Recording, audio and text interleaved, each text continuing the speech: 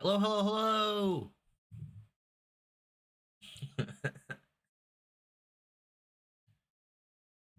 Oh, what is good? What is good? What the hell is that?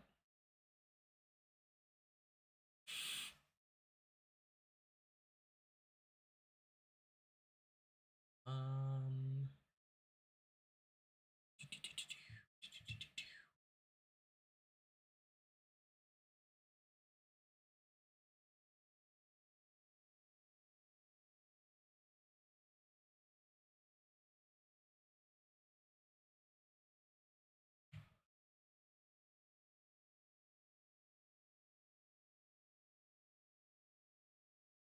Okay, plan for today.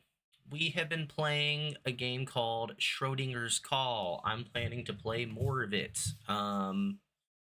We might play something else afterwards. I don't know if that's going to be Baldur's Gate or a new game or not yet. We'll see. We'll see what I'm feeling. Um, but before that, got a little daily thought experiment. So today I had a class, and we had this specific thought experiment in class, and I told my professor that I was going to steal it from him. Um, I Googled it. I tried to Google it to see if it was like an already established thought experiment. Couldn't find anything about it. Don't know what it's called. Don't know if it has a name. But it says you are a police officer. You are on the hunt for a very malicious criminal who has done a number of very malicious crimes. You end up tracking him down into an alley. There is no one else in the alley besides you and the criminal, and your body cam has malfunctioned. You chase the criminal to the end of the alley, tackle, and arrest him. You forget to read the criminal his Miranda rights. During the court hearing, you are asked whether you read the criminal their Miranda rights or not. Since your body cam malfunctioned and you two were the only ones in the alley, the court will accept whatever answer you say. If you lie and say you did, the criminal will go to prison for life. If you tell the truth and say you did not, the criminal will walk away with no prison time from this arrest and may potentially commit more malicious crimes. Your job will not be in jeopardy one way or the other. Do you lie or tell the truth? Um, my my thought process on this one is I think I opt to tell the truth for a couple of reasons. One, I feel it is more so the court's job to to what's the word um to enact justice, right? Not so much the police officer's job in this sense. I feel like the police officer did the job that he was supposed to, that is arrest the criminal for whatever crimes he has done, right? I don't think as the police officer they have the authority to say one way or the other, which is really what this whole thought experiment boils down to. Is you kind of do have the say, but I guess what I mean to say is that I guess you just don't have the right to enact justice in that kind of way, right? You're not the jury, you're not the judge. You are simply a police officer who, mind you, did a bad job, right? Their job was to read this person their Miranda rights that they so that your job as a police officer was to read them their Miranda rights. You didn't. You did a bad job as a cop, I think. Second reason um, has to do with this word right here, potentially. So, yeah, I think if this word was changed to actually, I might have a different opinion, because if they were actually going to commit more malicious crimes, then you would be doing the world a service by preventing those actual crimes, right? But potentially, they could also never do another bad thing in their life. I get that that is probably unlikely given this very malicious criminal and the number of very malicious crimes that they've done. They're probably going to keep doing those. But again, I'm just not that authority. They could potentially not do anything bad. Now, I still think that like some justice should be served for the past crimes that they've done, but you screwed up. You didn't read them their Miranda rights, so I don't think I don't think as the police officer you should do anything but tell the truth in this scenario. That's pretty much my thoughts on this. Let me know if anybody has any other thoughts. I think it would tell the truth because honesty and justice to genuinely be determined and not infringe upon another person's rights. Yeah, I agree. I agree. Oh, excuse me.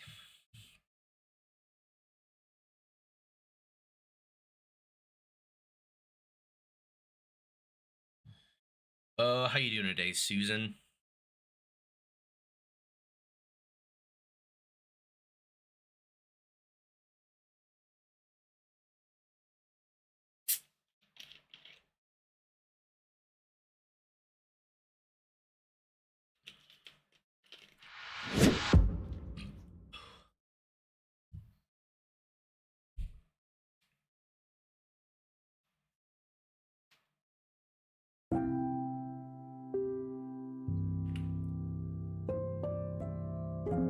This fucking loud ass game. I think I'm gonna turn it down just even a tiny bit more.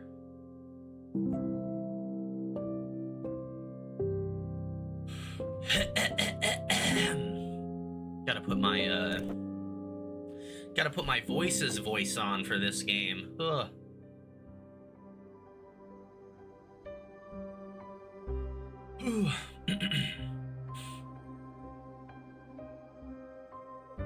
Automod is nerfing you? How so? What's Automod doing? I didn't even know I had an Automod.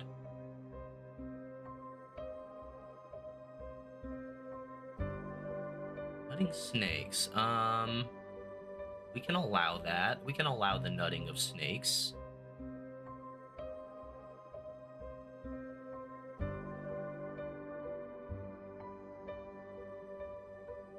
How do I...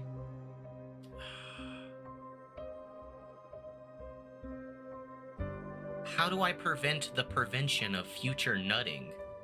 Hold on.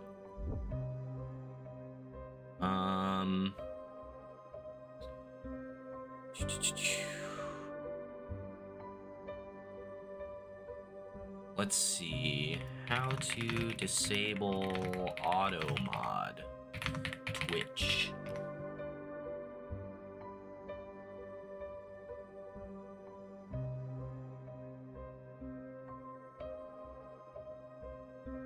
That doesn't answer my question. Creator dashboard, click moderation. Okay.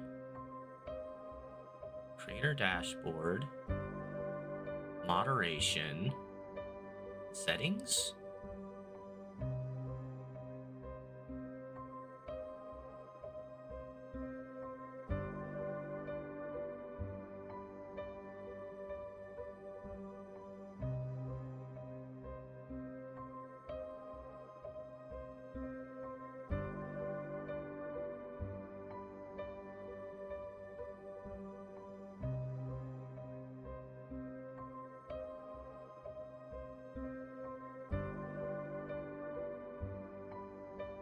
Okay.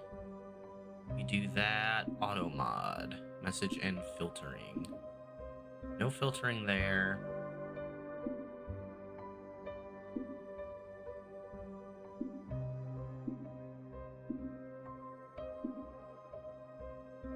Okay, I'm putting some filtering on misogyny and race, ethnicity, religion.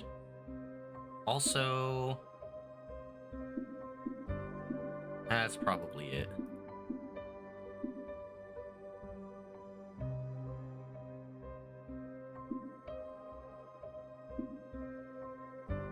Okay, Someone say something explicit.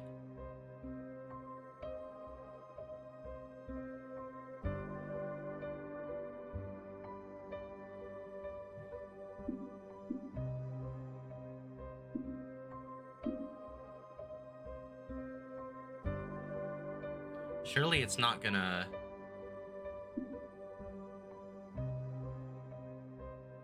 Okay, that one got flagged because you said the B word. Because I kept misogyny on.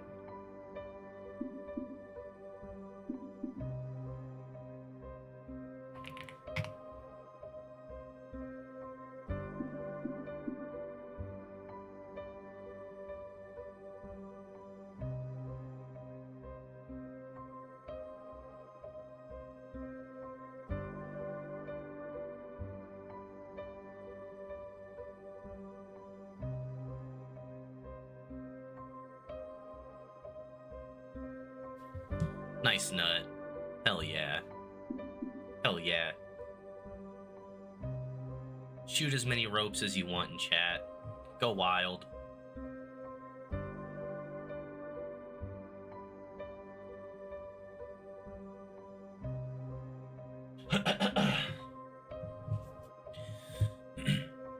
Hello, welcome to episode 3 of Philosophy Student Plays Schrodinger's Call. If this is your first episode or time watching, we play as this girl over here. Her name's Mary. She is the world's last confidant. We have a cat named Hamlet who oversees our phone calls in a sense. He's kind of our guiding hand in the game.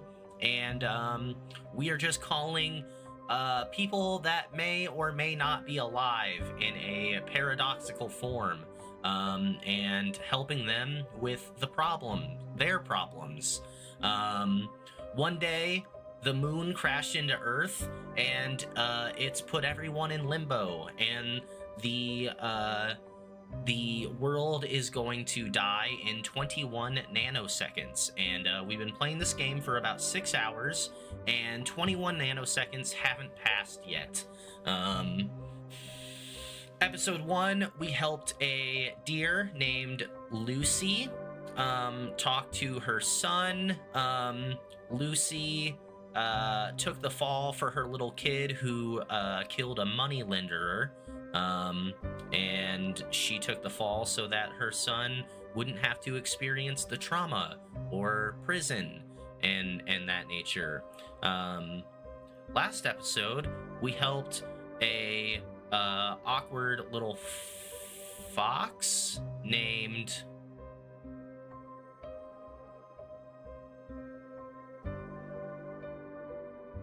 something. And oh my god, I cannot remember his name.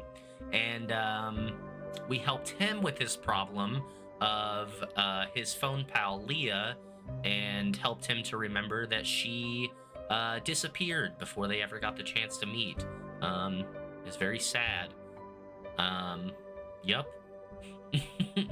Dude, I cannot fucking remember that little fox's name.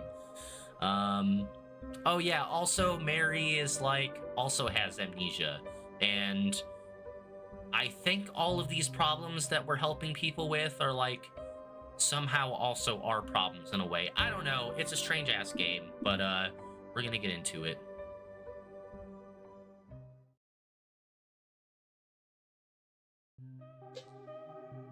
Thomas, that was the dude's fucking name. Yeah.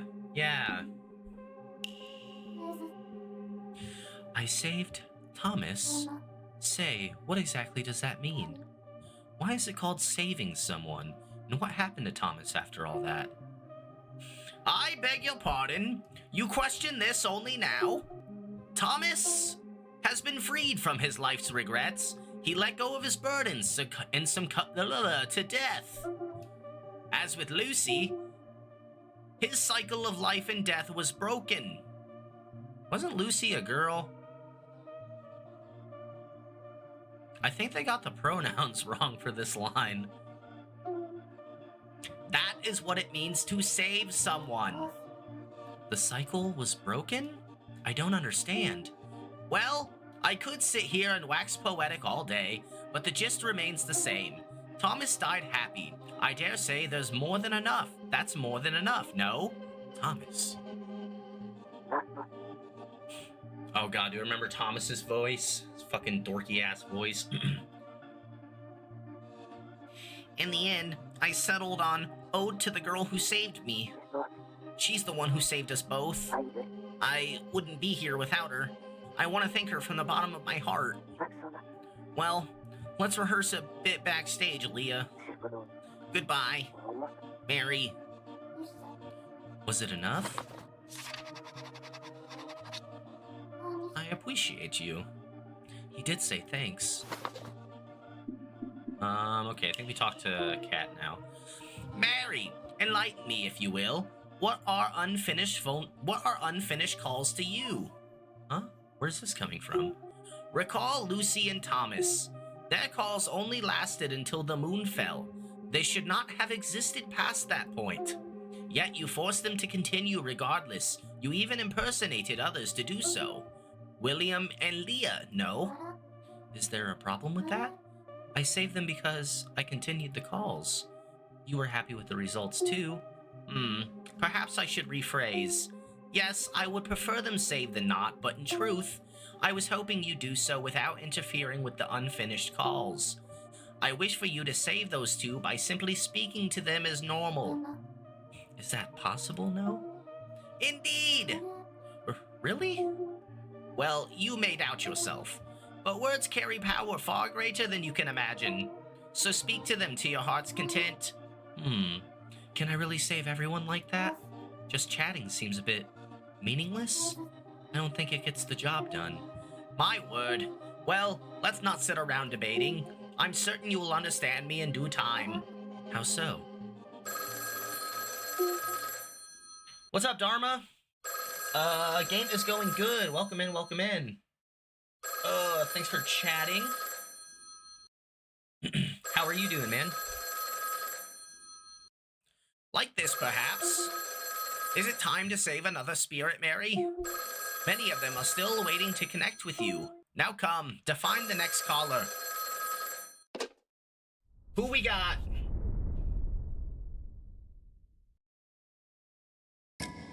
It's morning here? Oh, sweet. Can I ask where you're watching from? What philosophy are you into? Ooh, great question. I wouldn't say I'm into, like, anyone in particular. Australia? That's so cool. Thank you for chatting. Let's see. I'm still learning a lot about, different philosophies, right? I just finished reading Marcus Aurelius's Meditations, and I've been learning like a little bit about Stoicism, so that's been pretty cool. I'm reading through Plato's The Republic right now. I don't know, I like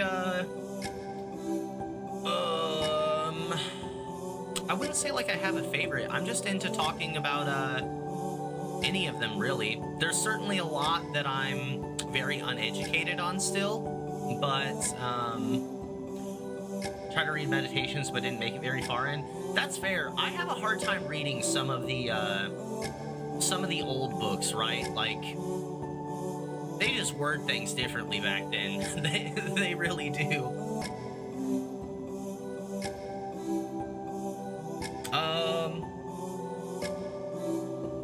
I'm really into animal ethics. I guess if I had to pick like one philosophy I'm most passionate about, it would be the ethics of animals. Felt like the Penguin translation, at least, it would be the most convoluted wording to make a simple point sometimes. Yeah, for sure. That is for sure. What about you? Do you have a favorite philosopher or philosophy? I'm still not used to this. Come now, Mary. This is the third time already. I know, but I'm still nervous. Nervous? Well now, you must get used to it, or sooner or later. Or you must get used to it sooner or later. Yeah, Peter Singer is probably my favorite. I honestly, if I had to like name another like person that's in heavy animal ethics, I don't know if I could name one. I read a lot of like random articles, but I always forget like the names of the people that read them.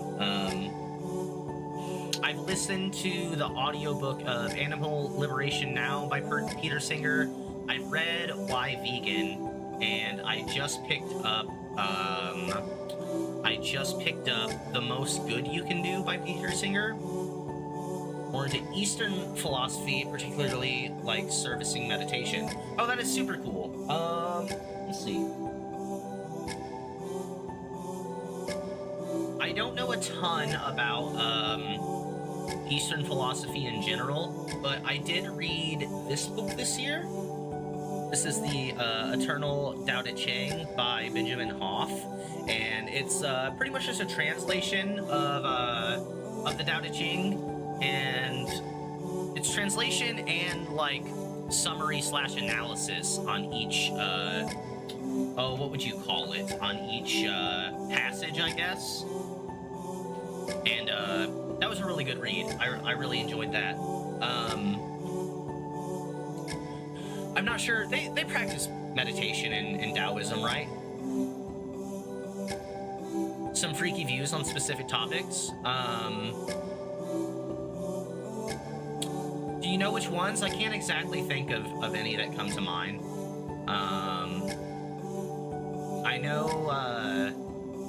I know he has like some pretty unique views on veganism. I haven't read any of his stuff about altruism yet, but I know that he's like big into altruism and utilitarianism. So maybe some of those freaky views come out in the next book that I'm gonna read by him that isn't so focused on animal ethics.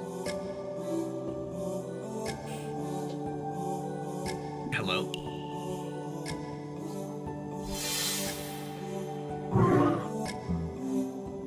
Hello, Mary. We've been waiting. There's still plenty of us eager to speak to you. More spirits that can move on, just like Lucy and Thomas. Was it believe it into reality, or belief isn't enough? Tell us, Mary. Ooh, I hope I get to choose this one. Yeah, right now, which do you think is correct? Believe it into reality, or belief isn't enough?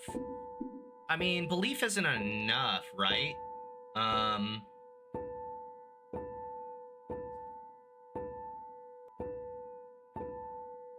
Like, there is the kind of thing where, like, if enough people believe okay, so, in, like, a language sense, believe it into reality kind of works. Like, if in a societal and language sense, like, if enough people believe something to be true, then it is kind of true. But in a very, like, material sense, belief certainly isn't enough, right? We can get all 8 billion people in the world together and believe that this microphone is an orange, but like, that's not enough, right? We would have to change so many things about the microphone for it to become an orange, if that makes sense. So I'm gonna say belief isn't enough. You want me to say it's pretty freaky? Yeah. Yeah, do it. Let's hear it. I'm not very educated on Taoism. I heard that meditations can be made from many lines of the Tao Te Ching, but I got the impression they're more ritualistic and have large literature on that. It is very ritualistic. It's yeah, it's very what's the word? The Tao is very like spiritual, like proverb. I think proverby, if you can use that as an adjective, is very descriptive of Taoism. Google says Peter believes it is morally permissible to euthanize newborn children with severe disabilities, and the taboo on bestiality is an anomaly, a prohibition that will crumble like all the others. Interesting.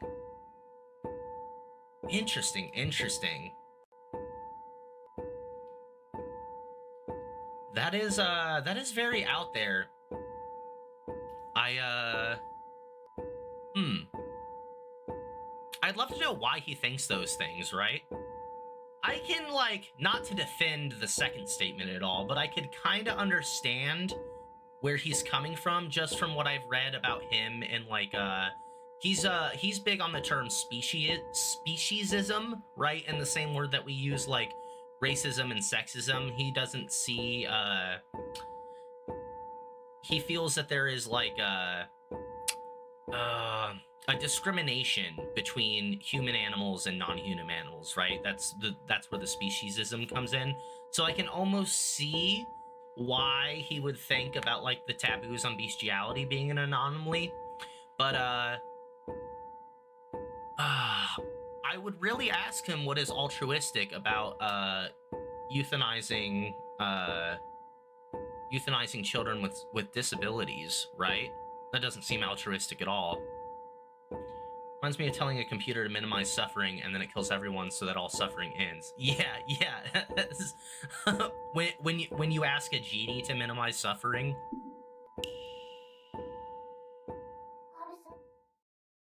Belief isn't enough, I think. I see.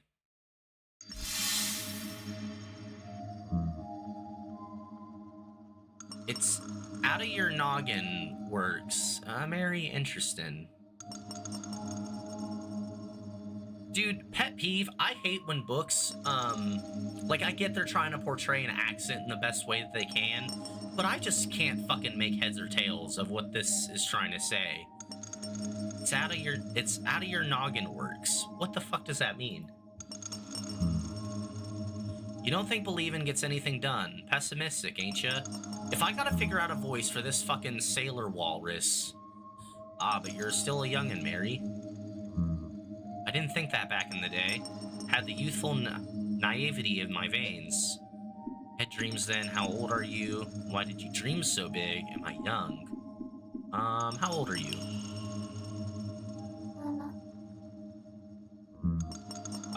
Old enough to be reminiscent about when I was a strapping young lad. When you were strapping young lads.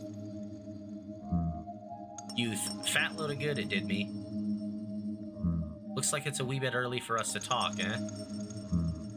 Take care of the other spirits now, I'm heading off. Okay, so I think this is a character that we would have been talking to had we chose the other option. So I think that's been the case for the last two characters. I agree with that idea. Surely faith can only carry you so far. Agreed. To insist on clinging to it beyond your limits is far too much. Even if your dreams don't come true, there is nothing to be sad about. Dreams are dreams because they are not reality. True. They're just illusions, fantasies, lies. Let's dig deeper into lies. Is that how is that how your noggin works? Oh, okay, gotcha.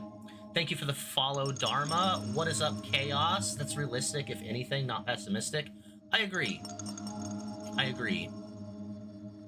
feel like a lot of the times realism gets construed as pessimism, right? Like, nah, I guess, and optimism too, but maybe more so pessimism. When, like, I don't know, to, like, be a bit nihilistic for a second, things just kind of suck sometimes. Yo, appreciate everyone stopping in, and super appreciate the philosophy chats, dude. They're nothing more than empty lies. I cannot live being led by the nose by false hopes. Miss Mary, it seems like it's too early for us to engage in conversation. Oh, so we're not talking to this guy either. As such, please speak to one of the other spirits. Toodles! Belief isn't enough, I see. You answered belief isn't enough, but is that based on your own experiences? I mean, isn't everything based on our own experiences? Mary, you must break the seal on your memories. The seal? Yes, the past cannot be erased even if you wish it. Mary, these are your past memories. This was your house, your room, the place filled with your childhood memories. Do you remember? I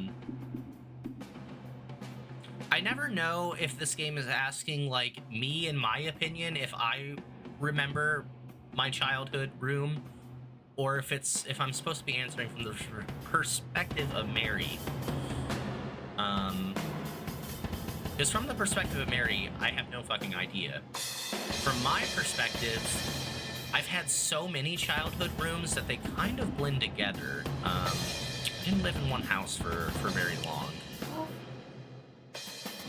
People are too dull to understand the blatant harshness of the world outside, feelings, and hope. Yeah. Blatant harshness of the world outside, feelings, and hope. I don't know if I would say, like, too dull, but, like, I feel like people look at the world with, like, rose-colored glasses, in a sense. I don't remember. I see. And do you remember this? Okay, they did tell us about this in the last episode, that we woke up to, like, fire all around us. One day your house caught fire. You desperately cried for help. Whose help did you call for? Someone in the room. Wasn't it, like, the man? Okay, nope, the person I was calling. That's right, you were calling someone when the fire broke out. Help, the house is on fire. I can't. Please come save me. Please, save me. I vision it as them looking at world with a helper agent. I think that's a great way of putting it. Like a thinking agent god, sort of. Yeah, I agree with that statement. Even, like, people that aren't, like, super religious, I still feel like, you know, those are the kinds of folks that'll say, like, oh, the energy or the vibes of the earth or whatever. Like, there's always, like, for some reason, for so many people, there has to be this, like, overarching helper, like you said. I think that's a great way of putting it.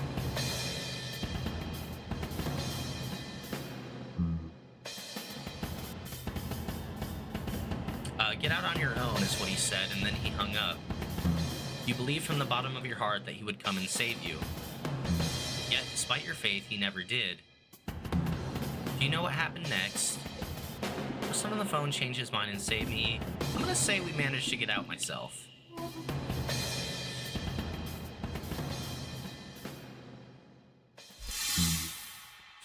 This right here, Mary. Earlier, you answered, belief isn't enough. Indeed. Why, of course. Isn't that right, Mary? Faith alone is useless. Useless. Mary, allow me to repeat the question. Love the art in this game. Has your thinking changed since then? Since fucking 3 minutes ago? No. Is this game testing your consistency? I don't think it's supposed to be, but maybe. I know there's multiple endings, so, like, I really don't know what the fuck it's testing me at this point.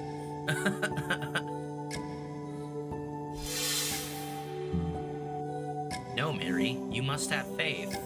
Why? Keep faith, come hell or high water, and one day it will become truth. Hard disagree. Hold on to what you believe and never let go. You can do it, Mary, I know you can. I can't do it. You can. After all, you are the world's last oh, no. You are searching for true love. True love. With love comes faith. With faith, anything is possible. I mean, not to be all Jordan Peterson, but, like, what do you mean by faith now? Because, like, yeah, you need, like, some faith in relationships, sure. Don't give up on love. Don't give up on faith. Looks like the philosophy battlefield quiz. So answer me once again, Mary. Oh, Oh wow, I don't even get a choice anymore.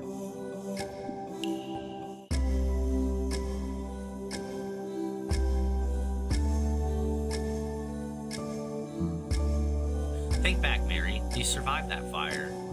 Why was that? That was because... Mary, how did you survive? I managed to get myself out, right? Oh, no. Person on the phone saved me. Which one is my real memory? I can't tell. And yet, why does it hurt so much?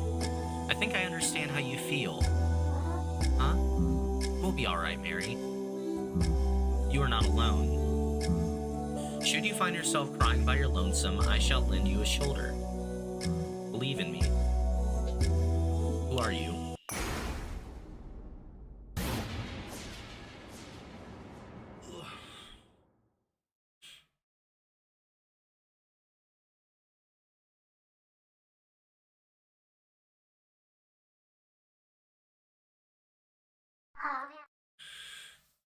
Okay, what does Violet sound like?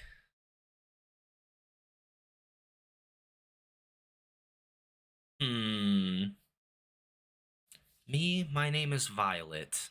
I wish for you to believe even more and believe it into reality. Okay, so she's like very optimistic, a cat. Optimistic cat.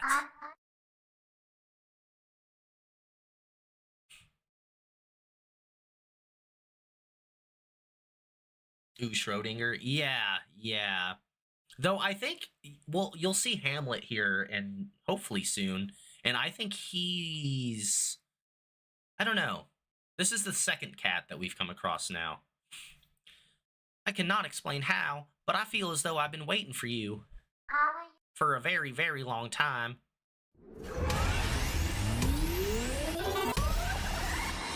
She's got that sweet southern charm, this cat.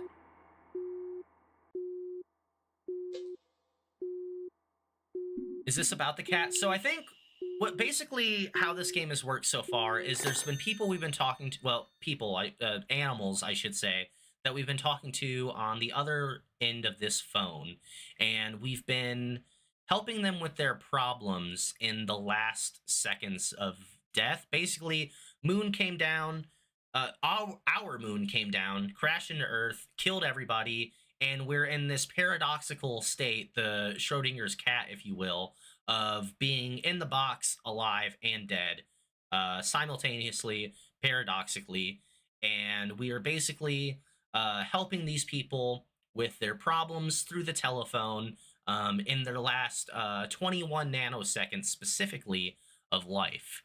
And so I'm assuming that this Violet cat is going to have some issue surrounding faith that we're gonna have to help out.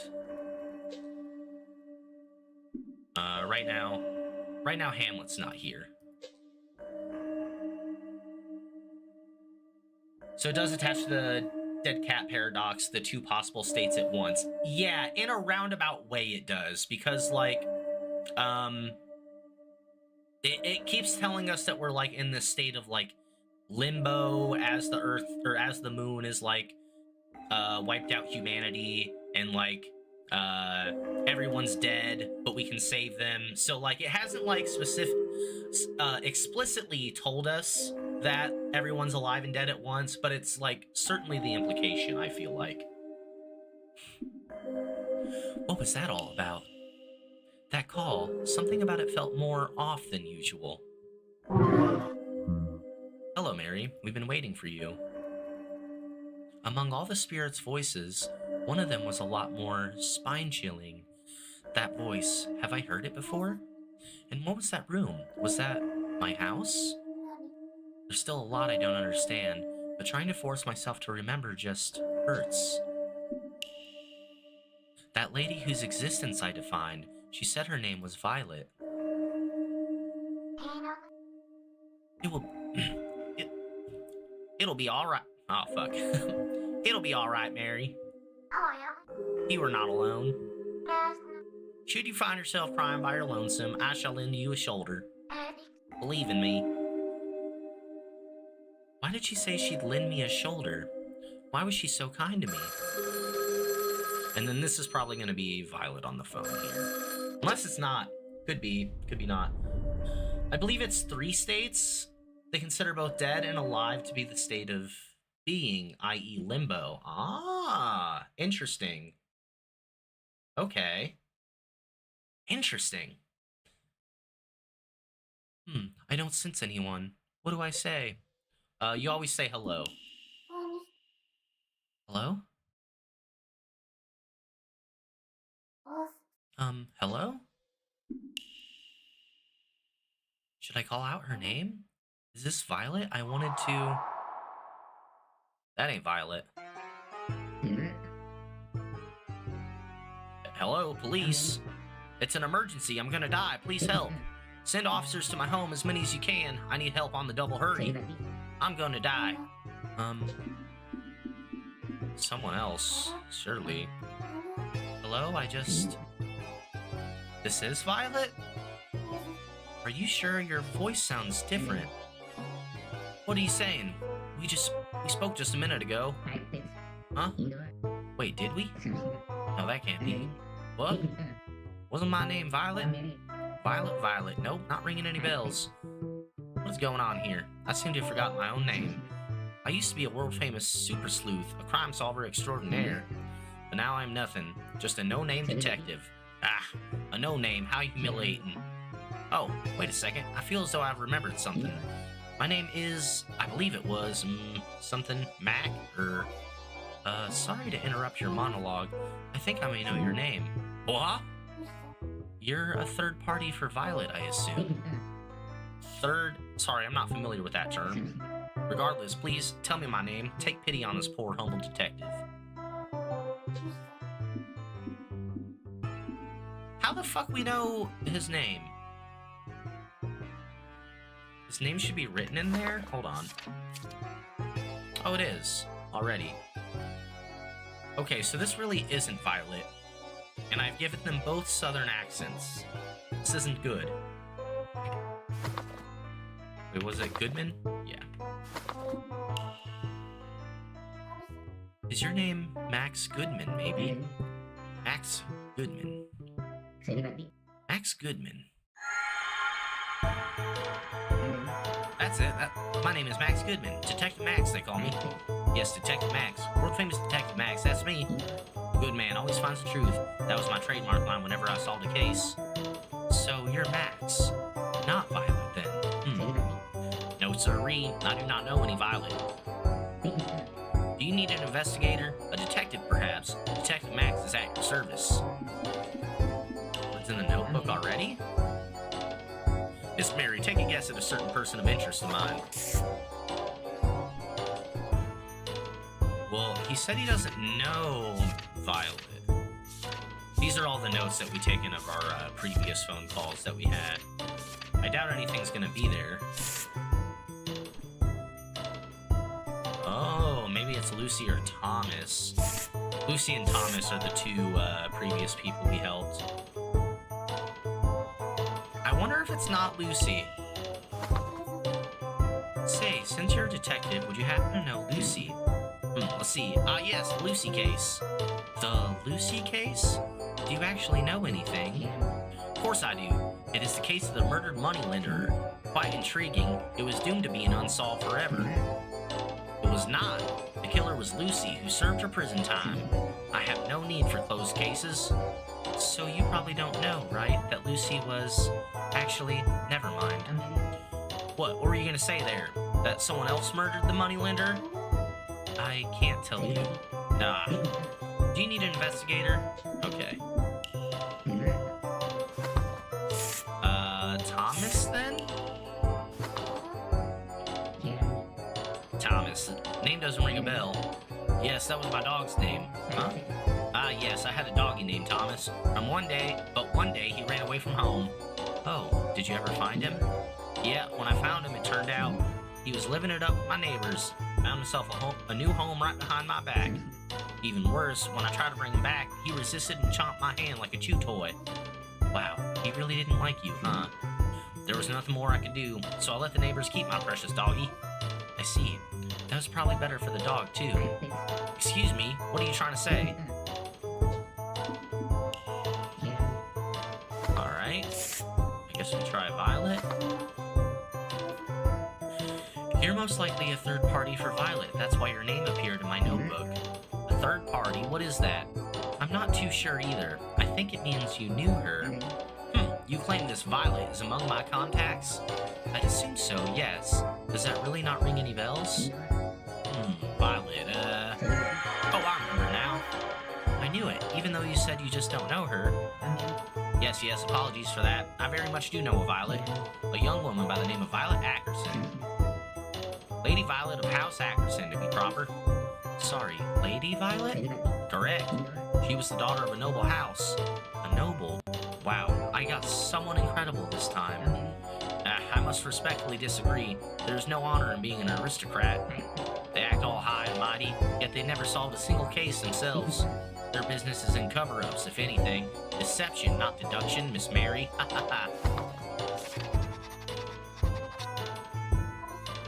I think a noble's house would look like this.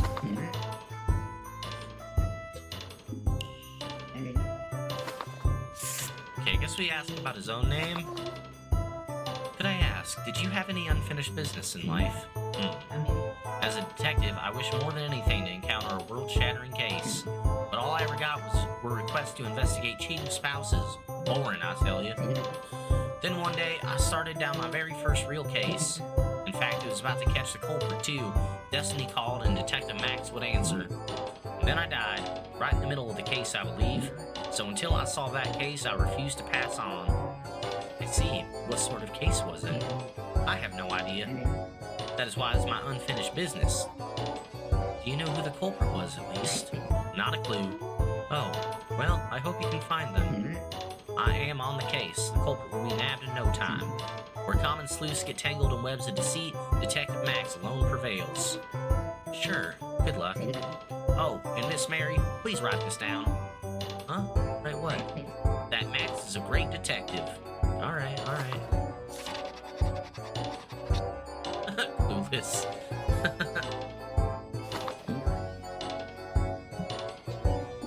What fucking else is there to write? Dude, there is not anything else in this notebook, right? Does that mean we just hang up? I'm hanging up. I was hoping to talk to Violet. Do you mind if I hang up? I see. You wish to investigate the case of the Violet murderer. I never said that. Yeah. Please, I need a case. I beg of you, just give me a case to solve. One super grand epic case before I die. That is my final wish. What? What the fuck does this motherfucker want to say? Oh, hey. Can you tell me about the Ackersons? The Ackersons? Of course, I knew them well. Yes, of course I knew them. They had their famous manor and everything. And living there all by herself was Lady Violet. What manor is that? Ah, yes, that's right, of course. Huh? What's with you all of a sudden? Speaking to you, Miss Mary, is making my memories flood back like a sewer on a rainy day. Ew, gross. On the contrary, please refrain from such remarks or I may not share what I remember. Okay. Please tell me what you remember about Violet. Oh, as you wish. I've just remembered the rumors surrounding Violet Ackerson. Rumors?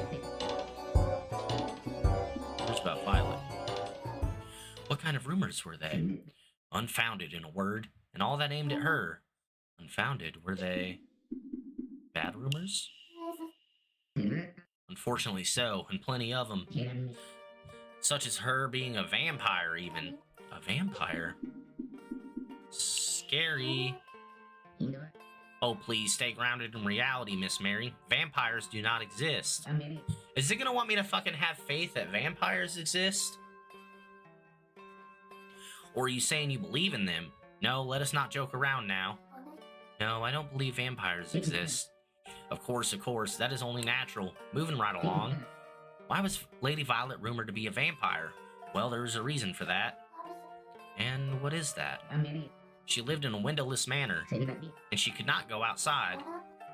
She couldn't? Not a step, and that was because, don't tell me you forgot. No, perish the thought. I'm just struggling to recall as of late. That's called forgetting.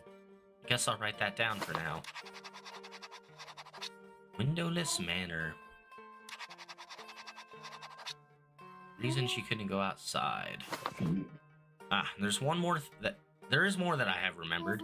Oh, what is it? It is about Lady Violet herself. What was remembered?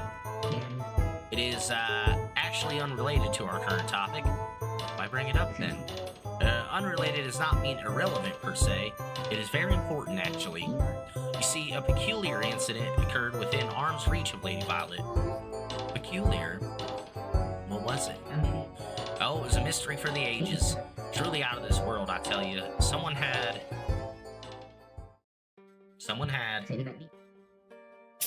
disappeared off the face of the planet. Really? Who? Lady Violet's husband. One day he simply, poof, vanished without a trace. Her husband disappeared? What happened exactly? Well, the specifics are quite, you don't remember, do you? No. Maybe I should write this down.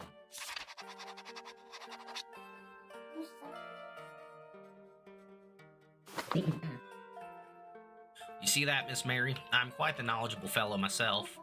I suppose. Okay, I think that's everything. May I hang up now? Oh, already? So soon? I think we've talked plenty. I understand, Miss Mary. You'd rather talk to Lady Violet than little old me. Is that a no? No, not at all. Go ahead and give Lady Violet a call. But, fair warning. Be careful not to call her a vampire. Well, that's just common sense. She has suffered enough with those rumors. Alright. Okay, I'm hanging up now. Call again sometime, won't you? We'll solve some epic cases together.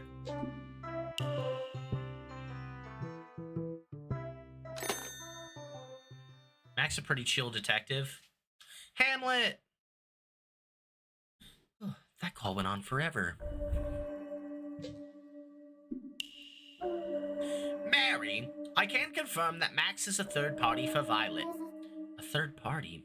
I guessed right then. Wait a second. Hamlet, since when did you get here?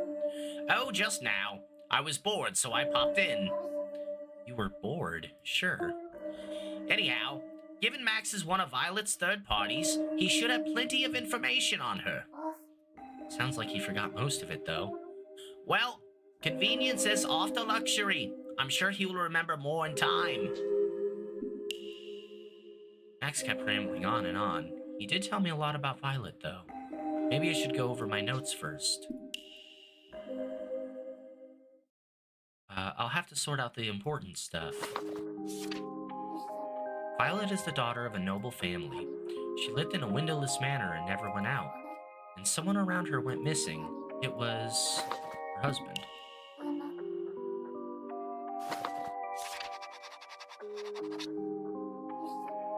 He just vanished. Apparently, that does sound like a big deal. Does that sort of thing happen in real life, though? Violet. It'll be alright, Mary. You are not alone. Should you find yourself crying by your lonesome, I shall lend you a shoulder. Believe in me. Someone like her was so nice to me, and... Hold on to your faith and never let go. You can do it, Mary. I know you can. You are searching for true love. With love comes faith. With faith, anything is possible. Please, don't give up on love or faith. True love.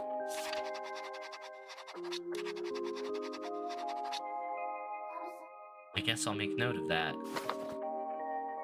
Honestly, I don't really know what to make of her. Looks like I'll have to call her to find out. Wait, I don't know her number yet. I hope to get through to her this time. 0659.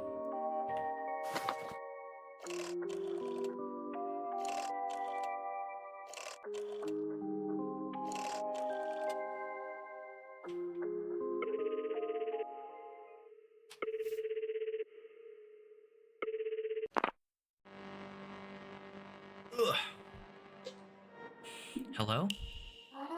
Violet? Hello? May I ask who's speaking? You are Violet, right? Are you okay? It's Mary. Do you remember me? We just talked a bit ago. You spoke to me, remember? Mary? Yes, that's my name. What did I... I'm not sure. Why am I even here? I spoke to you. What did I say? To have faith. You said it was important to keep faith, and that I should keep believing no matter what. And I agreed. Dreams can come true if you keep believing. That's what you said back then. To have faith. Faith. Yes, have faith and it will appear before you. What? Something precious. Something irreplaceable to both you and I. To everyone. But what was it? What did we long for so dearly? In the darkness, I spoke to you. What did I say? About Violet? Do you not remember who you are? Your name is Violet. Violet Ackerson. Does that ring a bell? Violet. No, I'm afraid not. I only remember hearing a voice in the darkness, and that I answered it. In the darkness, I spoke to you. What did I say? Nope. You said you would help me. If I was crying, you would lend me your shoulder. Do you remember? I do. I think I felt in you a kindred spirit. We longed for the same thing, and we lost the same thing. We are hurt by the same thing. Yeah, that must be it. The same thing. Yes, despite yes, our deepest desire was the same. That is why I did not hesitate to speak to you. I could not stand to leave you neglected. Yes, I remember now. Mary, we lost the same thing. In that horrible fire. Tell me, Mary, what did you lose in the fire? What is it we must regain? Lose? Regain? I have absolutely no idea. You should know. What we lost in the fire, what we regained through faith, what we are searching for. Have you any idea what it is we lost? Love or truth? She kept talking about, she kept bringing up love with faith, right? So I'm guessing love? Could it be love? Love. So you also saw love, Mary? Yes, of course. I thought I could relate to your feelings. So I too was searching for love. Till our final moments, we never gave up, neither on love nor faith. You and I never gave up.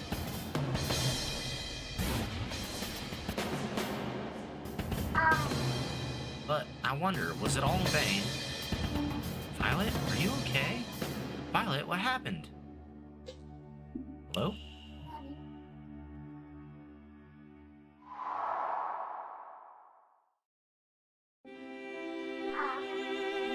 Hello, Mary? Violet, can you hear me? Hello? What happened? Are you okay? Mary, you're Mary, yes? Huh? Yes, that's me, but I'm so glad you called. I've been waiting for you all this time. What do you mean? Haven't we been talking this whole time? Oh my, have we really? How strange. I thought I had only picked up a moment ago. Don't you remember just now? Pardon? Now that you mention it, my mind is rather hazy. What was I doing here? The last conversation? Violet, do you really not remember our conversation just now? Pardon, what might have that been? It was just about how we can get something if we keep believing. But Violet just said, what we get by believing. Love. Love, wasn't it? Love. Oh, what might you be referring to? Huh? You were saying we both lost something. Lost? Apologies, is this a joke I'm not understanding? Do you really not remember? It was just a few moments ago. Mary, I'm afraid I have no idea what you mean. Oh, what's going on here? Guess I shouldn't bother asking about this. I guess your memories disappeared. But I'm glad you're okay at least. Pardon? My memories? What do you mean? I admit they are rather hazy, but... Oh, I know. I remember our first conversation. I see. What was I doing here again? The first conversation? What do you consider our first conversation? Well, it was quite strange. When I came to my senses, I was surrounded by darkness. Then I heard a phone ringing. I picked it up and I heard a young girl. Mary, that crying girl on the phone. Was that you? You were so distraught that I couldn't help but speak. You'll be alright, Mary. You're not alone. Lend a shoulder, believe. Yes, I remember that very clearly. For some odd reason, I felt as though I could empathize with you. You could? Why so? I had cried as you did before, so I felt an urge to help you. I would not leave you alone. Oh, my apologies. Have I overstepped my bounds? I barely know anything about you. In fact, I barely know where I am right now. That was far too presumptuous of me. My deepest apologies. It's fine. Not at all. Very grateful, actually. Really? Oh, thank goodness. An apocalypse. Violet, there's something I need to tell you. Please try to keep calm. Oh, what is it? The world's about to end. The world is about to end? Yes, in exactly 21 nanoseconds. Time has paused at this exact moment for some reason. If I may, assuming this is truly the end of the world, how is it we're still able to speak? Because I'm apparently the world's last confidant.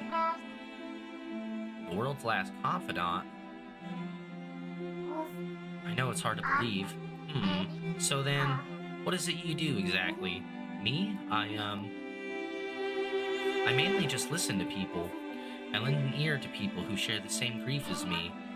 Not only me. Yes, you're the third one. Third? What happened to us once our conversation is finished?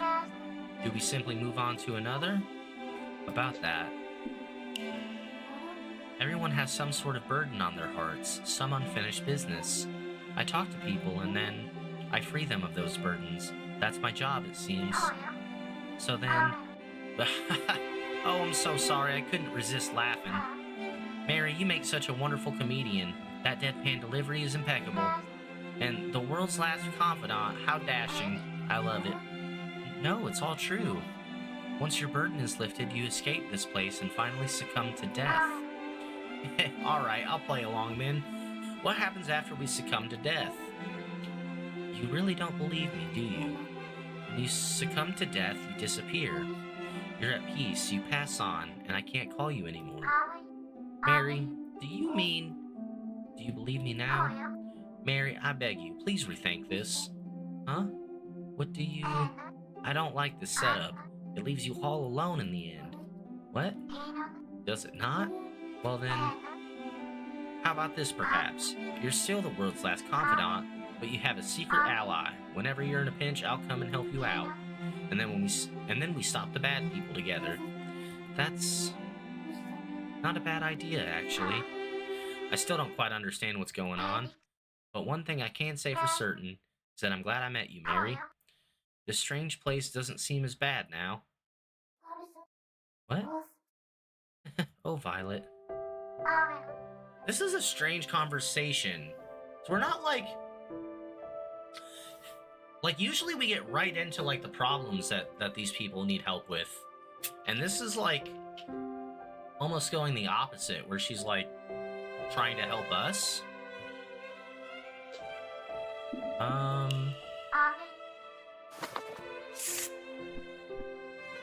Let's see. Isn't there 2 pages? 3? 3 pages here. Ackerson Manor. Violet, I heard you're from the Ackerson family. Yes, that's right. We were a noble house for what it's worth. But I was always stuck in the manor and never got to socialize.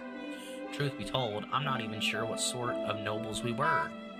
Mary, is there anything else you wish to oh, oops. I don't know why I thought that was Mary's line for a second. By the way, did your manor not have any windows? Yeah, that's right. I was designed to prevent sunlight from entering. Just like the space I'm in now. What? Why stop sunlight from getting in? You see, that's because I was a moonchild. Ah, not a vampire, a moonchild. A moonchild? What is that? Have you not heard of a moonchild before? No, I haven't. Or maybe I have, but I just don't remember. Moonchild is one who is loved by the moon. No, perhaps I should say hated by the sun. Hated by the sun? It's a disease that can suddenly develop during childhood. Anyone who becomes a moonchild is cursed to forever hide from the sun, lest they burn everything around them. Burn everything? What do you mean? I don't blame you for not understanding. It's a very unnatural affliction, after all, almost supernatural. When a moonchild touches sunlight, everything around them bursts into flames. Is this how our house caught on fire? No one knows why, nor has anyone actually witnessed it in the moment. But it's true. That's why a moonchild can never go out into the sun. Various doctors and scientists have looked into it, but none could find the cause. Is this even possible? Yes, it's common knowledge as far as I know. I never knew. I was one such moonchild. That's why I had to spend my days in a windowless manor to avoid sunlight. That explains it. Moonchild!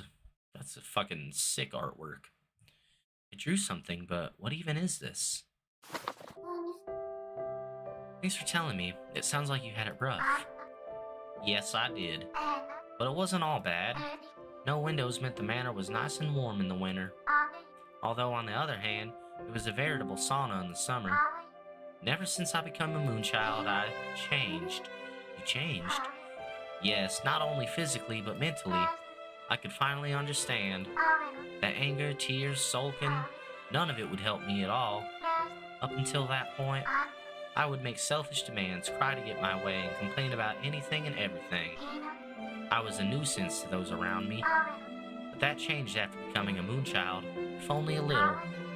It was outside of my control after all. Whining like a toddler wouldn't solve anything. And I also realized the same was true for my mother, my father, and everyone around me. They too could do nothing. My younger self was dumbfounded. Everyone is doing their best in a world where they have such little agency. That's such a fucking powerful statement, dude. Everyone's doing their best in a world where they have such little agency. It's so true.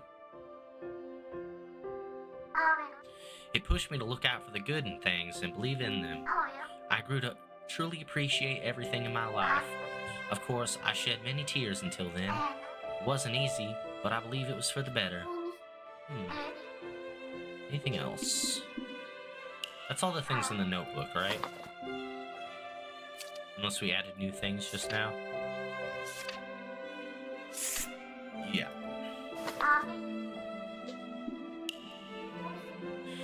Violet, can you think of anything that might be part of your burden?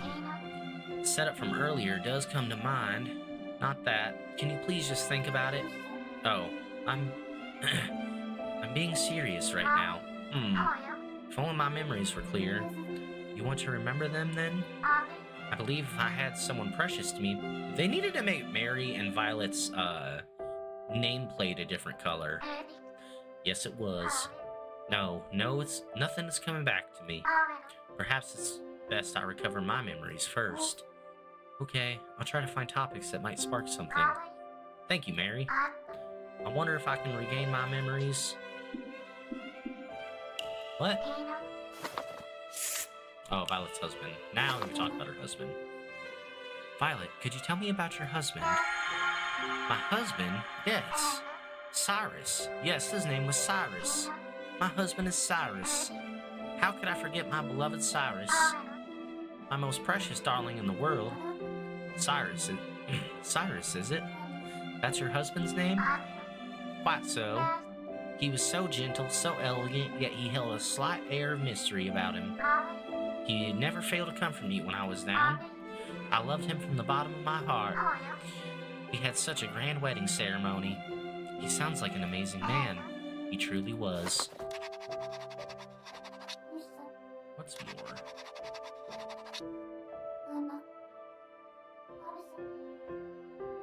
Ugh, Cyrus a bird. The wedding came to a close, and then he went out. I can still clearly remember his warm embrace at our wedding. How I wish I could speak to him again. I wonder if I can regain my memories. Disappeared. Violet, may I ask, apparently someone around you went missing. They did? Yes, that's what I heard at least.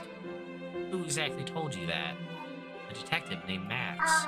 A detective named Max. And who did he say went missing? That would be... your husband. Some of the choices are, like, so fucking obvious in this game. Like, they didn't mention her having a son fucking one time through this entire conversation. My husband? Cyrus went missing? He disappeared from my life. Oh, that's right. No, that can't be. No. Mary, don't say things like that. Violet? Cyrus, No, my husband is not missing. He simply went out on a trip. For my sake. You realize it too, don't you, Mary? Cyrus never went missing. He did nothing of the sort. He would never. Faith. I must have faith in him. Are you sure? Oh no, this is kind of the thing where, like, faith can be a bad thing too, right? Like, once, like, something tragic's happened, and, like,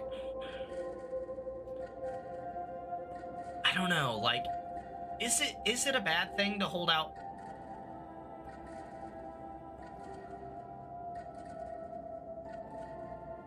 Like, say in this exact scenario, her husband did actually disappear. Is it bad? What do I mean by bad in this sense?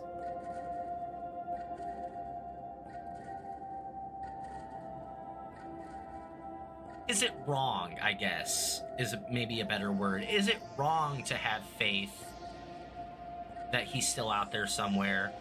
Or is it better to just, like, maybe accept it more factually? Yo, thanks for the follow, Bryson. Appreciate you coming in.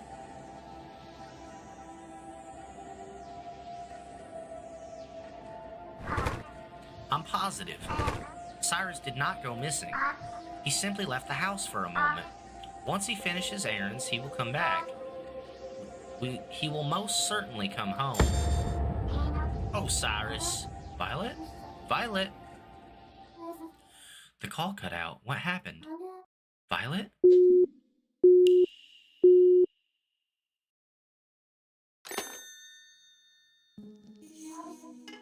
The call suddenly cut out. She started acting strangely once I brought up Cyrus's disappearance. What happened to her?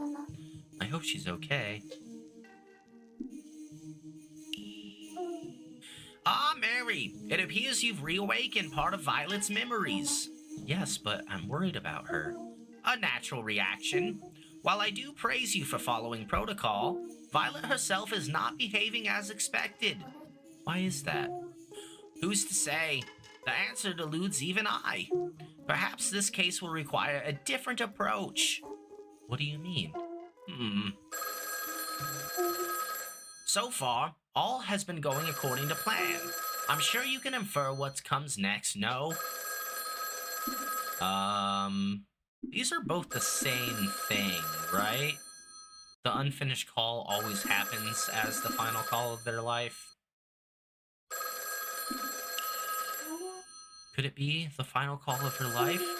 Indeed, her unfinished call. Go ahead and pick up the phone, Mary. I don't know who's going to be on the phone here. It's only bad if the coping It's only bad if the coping mechanism, which I believe it is detrimental to the individual. In this case, I do believe it to be harmful. Right. Assuming that, like, the husband has actually disappeared, right? Indefinitely, I should say.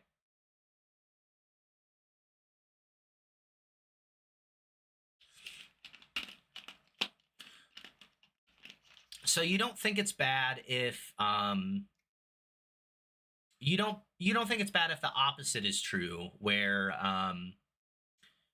whatever the opposite of detrimental is, um oh my god, I know there's a word for that, but basically, if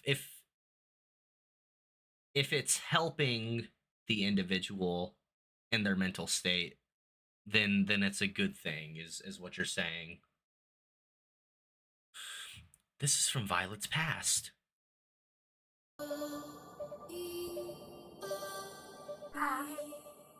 Hello? Let me guess. It's you, isn't it? Oh? Are you pretending to ignore me? And after all this time, too. I've waited so long for you to call me.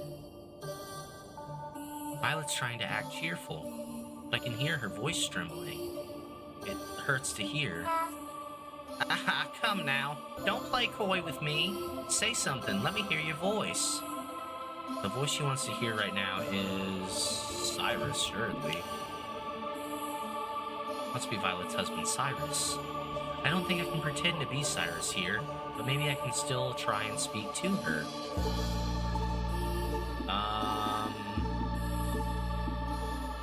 Sorry to keep you waiting.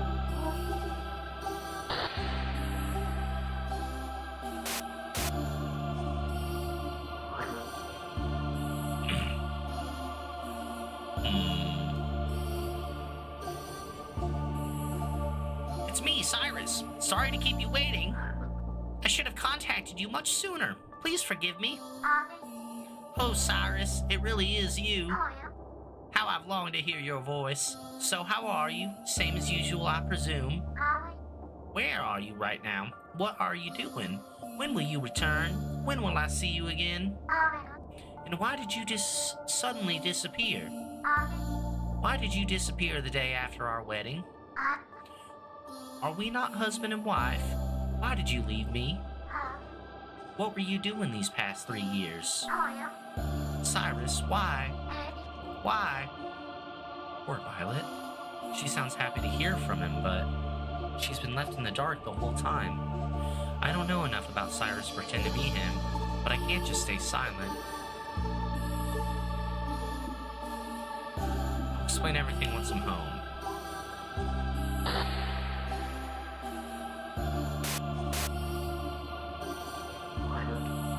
I'll explain everything once I'm home. Wait, am I speaking as Cyrus? Do I get to say the first thing he says? If that's the case, maybe I can tell Violet just a little of what I want to say. Forgive me for all the questions, Cyrus. I thought I understood you, but it seems I was mistaken. I never knew who you truly were. I do want to know why you disappeared without a word the day after our wedding, but you don't have to answer that. Instead, could you tell me just one thing? Cyrus, do you still love me? Even just a little. Please let it touch your heart.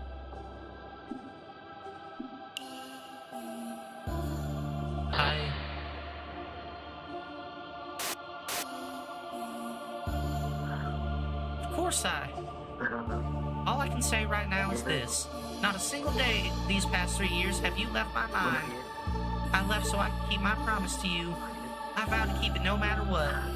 Violet, are you listening? Yes, Cyrus? In that moment, the moon fell to our world. And this is where the moon fell. So Violet's husband went somewhere far away. To fulfill a promise? What could it have been? I have to work this out.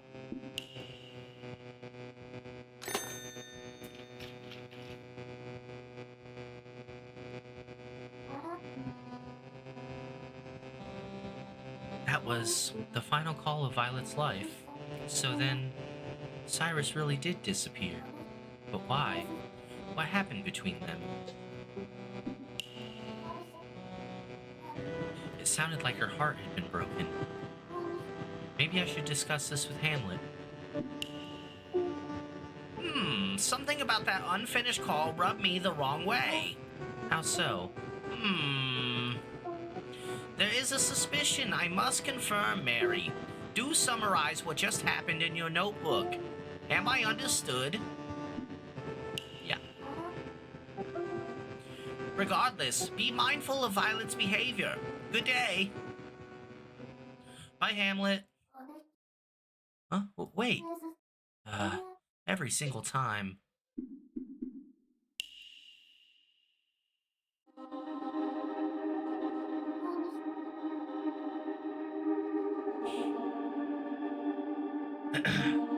I need to go over what I just heard.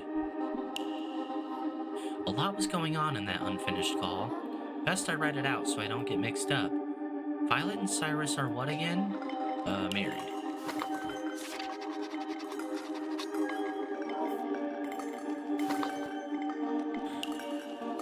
Violet said Cyrus disappeared the day after their wedding.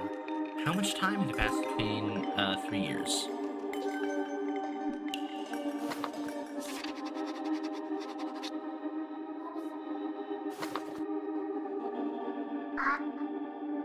Why did you disappear the day after our wedding? What were you doing?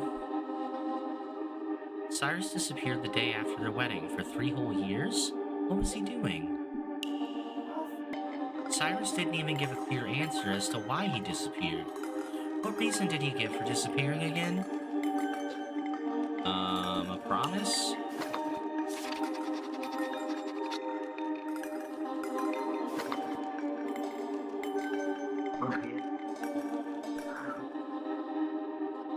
It was to keep his promise. Did it really need to take 3 years, though? What was he doing?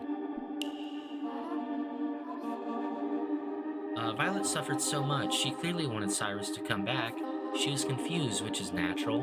When it came to Cyrus's feelings, Violet, didn't know.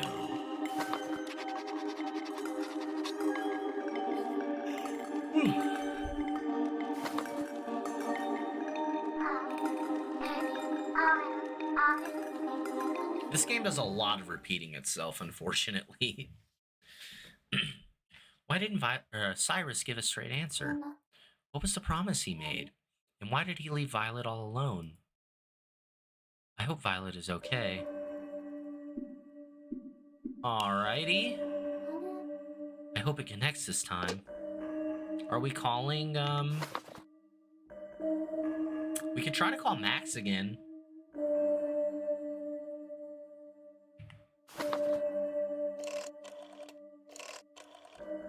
Oh, Mr. Detective! Might not go through. We'll see.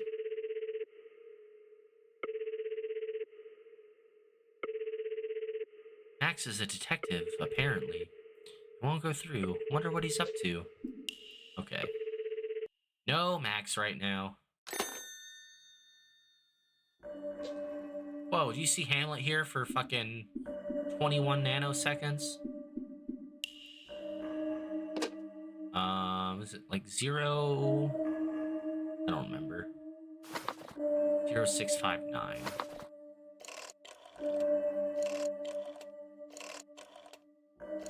This fucking old ass rotary phone.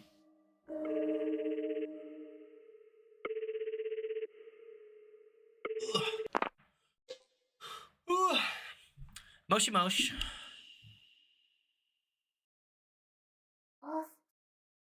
Violet?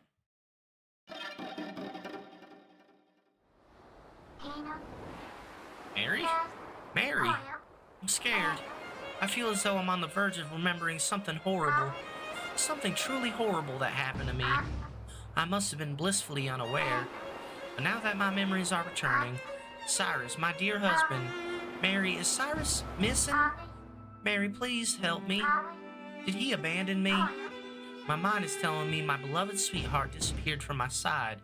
Is that true? Cyrus? disappeared. Yes, I'm afraid Cyrus went missing.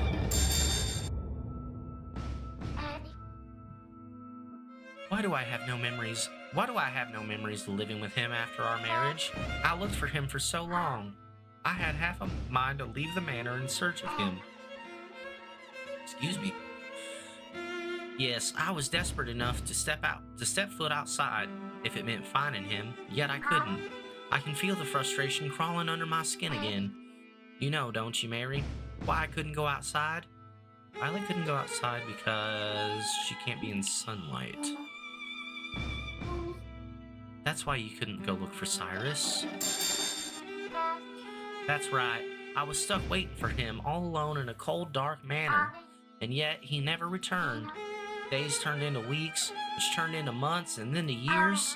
And not once did he ever get in touch. Why? I want to keep faith in him, but how can I? What can I have faith in if not him? I should have faith in him. I must. Well, like, faith should start with yourself, right? It's like, I don't know. In the same sense that, like, you gotta, like, love yourself before loving others, I feel like you also have to have, like, faith in yourself before putting faith into other things. I love him so much, I can't not have faith in him. I'm scared. My husband is a stranger to me. I don't know what to believe anymore. Am I going to disappear like this? Mary, please, give me a reason to believe. Please tell me why. Why did Cyrus disappear? Was keeping a promise. The reason he left you is because he had to fulfill his promise to you. His promise? He disappeared to fulfill a promise to me? Is that true? You're not lying, are you, Mary? Can I believe you? I can believe in Cyrus, right? Violet, he did it to fulfill a promise to me. My faith in him wasn't misplaced. Violet, are you okay? I am now. Thank you, Mary. But may I ask how you know this? How do you know why Cyrus disappeared? I have to tell her what I heard in the unfinished call. Not the unfinished call. Violet, can I ask, do you remember the moment just before the moon fell and everything ended? No, I'm afraid not. Why do you ask?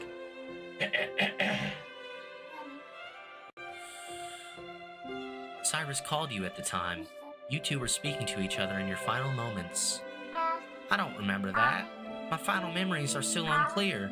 Mary, please, I need to know. What did Cyrus say?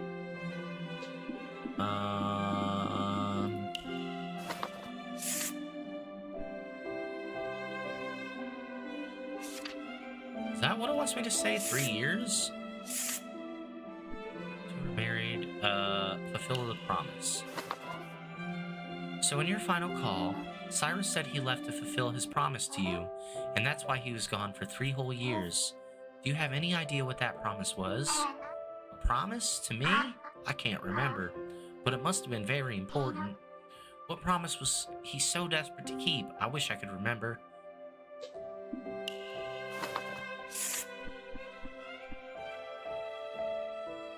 I guess it does want me to click this. Based on what I heard in your final call, 3 years had passed since Cyrus disappeared, right? Yes, that's right. He disappeared the day after our wedding. I just couldn't figure out why. I'd completely lost my way. At first, everyone thought he had simply been held up by an accident or whatnot. Yet a year passed, then 2, and we found nothing. The others began to say Cyrus had disappeared. I was the only one who kept believing that someday he would return. He never told me anything, even though I had to believe in him. I didn't know what to do anymore.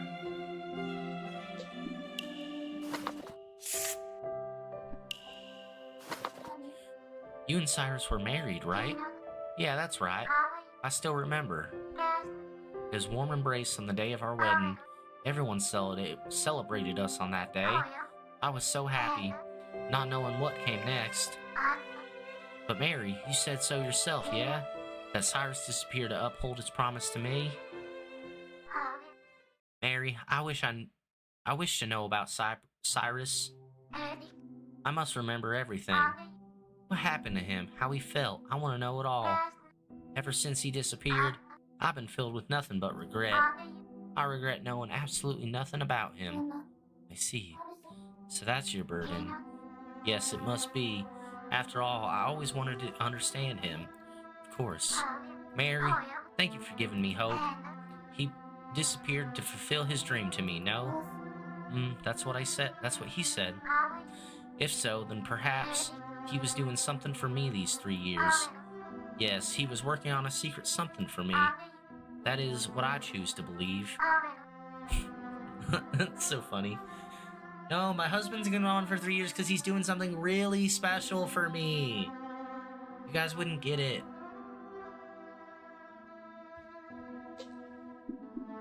Cyrus had a good reason for disappearing. Did he really? Violet, you have a lot of faith in Cyrus. Yes, I do. Can I ask why? Because I love him. Love. Oh, but that's not all. I very nearly gave up on him, but my faith was rekindled. Because of you, Mary. You brought back my memories of my beloved Cyrus, and you gave me reason to believe in him once more. Thank you so much, Mary. Stop, I don't deserve this much praise. No, you deserve all this and more. What you are doing is truly splendid. Really? Yes. I feel kind of fuzzy inside. Speaking of which, you mentioned Cyrus was working to fulfill a promise to me. Yes, he was. I see. Oh, if only I could remember what it was, then I could figure out what he was doing all this time. Is there any way I can make myself remember what sort of promise he was trying to fulfill? How do I make that memory come back? I haven't the faintest clue. Oh, what to do? Let me help. Thank you. I really appreciate it, but how? Don't worry about that. If that's what you consider your burden, then I should be able to do something about it. You can? How do you know? Because I'm the world's last confidant. Trust me, I'm sure I can find the truth. I'll find something about Cyrus, and maybe about your past, too. I'll try asking around first, see if anyone else knew him. Is there anything that stands out about Cyrus? Anything that might jog people's memory? Something that stands out. The color of his eyes, most definitely. What color are they? A beautiful red, like glittering rubies. Red? It's a very uncommon color, I know. I heard they were different in his childhood. His eyes suddenly changed color one day. Your eyes can change color? I didn't know that was possible. Yes, it's actually quite a common occurrence in our country. But red is a first. What fucking country you from? With the popular eye color change country. Especially such a clear, vivid red. So like this? Thanks, that helps a lot. I'll start asking around. Could you wait a moment? Of course. Thank you so much, Mary.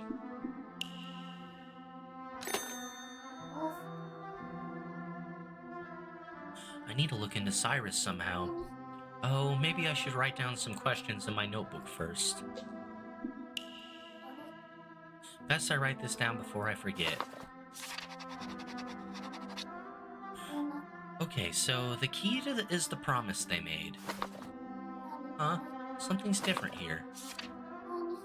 There's a new number. A hob? It's the pipe-smoking walrus.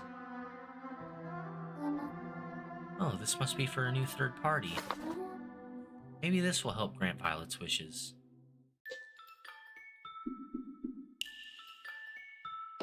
Oh... What's Walrus's number? 4831.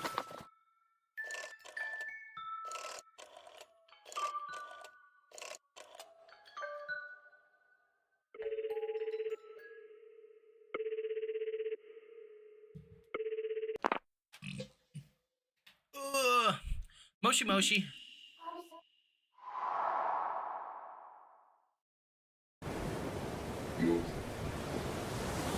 And I keep telling you, at this rate she's gonna go down.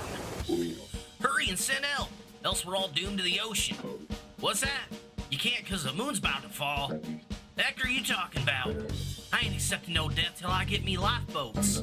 You got it? I ain't going nowhere. Ain't no one on this ship drowning today. I swear it on me captain's hat. Hello? Finally found your tongue, eh? Who are you? You with the lighthouse or the Coast Guard? Bah, who cares? Just send the blasted lifeboats. Hop to it, else we're gonna sink. You listen to me now. I got a huge responsibility. Me crew. I gotta get each and every one of them back to the family. So hurry up and send help. George, Michael, Phil, Paul, and all the rest of me boys. I ain't abandoning a single one of them. What do I say to him? You are about to die.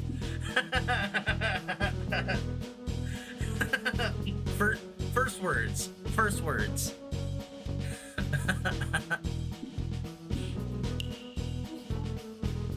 I'm not with the lighthouse or the Coast Guard. People call me the world's last confidant. So hurry up and send help. George, Michael, Phil, Paul, and all the rest of me boys. I ain't abandoning a single one of them. What do I say to him? Nah, I fucking guess the game wants me to say that. That's funny as shit. Oh my god. 21 nanoseconds, you, the crew, everyone is going to die. So maybe I can help you accept death. Yo. Imagine you get a phone call, and the first thing they say is, in 21 nanoseconds, you're gonna die. Maybe I can help. Hurry up and send him. He doesn't seem the type to listen. I need something that'll get his attention. You know Cyrus. Does the name Cyrus ring a bell? Cyrus? I know Cyrus. We sailed the high seas together. No, wait, I had no crewmate like... What in blazes? My memory's been shipwrecked. Maybe I should try topics related to Cyrus. I seem to recognize Cyrus's name. I can try asking about him. Can't be like, LOL, you're already dead. Literally. Let's talk about his red-ass eyes. From color change in country. Oh, excuse me. Looking for someone with red eyes. You're talking about old Red Lucas. Old Red-Eye Lucas. Oh, you're talking old Cyrus had me a not knowing port from starboard. No, not Lucas, Cyrus. It's Lucas, I tell you. No, Cyrus, C-Y-R-U-S. No, it's Lucas, and that's that. No? What do you mean, no? I'm trying to ask about Cyrus. And I'm trying to tell you that's old Lucas' name. That's Lucas's old name. What? Cyrus is Lucas's old name? You got it right. It was my crewmate. It was my crewmate. Wait a sec. You one of Lucas's pals? What happened to him anyway? Spit it out. What happened to Lucas? Lucas is gone. Look, I'll be blunt. Lucas and everyone else is about to die. We only have 21 nanoseconds to live. Bah! And me, Miss Half Dolphin. What a load of barnacles. Well, that's a normal reaction, I guess. Honestly, I don't know much more than that. All I can say is, there's nothing we can do but accept death. You're not making a lick of sense. I'm having a hard time wrapping my head around it too. Still, all we can do now is talk. What's your name? Ahab. Captain Ahab. Ahab, okay. And who are you, lass? I'm Mary. Mary, say? Ah, it's a strange name. That name rings a bell. Have we met before? I'm not sure. I don't think so. But I think it'd be nice to believe we have. Haha, you're a funny one. Nice to meet you, Mary. So about Lucas. Old Red Eyes. What's he up to nowadays? Wait a second. You said me and Lucas and everyone's gonna die. And we can't avoid it? I ain't never seen him again. Probably yes. Then so be it. If death has called me name, then I accept it. Goodbye, Mary, or whoever you are. Wait. What now? I'm ready to kick the bucket. Let me die already. It's about Lucas. What? It too lily liver to die? Bah, once a landlubber, always a landlubber. A noble should accept his death with honor. Yeah, what's that? You ain't know about Lucas? What's he up to these days? Lucas's old name was Cyrus, right? So he changed his name at some point? I suppose so. Why did Cyrus change his name? Did he have a specific reason? Also, when did he change it? Hold on now. What are you asking all that for? You trying to spy on him? Listen up, lass. Every sea dog got ghosts in their past, and the sea's vast enough to wash them all away. That's what our hearts are pure in water themselves. Now, Lucas, there was a truly man of the sea. And just set a sail across the sea just to find medicine for his missus. Sure, he may have been gloomy and mumbled all the time, and wasn't the friendliest, but I'll be damned if it didn't always do the darndest for his missus. No one batted an mouth on my watch. Doing all that for his missus is enough to make a grown man cry. So what do you go stick? Well, don't go sticking your nose where it don't belong. It was supposed to be was a super husband, I tell you. Is that true? Cyrus was already looking. Oh my God, Cyrus was looking for medicine for his wife. Aye. So don't go asking any dumb questions now, lass. I see. So he was looking for medicine for Violet. See, this motherfucker was sailing the 7 seas looking for Moonchild medicine.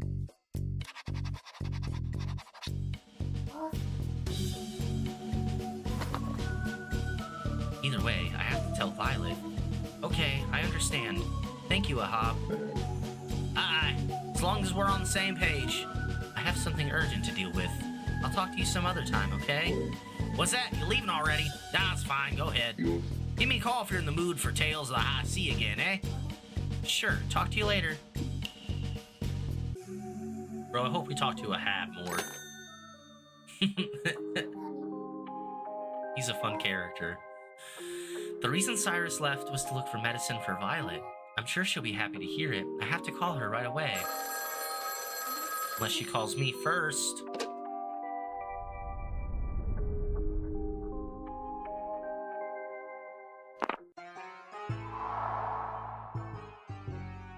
Oh, it's Max. Oh, what was his voice? It was like very close to Violet's, but a bit more masculine. Greetings, Detective Max here. Perp, victim, or witness, don't delay. Call the Detective Max agency today. I had such a catchy marketing slogan, yet strangely, no one ever called me. So I thought to myself, why don't I call first instead? Come, let us speak, Miss Mary. Actually, I was hoping to call Violet. There's something I have to tell her. Miss Mary, please do not say such things. No one ever calls me. I'm positively beside myself with boredom. Please talk to me. Take pity on this poor, lonely detective. Fine. What would you like to talk about? How about whatever you wish to talk about, Miss Mary? Come, let us speak, Miss Mary. Disappearance. Say, Max, you remember Violet's husband, right? Why did he disappear the day after the wedding without telling her? Any ideas? Ideas? Nothing specific leads to mind, but in actuality, my own wife also disappeared. Huh? Your wife? Yes, as a matter of fact, speaking about her may be the key to solving the Cyrus case. Okay. I'm not sure how she'd be related, but I guess it's worth a shot. Stupendous. The time has come, Miss Mary. Let us open the seal. Seal? Yes, the thing keeping the secret sealed within my skull. Sorry, what? Can you not see the object lodged in my head? His hat? No, Max, this is a phone call. Right, apologies on forgetting the elementary. There is a certain object lodged in my skull. Let me just yoink. Pencil? Here it is, a pencil. This pencil was stuck in my head. You don't sound like you're in pain, though. How rude. It is very painful, and this is no ordinary pain either. It is the pain of a married couple. A married couple? I'm getting a bad feeling about this. Oh, I see you are interested. Listen up for the tale of my marriage. It is so long you could make a Max encyclopedia with it. Just a summary will be fine, thanks. Oh, okay then. One day I was tailing a man and a woman to investigate if they were having an affair. And at their secret rendezvous point, I witnessed something unbelievable. Don't tell me, Cyrus was there. No, this has nothing to do with him.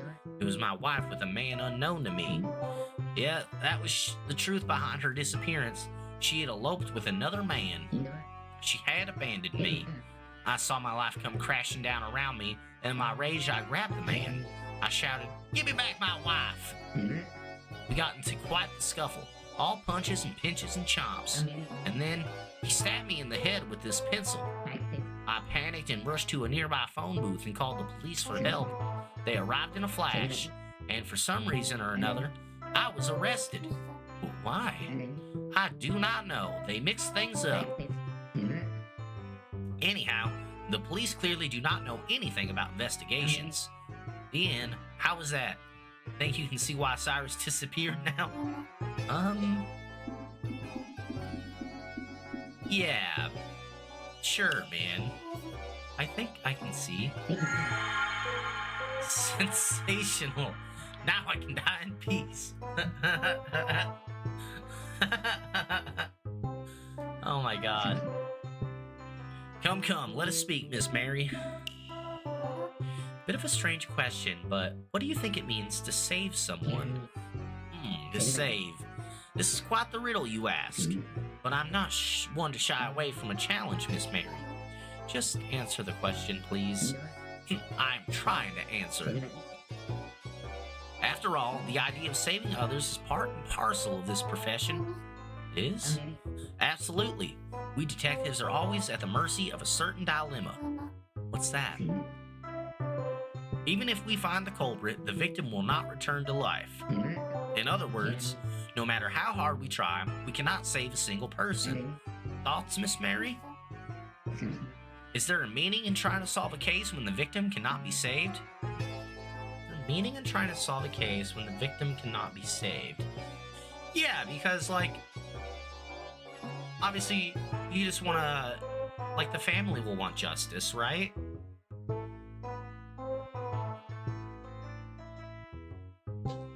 Yeah. I think so. I mean, if the detectives doesn't solve the case, the culprit gets away and the victim dies in vain. Oh, I see. It is about not letting them get away. Yes, that is indeed the case. I'm sure the victim would want their killer brought to justice. Else I imagine they would be unable to pass on. However, Miss Mary, I had a bit of an epiphany one day. An epiphany? Yeah. Those who called me to request an investigation all had something in common. Can you guess what it was? What do I have in common with everyone who called Max to investigate? Just like a problem, right? Weren't going to hire him or called by mistake? Oh my god, be fucking for real. These are so mean. I guess weren't going to hire him is a little bit less mean than called by mistake.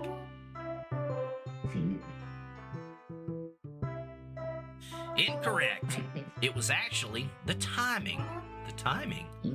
Yeah. When did they choose to call the Detective Max agency? Usually it was quite some time after the victim's body was discovered. About 1 week later in almost all cases. It was as clear as a pattern as any. 1 week? Yeah, why do you think that is? I wonder. It is simple. The body's discovered, they hold the funeral, and then they have nothing left to do. The 1 week mark is when they start to get antsy. They cannot deal with the crushing inactivity, so then They call and beseech me to solve the case. With the funeral over and the statements given, the bereaved family is left idle. However, that is only physically, not emotionally. I saw how much of a mess they were inside, and I thought to myself, maybe it's not the victims I need to save, but my clients, the families. Yeah, exactly. That was exactly my point, right? Well, I mean, the clients and families are interchangeable most of the time, right? Not the victims, but their families? Exactly. And once I realized that, I started solving considerably fewer cases. Huh? You solved less? Yeah. I admit I was not the most gifted with deductive skills to begin with. Even at my best, solving 3 out of every 10 cases was the most I could expect. Once I began prioritizing saving my clients, my focus shifted away from that entirely. After all, once the culprit is caught, that is the end of it, no? The client will have nothing to do again and lose all purpose in life. This way, they have a hope to latch onto, something to keep their minds occupied.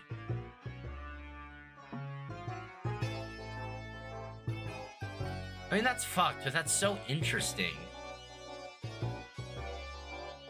I don't know, kind of goes back to like this whole theme that we've been talking about with this episode, right? It's just like, does faith, like, I don't know, is faith a good thing? So at times, not solving a case may be better for the client. Often, I would meander my way through investigations, dragging them out as long as I could. And as such, they labeled me a no-name detective. Ahem. So, how did you find this deep dive into the Detective Max philosophy?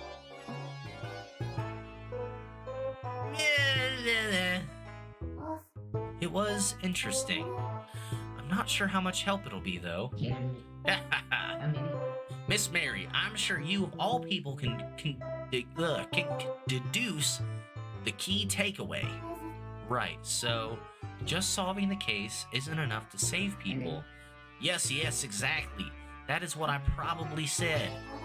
Not very convincing, but I'm glad we talked anyway. Thank you. No problem at all, Miss Mary. Come. Honestly, I've been wondering what truth even means lately. God, now we're gonna get into fucking, philosophy of logic? I haven't taken any logic classes yet. I want to. Oh, pondering the nature of truth. What an excellent question. Truth is, that which is not a lie, then what's a lie? That which is not truth, then what's truth? I just told you that which is not a lie. In this context, does faith equal delusion? It's a good question.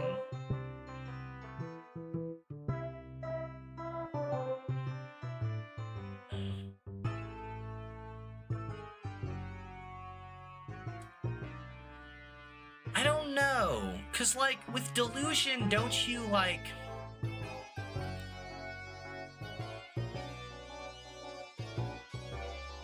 I think I would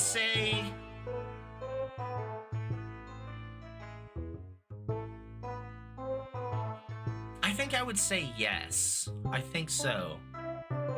Also, I was just gonna say, this is, this is like such a good example of how to explain, a circular argument to someone, right? What is truth? It is that what is not a lie. Well, what is a lie? It is that which is not a truth. But what is truth? I just told you. It is that which is not a lie. Then what about things that aren't truth or lies? Like what? Not truth or lies. If lies are what is not truth, and truth is what is not lie, something neither truth nor lie, that would be... Fell asleep. Let us change the subject. I don't know, is everything, like, either truthful or a lie? I guess, like, I don't know, you can be wrong about things, right? Like, you can tell the truth confidently, but be wrong about what the truth is. In which case, you weren't lying, but you also weren't exactly telling the truth, and then what is that? Oh no. I don't really remember much about myself, Max. Do you happen to know anything about me? Alas, Miss Mary, I must confess, I know next to nothing about you. Your life, your past, what perfect crimes you set up, I do not know any of it. I don't think I committed any crimes. Ugh. Say hi, kitty.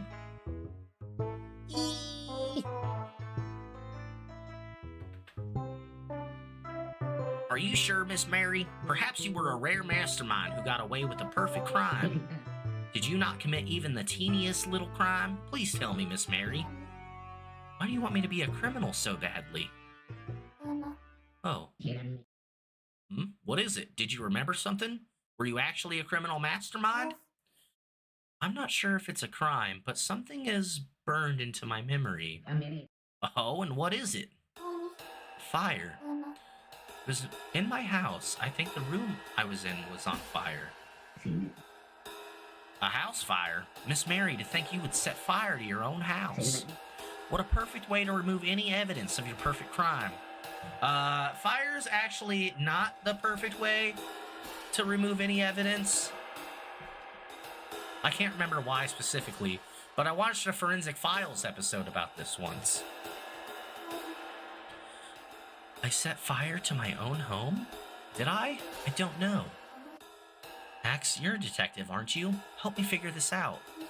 Why am I having flashbacks of a house fire? I wonder. I need more clues. Clues. I tried to escape, but there was no way out. The fire was everywhere. Then, suddenly, the phone rang. Did you answer it? I think so, yes. Who was on the other end? I don't know, but they were very scary. They yelled at me even though I was about to die. That is horrible, kicking a girl when she's down. He told me to get out myself. He didn't even offer to help? Unforgivable. Who would do such a thing? What happened next, Miss Mary? Did someone help you escape? I don't remember if I escaped or not. Are you saying you may have died in the fire? I don't know. Can't even remember when I died. Was it in the fire? Did I survive until the moon fell? The only thing I'm sure of is the person who called didn't come save me. Oh, Miss Mary, my tears won't stop. Being forced to escape a fire all by your lonesome. You were only 8 years old, yet you had to endure such peril. How the fuck you know we were only 8 years old? We don't even know that. Huh? Wait, what did you just say? You were only 8 years old.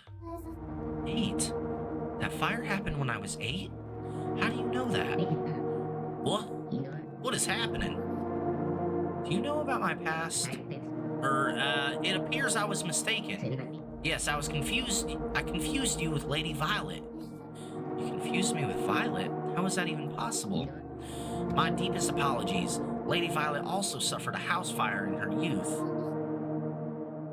Really? Yes, there was a fire in the Great Ackerson Manor when she was only 8. That I'm certain of. It seems I confused the two cases. So then my fire, I do not know anything. Come on, Max, let me make sure. Violet was in a house fire too? Bye, Max. A house fire? I wonder if I made it out. Max, Violet survived her house fire, right? Max? Max, hello?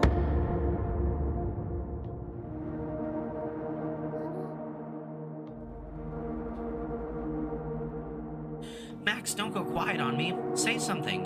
You're giving me the creeps.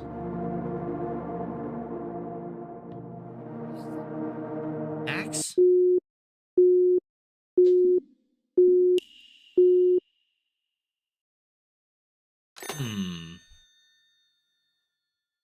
My heart feels heavy.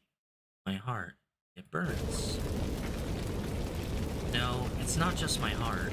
Everything is burning. No one ever comes to help. I was stuck there all alone, hopeless. I'm in that burning room from who knows when. This is one of my memories. No place to escape.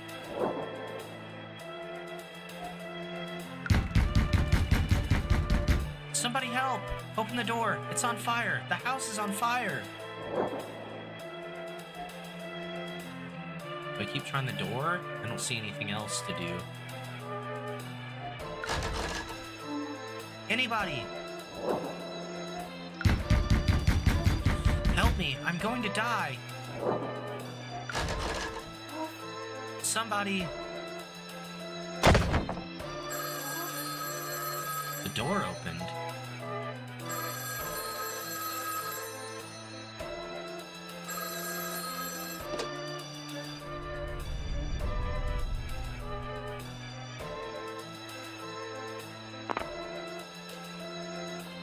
Help me!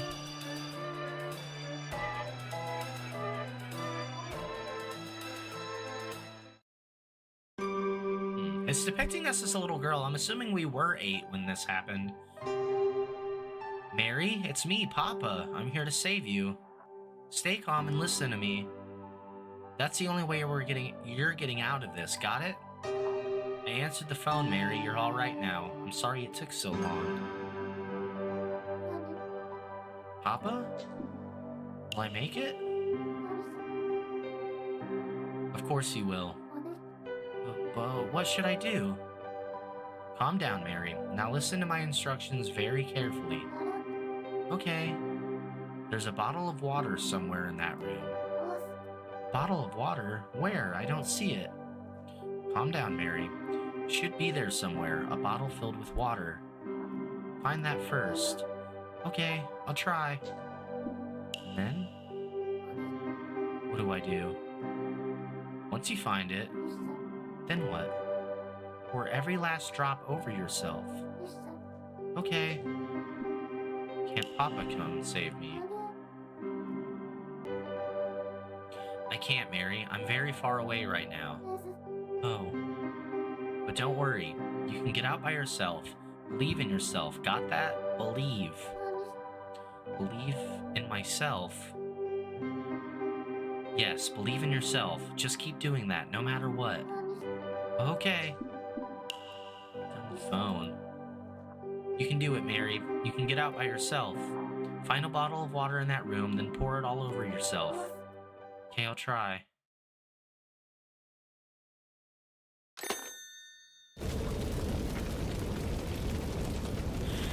Papa, I can't do that. I can do this on my own. I'll get out of here, so watch me. Bottle of water. There's a plushie. It could catch a fire any second now.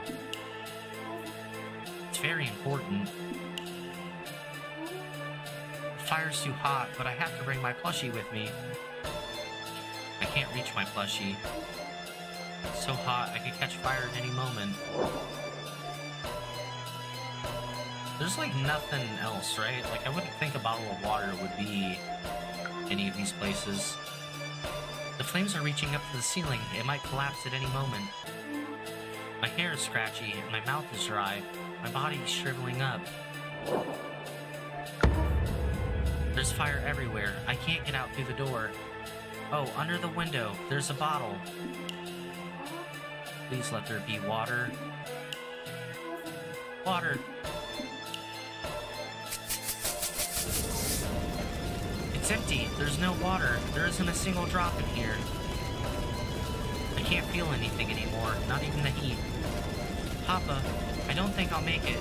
I wish I could talk to you one last time.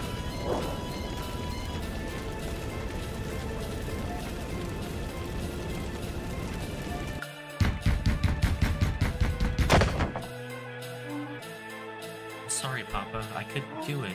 I couldn't escape by myself.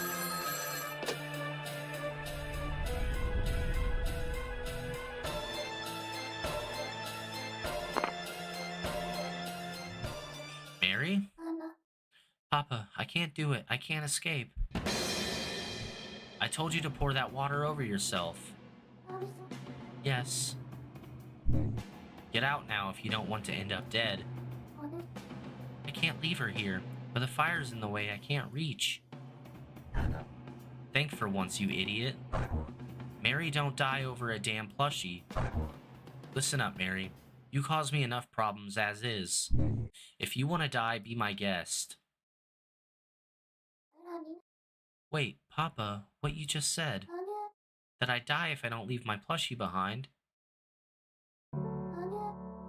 That means you actually do care about me, doesn't it? Finally. I've waited so long.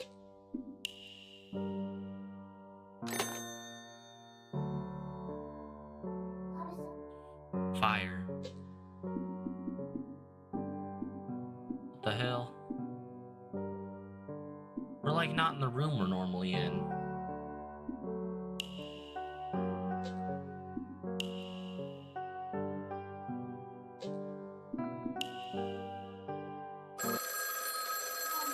Weird.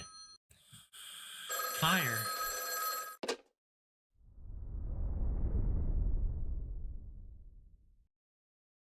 Is this gonna be Violet? Yeah. Mary, it's me, Violet. Violet, your voice is unusually gloomy.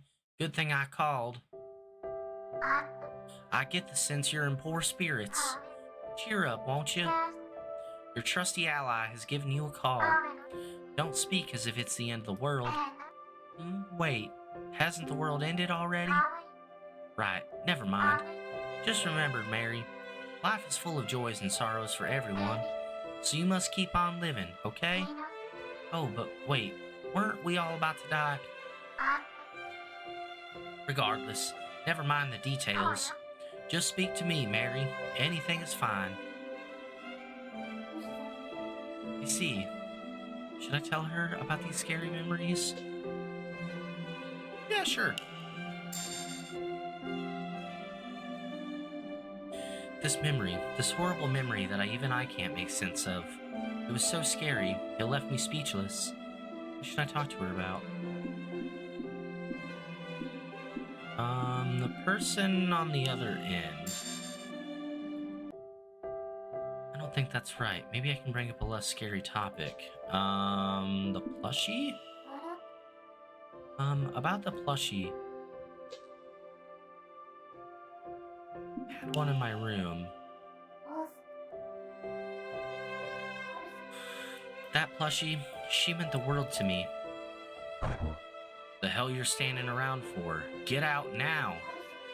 But my plushie, who cares about a damn plushie? I can't leave her here. But the fire's in the way. I can't reach. Mary, your plushie, the one you treasured. It reminds me of something. Do you like plushies, Violet? I'm quite partial to them, yes. Speaking of, perhaps you've heard of Philip Schrodinger, the renowned plushie toy designer. Is Philip the first name of Schrodinger? Like actual Schrodinger? It is, isn't it?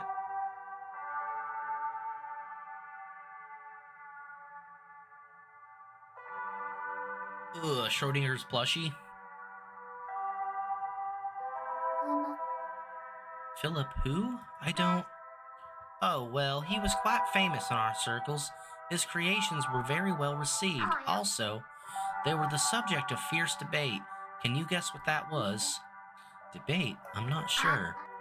You see, his plushies actually what? They looked both like a cat and a bear. A cat and a bear at the same time? Yes. And thus there were many arguments. That is a cat. No, it's clearly a bear. What did Philip say they were? Neither. When it came to his creations, he had adamantly refused to clarify. He had a saying, cat or bear is in the eye of the beholder. That's funny. How poetic is that? But would you really mistake the two? That's the thing, Mary. There was a reason people disagreed so much. What was it? The size. His plushies were large, to put it lightly, about the size of, yes, a table fit for a room. Some claimed only a bear would be this big, while others countered that a cat is a cat, no matter the size. Huh, that does sound confusing, doesn't it? Hmm, what is it we were discussing? How did our conversation shift to plush toys? I can't remember either. Oh well, no matter. This was interesting, was it not? Yes. Ah, yes. This is the point I was trying to make. Everything is in the eye of the beholder, just like with Philip's plushies.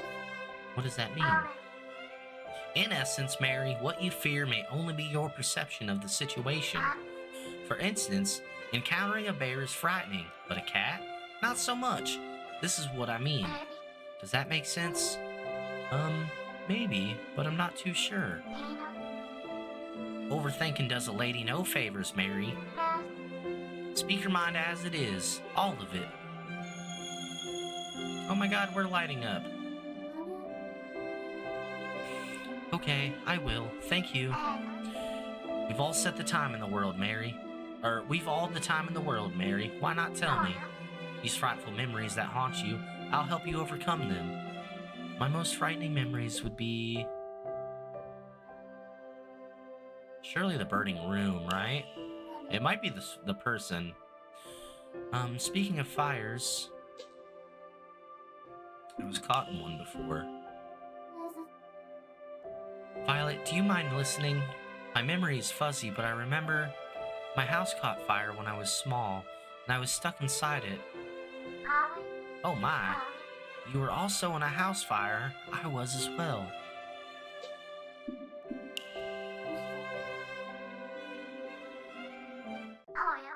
Yes, I know full well how terrifying they are.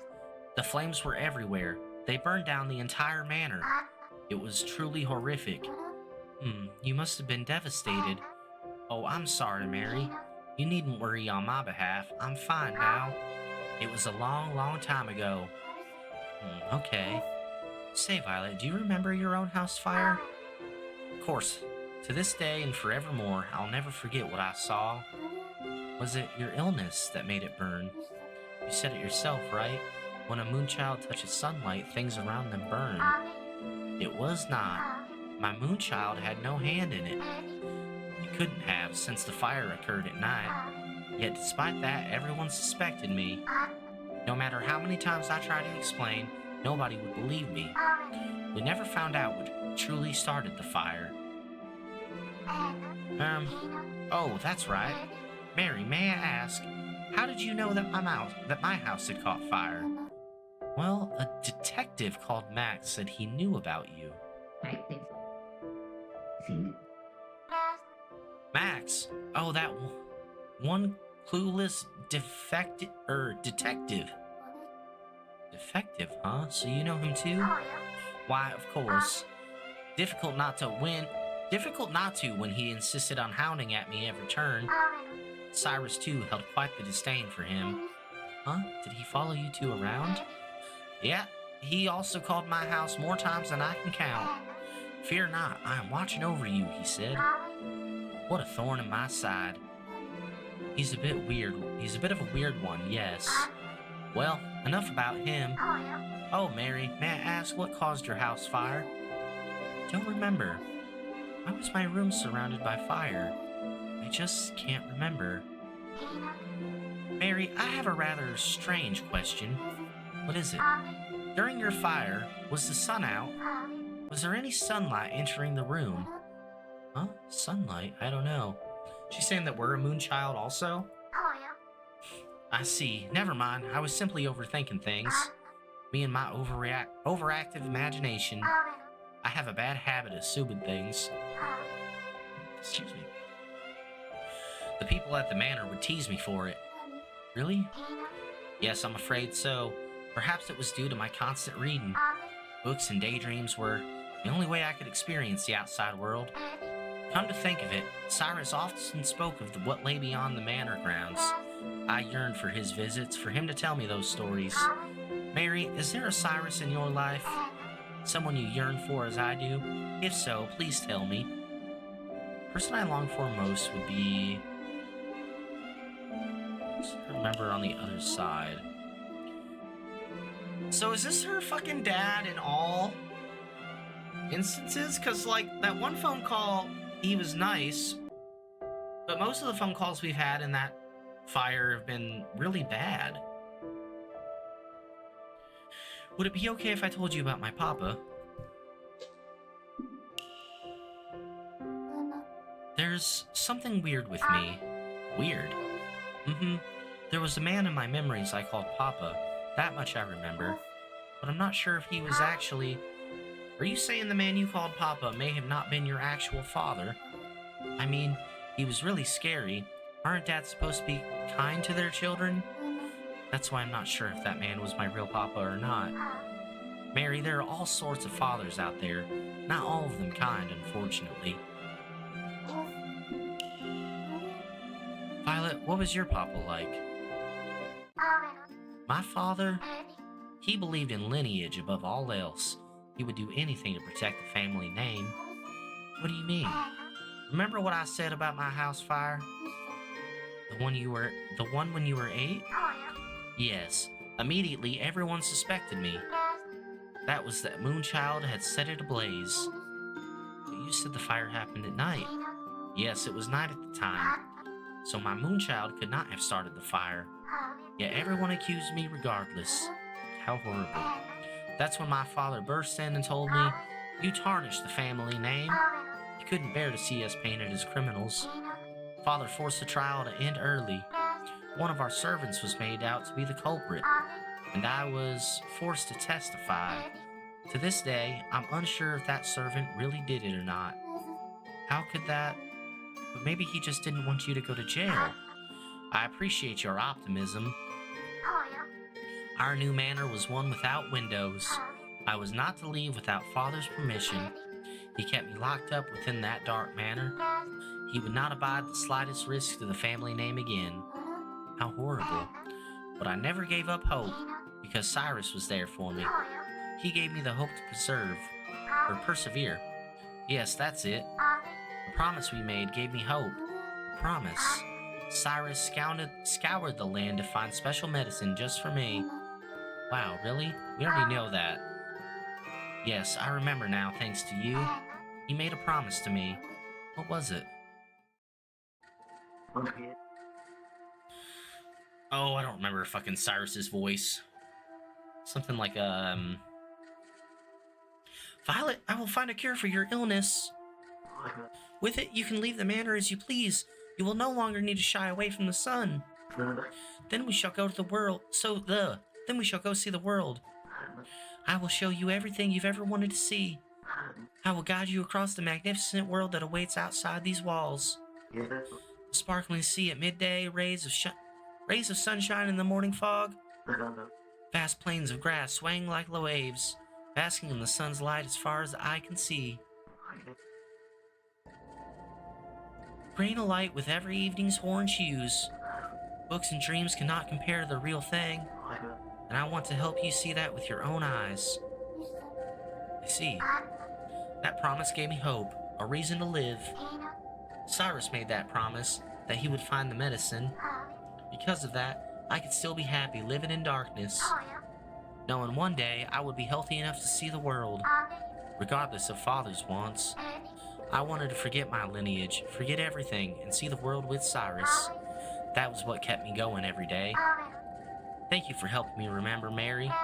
Speaking of fires, Mary, in your case, were you able to escape safely? Did I escape the fire unscathed? The bottle is empty. I think I got away, but I don't remember how. Back then, I finally found the bottle in the room, but it didn't have any water in it. What were you trying to do with the water? Huh? What was I trying to do? Calm down, Mary. It should be there somewhere, a bottle filled with water. Find that first.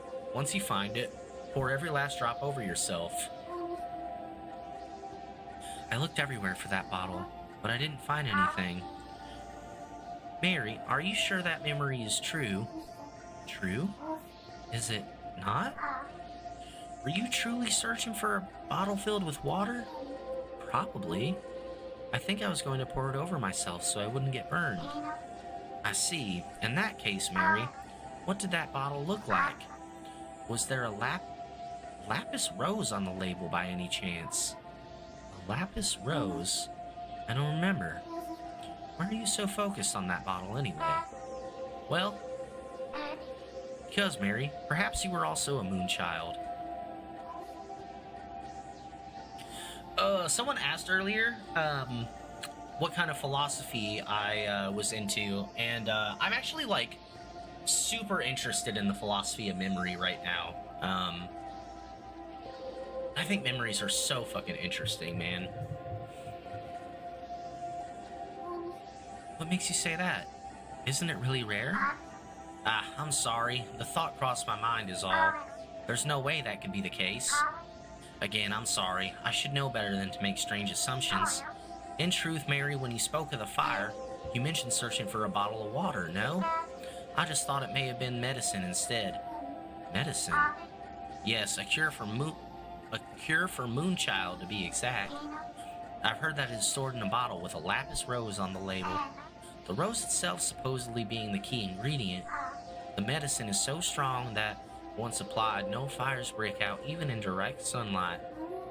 Have you ever used it, Violet? No, unfortunately. That medicine is priceless, very rare and difficult to obtain. That's why Cyrus set out on a long journey. He wanted to find it for me.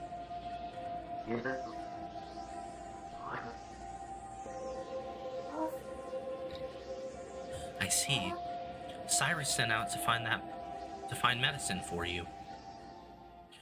But why would he leave without telling her? After all, he left for her sake, didn't he? Because if he did, disappearing without a word the day after their wedding seems really odd. Cyrus just disappearing the day after the wedding doesn't feel right, but how do I tell Violet? Oh, you say it. Violet, you know how Cyrus disappeared without a word right after your wedding? Is there a reason? Reason? How do you mean? Why would Cyrus up and disappear like that? I mean, the medicine was for you, right? Was there a reason he left without telling you? Mary, I have faith in Cyrus. He wanted to find that medicine even a day sooner for my sake. That's why he left the day after our wedding. How can you be so sure? Because to be honest, it's a bit suspicious. Yeah, she's talking about, like, didn't want to get it to her a day later. And it takes, like, it takes, realistically a couple hours to have this conversation. But if you wanted to skip having the conversation, man, you can write a note in, like, 2 minutes and, and get out of there. Because I love him. My love for him is why. Because I love him so, I have faith in him, even if he does something strange. I love him enough to know that he had his reasons. Can you understand that? But, Mary, I'm going to hang up now. All this talk of Cyrus and the fire has taken its toll on me. If you'll excuse me, I will call you back later. Goodbye. Violet, wait. I'm sorry for bringing it up. I believe you, really. Put down the phone.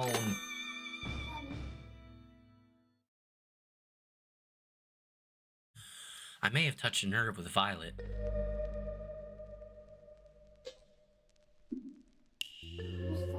Wait, wasn't Cyrus...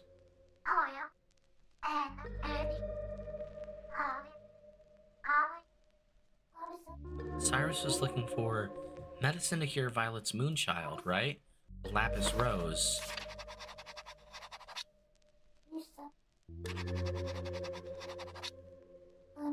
I can show you the world. Name paints such a pretty picture. I still don't understand why Cyrus left Violet without saying a word. Maybe if I look into what Cyrus was up to after he disappeared. Violet has faith in Cyrus. She has faith because she loves him. I definitely crossed the line back there.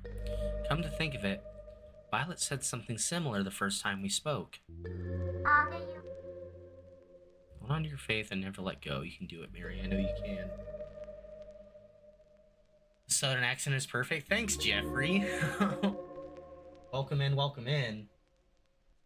I just heard thunder, just fucking realized it's raining.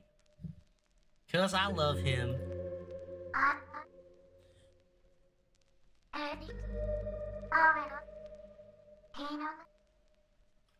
Oh, Jeffrey, I hope this walrus sailor calls back so you can hear my accent for him.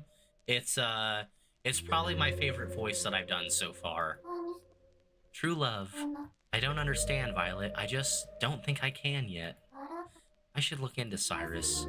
Maybe Violet will forgive me if I tell her about him.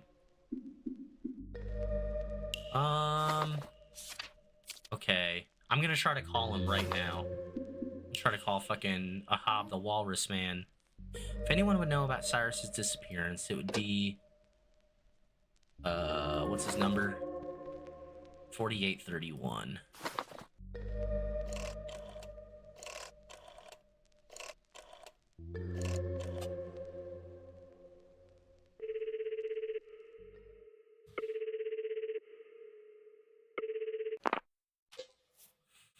Hello? Hell yeah. Oh, ahoy there! Ahoy there, Mary! Got no wind in your sails, eh? Don't tell me. You're having trouble accepting death, too? The truth Violet was talking about. What would Ahab make of it? What is truth? Ahab, I know this is out of the blue, but what is truth? Truth? Hi. That sure came out of the bluest depths, didn't it? I'm not sure if I know anymore. It's hard to explain. The truth scares me, but not knowing is scary too. Blah! There's a lot and a half. Well, it's real simple. Really? Yep. Truth always been something like a sunken treasure chest, if you think about it.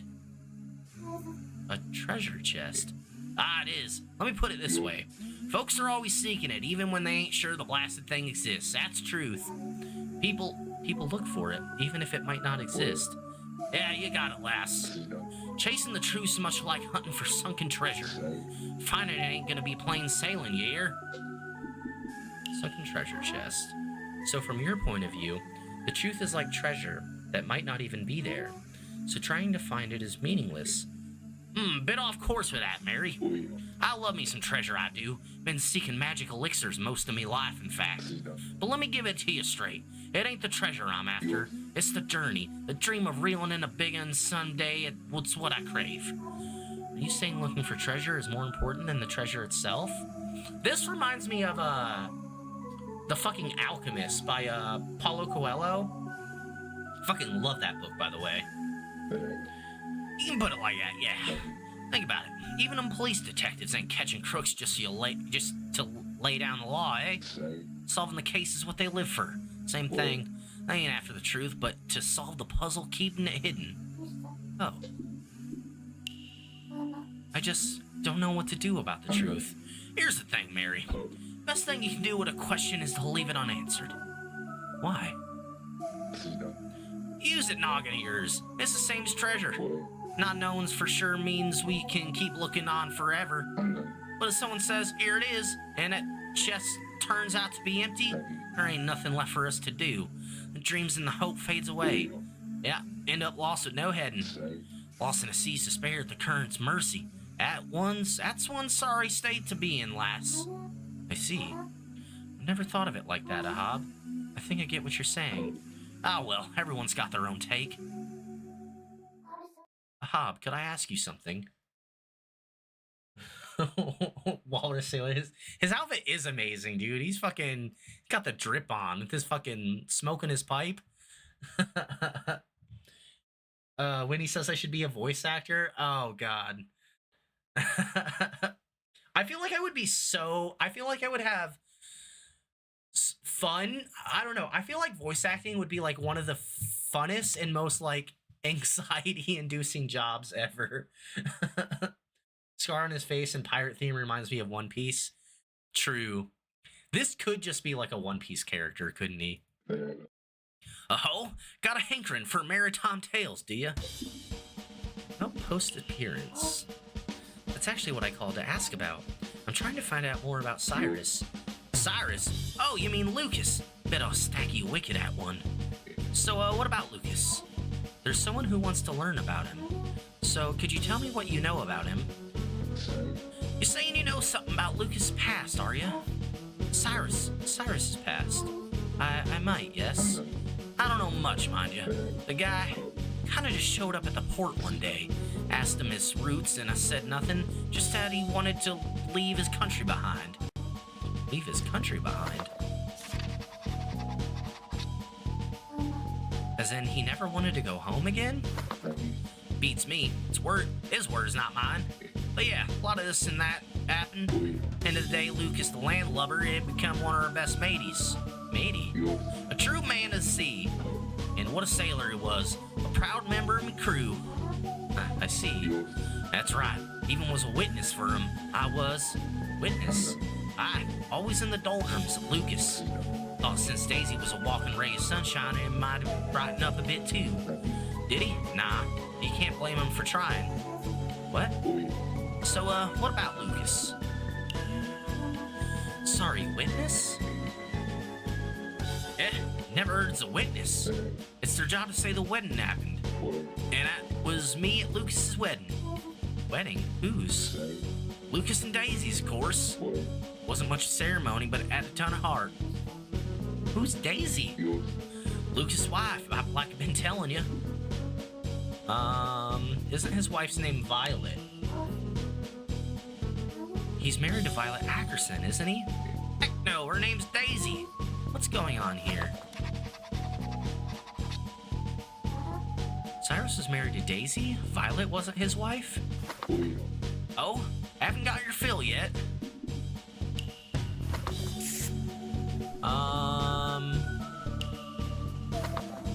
His wedding? What? Lucas and Daisy's wedding. Guy looked happier than I'd ever seen him. Whole crew was tearing up, celebrating the happy couple. Lucas's vow was an absolute beaut, I tell you. I refuse to lose my family ever again. I'll protect you forever. Ain't gonna forget that. Never could tell what Lucas was thinking, but he trapped Daisy like a queen. Daisy? Oh, haven't got your fill yet. I wish I wouldn't say the same thing over and over. I feel weird saying the same thing over and over. Who exactly is this Daisy person? Daisy's Lucas's missus. I was their witness, so you can take that to the bank. Oh? What do you mean, leave his country behind? Was the first thing out of Lucas's mouth the day he tumbled aboard in the boat? What could that mean? Tell me something, Mary. You sure you know Lucas at all? You ain't digging up people's past for a hoot and a holler, are you? Sorry, what?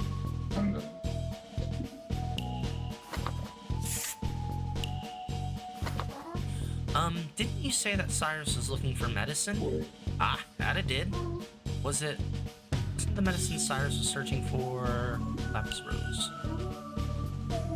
He went missing for years trying to find a lapis rose, didn't he? Lapis rose?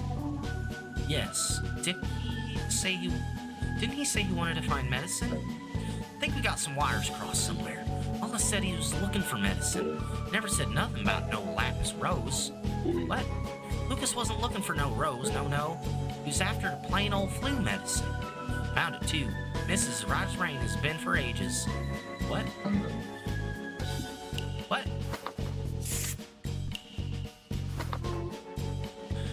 And the medicine Cyrus was looking for, me and Lucas were after medicine for Daisy. Daisy fell ill one day. He took good care, real good care here. Never could tell what the guy was thinking. He was just dead set on protecting his family. The moment we weighed anchor to find a cure, God told me straight up he couldn't take losing any more family. Never forgot a look in his eyes, I tell you. That's what I heard him say it. Protecting his family is what his reason for living. What does that mean? Not too sure myself. Just said he'd stop at nothing to make Daisy better. And that was enough for me. We set sail and got the medicine. Daisy's flu was cured and everybody's all smiles.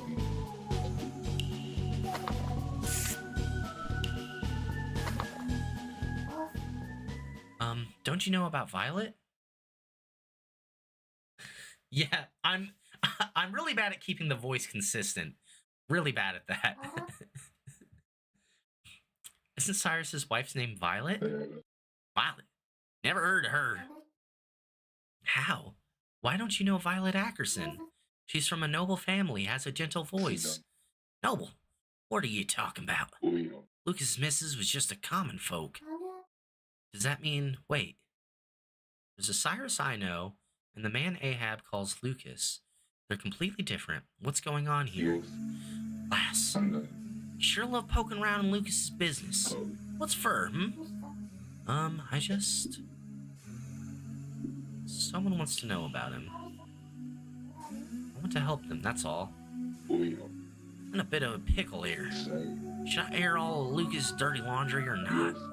You want to know all about Lucas for the man, do you, Mary? Know all about Lucas the man, do you, Mary? Yeah.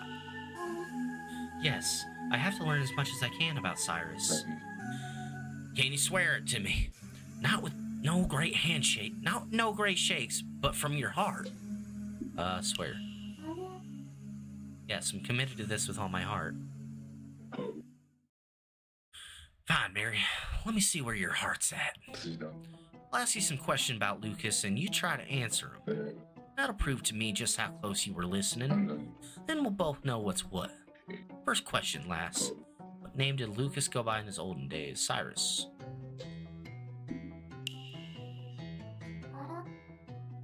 Cyrus, like I've been saying. Fair point. Okay, next question. Show me you understand Lucas' situation, lass. What was Lucas's missus' name? Which missus? I'm guessing he's talking about Daisy. That's it. Turns out your ears don't just frame your face. Maybe I really can trust you. Okay, now for the last one, lass. I love this fucking bar over his eyes. If you ever met the man, this one's a gimme. Oh no, I've never met Cyrus in person. Lucas' eyes changed color. Lucas' eyes changed color because of something that happened at him but he was but a lad.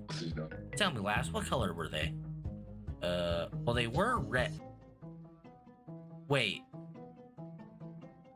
His eyes are red now. I don't know what they changed from.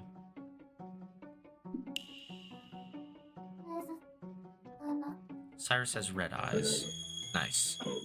That they are. God told me memories bubble up whenever he looked in a mirror. Whatever it was still hurting him, no doubt. Well done, Mary. You lent your ear, you did. And I couldn't be happier about it. So here's what I heard about from Lucas himself. Our paths first crossed around 3 years ago. On a small pier, to be exact. The guy said he wanted to leave everything behind. Asked him what he meant, but he never got a straight answer. Only had he'd accomplished what he'd always wanted since he was a wee lad and left the country. Said that he did all he could do at the time. We put to sea, but his eyes were beyond the horizon. For hours at a time. Thought he was a kindred spirit of sorts. Here's was a guy who'd lost his head and venturing out to sea. Just like me way back when. Couldn't just leave him there, eh? Guy in a rut like that needs work to do and friends to do it with. So I brought him aboard me ship. Once you're on deck, everybody's friends, and there's boatload of work to do. Guy was nothing but persistent. Loose rope could have been piled in a heap, but he got them all one by one. Ways turned to the deck to a right mess, and he'd scrub it spotless without a word. He's far from a chatterbox and about as easy to read as a brick. There ain't no bad eggs in a folk like that. Though there was at one time he got drunk and spilled some beans. Apparently a well-to-do family took him in. From then on he wanted to get close to certain noble folks. Get close to certain noble family? Why would he? Never told me that part. Just the family was reason for living. Why he up and left his own land to cozy up to rich folk, I ain't got no clue. The fire in his eyes that day, I never forget. He said he finished something that day we met. But to me, it looked like something was still smoldering away under the surface. Like fire reflected in the waves. I remember what he told me the last time we set before the moon came down. That something still needed to be done. Gave me a cold chill, it did.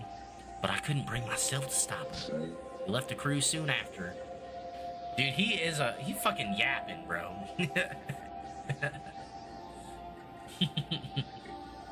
After that, the rest of us set out, but ended up wrecking on an iceberg. At that very moment, as you know, moon came down with a bang. Get any help out of that, Mary? How could that be? Cyrus got close to Violet for a reason. Beats me. I ain't got no clue who this Violet is anyhow. All I do know is this. Lucas set off somewhere with a fire in his eyes. So that he could finish one last thing, you see? One last thing. What did Cyrus need to do right before the moon fell? Thank you, Ahab. I'm going to ask around a bit more. Aye. Aye. Surviving the storm? Yeah. It's just raining a little bit. What's up, Lobster King? Welcome in. How you doing? How was trivia?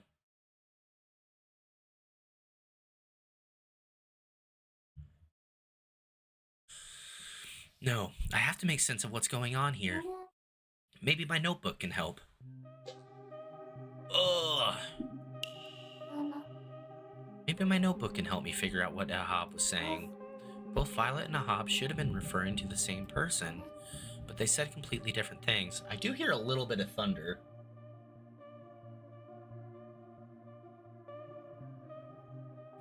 Did bad at trivia this week? Oh no! Like 3 NFL questions? Yeah, dude, I fucking suck at sports questions. I don't know shit fuck about sports. I have been getting into rugby a little bit, I will say. I still don't know shit about it, but it's been fun to watch.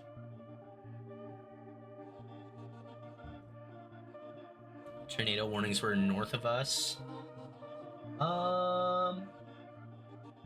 They should be decently far away from me then, I'd think.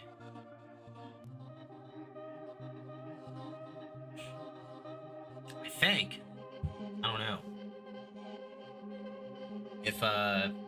If stream randomly dies, that's probably why. Awful at sports trivia. Hockey is cool. Hockey is dope. I think hockey is like one of the other sports I could see myself getting into a little bit. Like rugby's pretty cool. I think I know like the tiniest bit about basketball. That fucking one of the Knicks games last week. I think it was like game 5 of the Knicks I saw some clips of, and that was actually like pretty fucking sick. But yeah, those 3 are like all I've got time to pay attention for. Alicia follows NFL a little bit, but she just likes the Ravens. We're good. Fuck them tornadoes.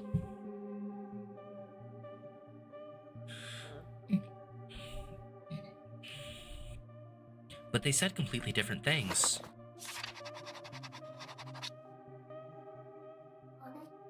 If I compare them side by side,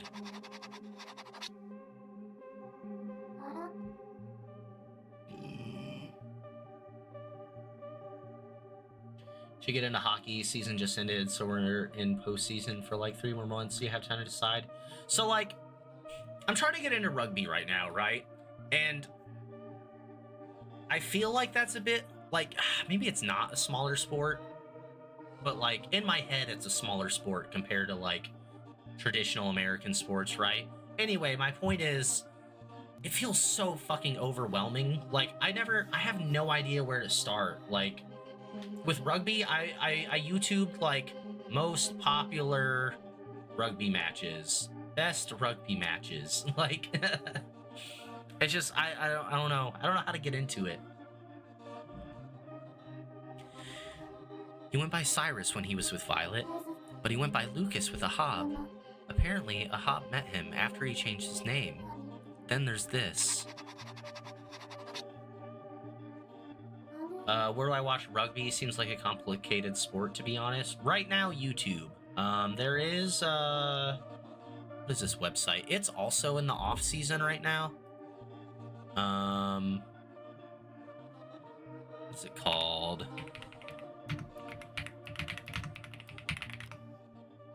That did what the fuck?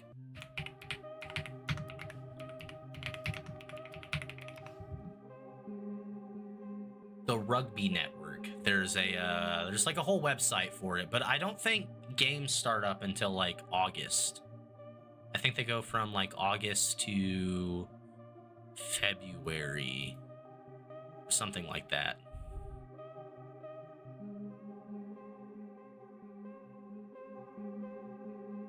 Hockey has felt easy to pick up as a non-sports person. How did you start getting into hockey? Like, what did you just start like watching whatever game was on in the season and just like figuring out what teams you like based off that? In the unfinished call, he said he had to keep his promise to Violet. That's why he left.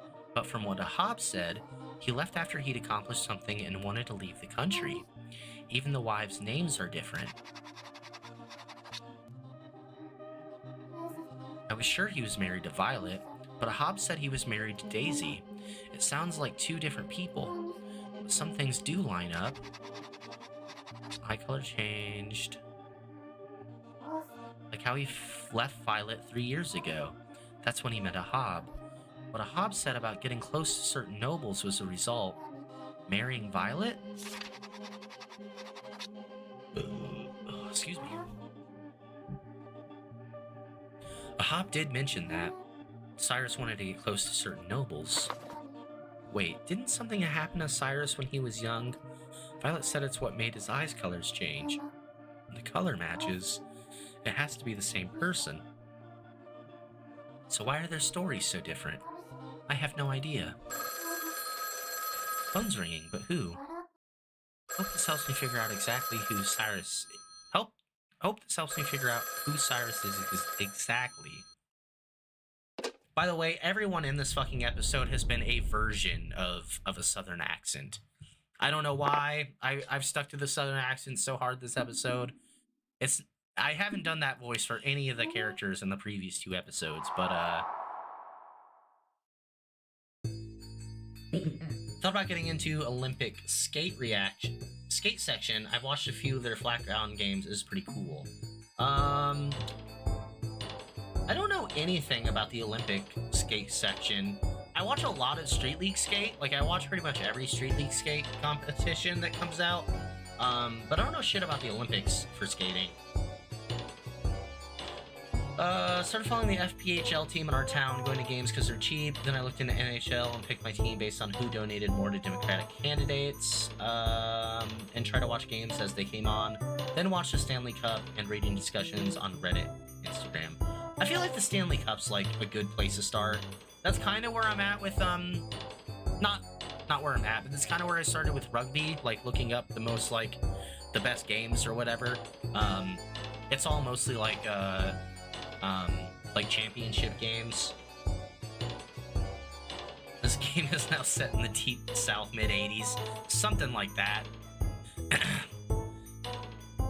See, Max here, he has a very normal masculine southern accent, and then eventually we'll get to Violet, and she has a very soft feminine southern accent, very much like the Louisiana women from fucking Scooby-Doo and Zombie Island.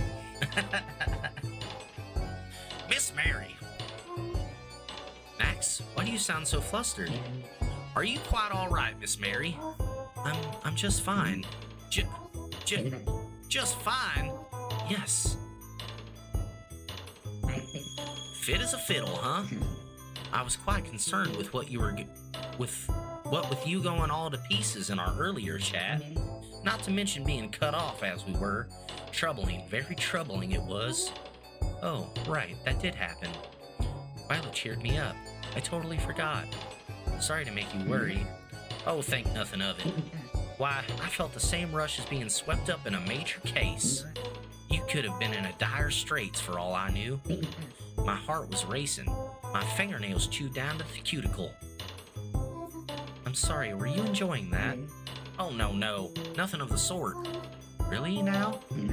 I was not, because it was the mention of fire that caused your fit last time. I shall avoid the subject moving forward, Miss Mary. The very word fire shall not escape my lips again. Though I have recalled a shocking truth pertaining to both Cyrus and fire, as it were. But for the sake of your well-being, I shall take this shocking truth about Cyrus and fire to the grave. Under no circumstances will I ever utter the word fire. Huh? What did you remember? The shocking truth linking Cyrus and fire. What? What truth? Tell me. Tell me. He's the town lawyer. He literally is. He's his whole stick is that he's like a no-name detective who's does like shitty jobs, but possibly on purpose. I'm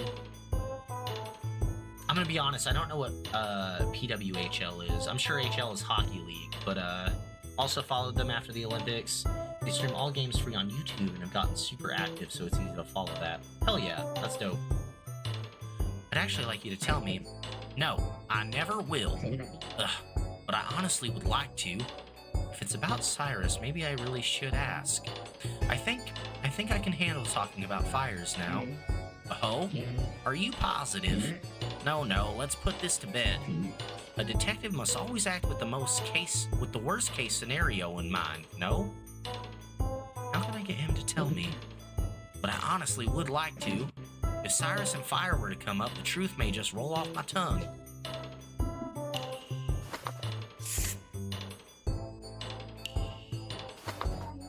I was told Cyrus left his country behind after he disappeared. Left his country behind? Well, that's not a statement to be taken lightly. No-name detective. A detective who left their name behind. That sounds rather cool, actually. Don't you have to have a name before you can leave it behind? Right you are. I'd better make a name for myself then, yes? I guess. Good luck with that.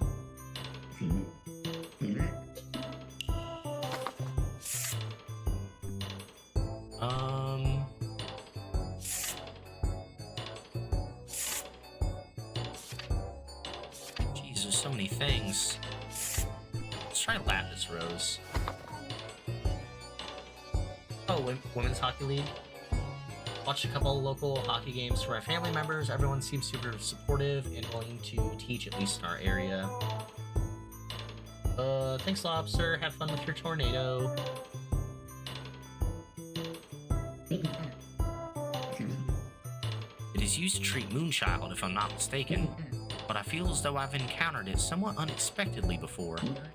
When was it? Please think back. I'll have you know my hands are full keeping this shocking truth under wraps. And tell me that first. Absolutely not. Fire will inevitably come up. Do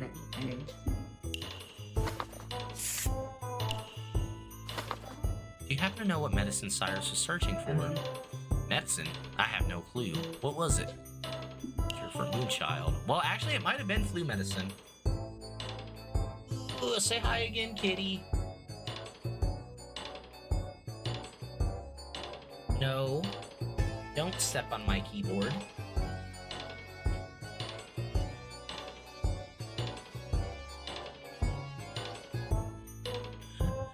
A cure for a disease called Moonchild. I heard Violet suffered from it, but someone told me it was the flu. Seems a witness gave contradictory statements. Times like these, the one with more specifics tend to win out.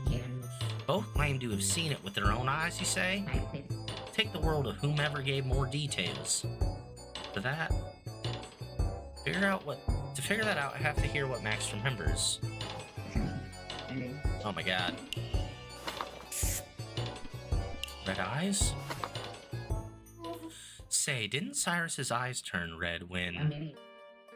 Oh, is this what the fire's about? Yeah, right on the nose, Miss Mary. Cyrus saw it all happen with those eyes as a boy. Sounds like a job for a detective. Yes, indeedy. Every incident needs a detective on the case, and I just so happen to be the one to investigate. An investigation which led to a shocking truth. Tell me, Miss Mary, have you any idea what befell young Cyrus? Was it A house fire? Precisely. Miss Mary, are you able to stomach this topic now? Yes, I think so. Well, I'll be. Why didn't you say so sooner? Pretty sure I did. Did you? In any case, I'll give you all the details. Go ahead. The incident that befell young Cyrus was in fact a house fire. Yeah, you already told me. But this was no ordinary fire, mind you. It was arson at Lady Violet's family manor. What? As a young boy, Cyrus witnessed Lady Violet's home go up in flames. Do you understand the implications of that fact? It means that Cyrus was present at the manor in his youth. However, not a soul realized it when he married Violet. Everyone assumed the couple met for the first time as adults. What does this mean? No one in their wildest dreams could have imagined it, that Cyrus was actually the son of a servant at Lady Violet's estate. He had completely changed his identity. Young Cyrus went by another name entirely. Wait, was it Lucas? Lucas, by any chance? That it was, indeed, Lucas. Many years ago, Cyrus went by the name Lucas, and Lucas's father was the one responsible for the fire, the arsonist himself.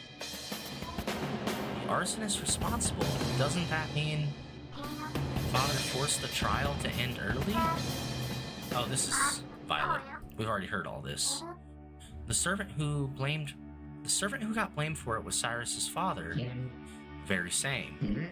At the very least, that's what the judge said at his trial. Wait, let me get this straight. The fire Violet went through as a little girl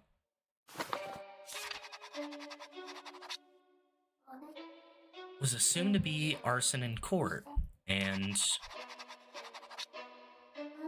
then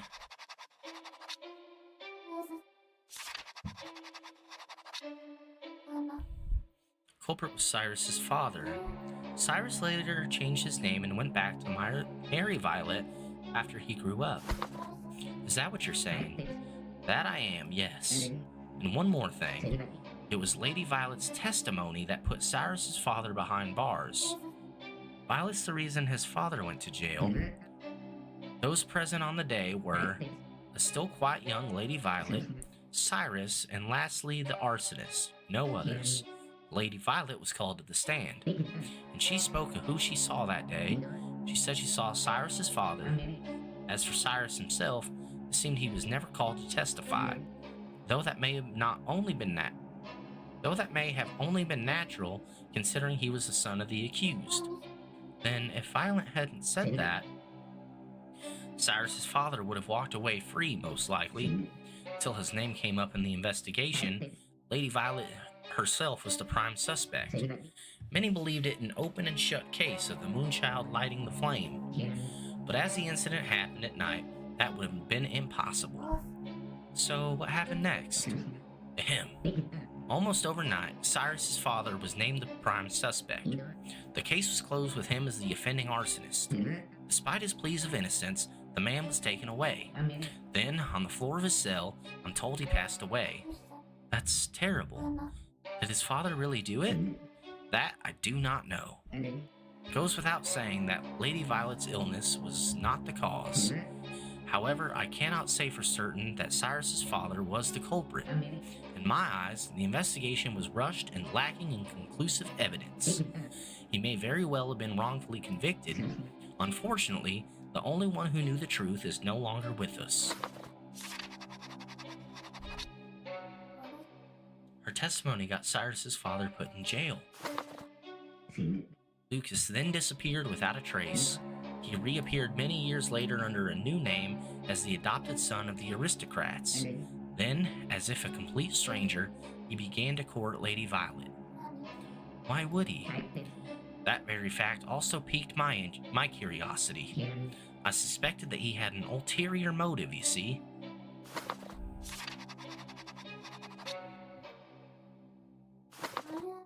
Then Violet fell in love with Cyrus. They wed, and then the very next day, Cyrus went missing. That part I know. I refused to believe the case closed, so I kept tabs on events surrounding Lady Violet. And lo and behold, just before the apocalypse, I finally caught wind of Cyrus's location. After a little investigating, I went to speak with him. What did you talk about? You see, I never got the chance. He returned to Lady Violet's manor at the very time I journeyed to his abode, almost as if to outwit my efforts. What? By the time I arrived at Cyrus's house, he was nowhere to be seen. Only a woman by the name of Daisy was there. It was she who said Cyrus had gone to his childhood home. After 3 whole years, why? I haven't the slightest idea. Cyrus went back to Violet just before the moon fell. It would appear so, yes. But why? And if that's true, what was that unfinished call? I must say, this doesn't sit well with me. It's one of those cases I failed to solve. Miss Mary, perhaps you can deduce what truly happened that day. Please look into what Cyrus did in my stead. Okay, I will. I'm counting on you, Miss Mary. How come we know so much about this? In for a penny, in for a pound, as they say. At first, I just happened to catch wind of the fire, but at some point, I suppose I felt I couldn't leave Lady Violet to suffer. Before I knew it, I was chasing all sorts of leads. You can relate, can't you, Miss Mary? You're right. Peas in a pod, we are. I guess we are. Anyhow, I'm counting on you, Miss Mary. Alright then.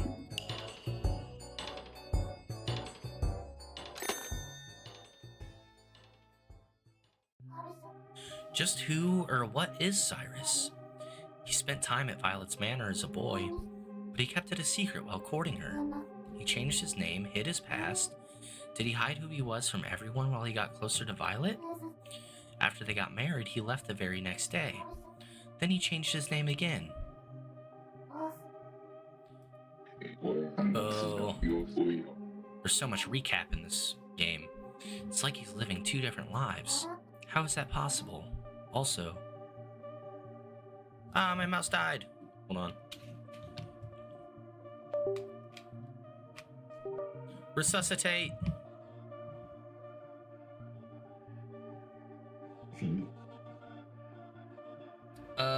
Guy send sus? Who, Cyrus? Cyrus is sus. He went back to Violet after 3 whole years. Why? Just what was Cyrus trying to do? I can't tell at this point. What I do know is Cyrus was married to someone other than Violet. I'm sure about that.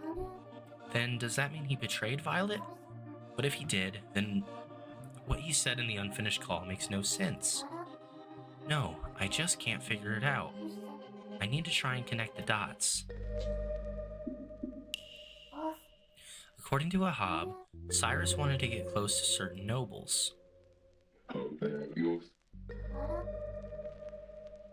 He approached them with a goal in mind, then disappeared once he accomplished it. What was that goal in the first place? Cyrus's reasons for getting close to Violet was marriage itself, because he's trying to get close to the noble, and Violet was noble. He only disappeared after accomplishing something, which, timing-wise, was right after the wedding. Assuming marrying Violet was part of his plan, was the wedding his end goal? As long as the ceremony went through, nothing after that mattered. I don't know, but that's the only...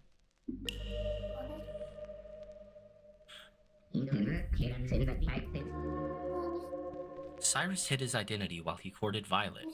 Why go so far as to change his name? Also,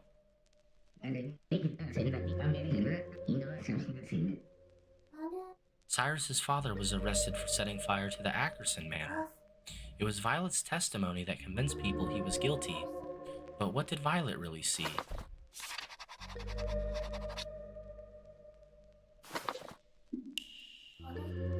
What made Cyrus call Violet?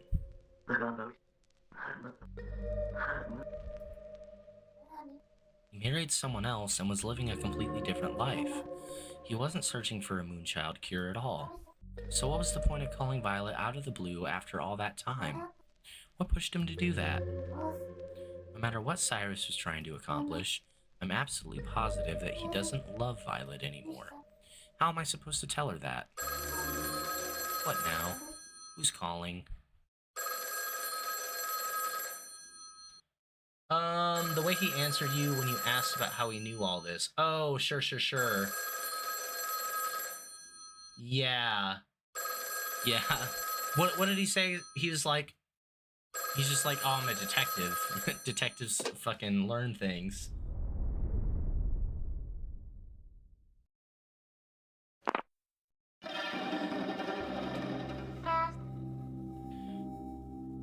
Hello, Mary? It's me, Violet. Did you happen to learn anything about my relationship with Cyrus? I figured you ought to know. My memories are on the cusp of returning. As to what they are, I don't know. Not knowing is quite frightening. But something is pulling at me, begging me to open that door. I have this feeling, when it opens, I know what awaits me on the other side. I've been averting my eyes for oh so long. Years and years. Ever since Cyrus was with me, I've always looked the other way. I wanted to trust my own faith. Be honest with me, Mary. You already know, don't you? You know what I've been choosing to ignore. You know about Cyrus and myself, what transpired between us. Do you not? Should I tell Violet the truth? Yeah. Tell her the truth. Violet's your favorite? Hell yeah. Yes, actually. I asked around about Cyrus. The truth might be hard for you to swallow. That's all I know for sure. I'm aware, truly I am. I can tell I've always avoided the skeletons in his closet. But Mary, I feel as though I've been blinding myself to even more than that. How did Cyrus feel toward me? How did he look upon me? I can't help but feel I purposely avoided noticing. I never saw the true face of the one I love. She never saw his face? Or does she mean that, like, metaphorically? Even at the very end, I never tried to learn who he was as a person, so I wish to do so now, and properly. And I feel that you are the one who can help me to do so, Mary. You'll be the shoulder I need, yes? Won't you? You'll be the shoulder I need, yes? Does she need to face it? I'll be here for you. Wait. This one's gonna tell the truth, right? I'll be here for you.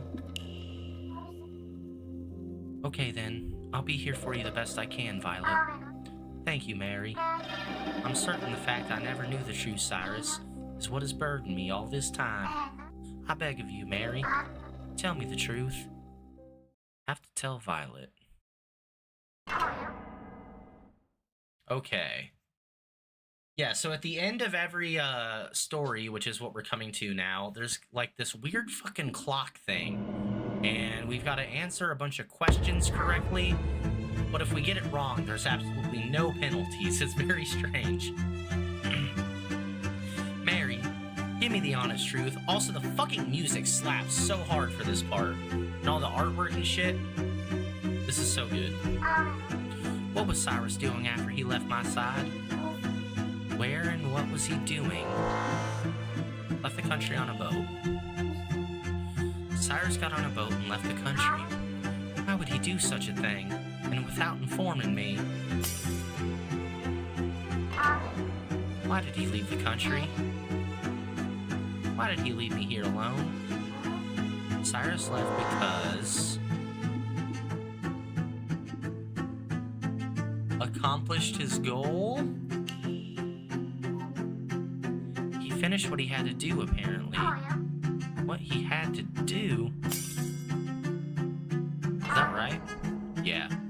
He was willing to cast it all aside so long as he accomplished that one thing? And what, pray tell, was this oh so important mission of his?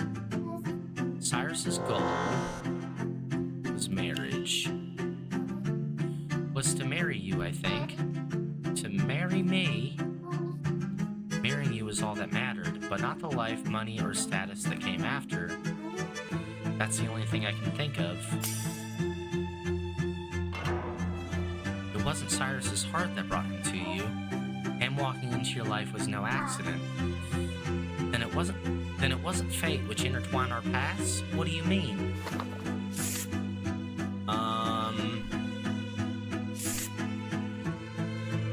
Cyrus's father was caught due to Violet's testimony. Or if Cyrus's father was a servant at Ackerman House. It's one of these two.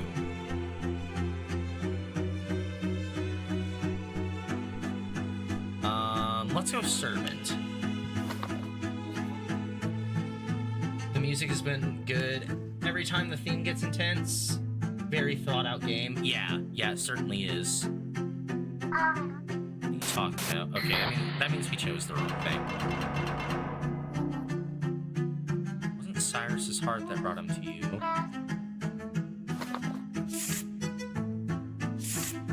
Is Violet's testimony? No, that's not right either.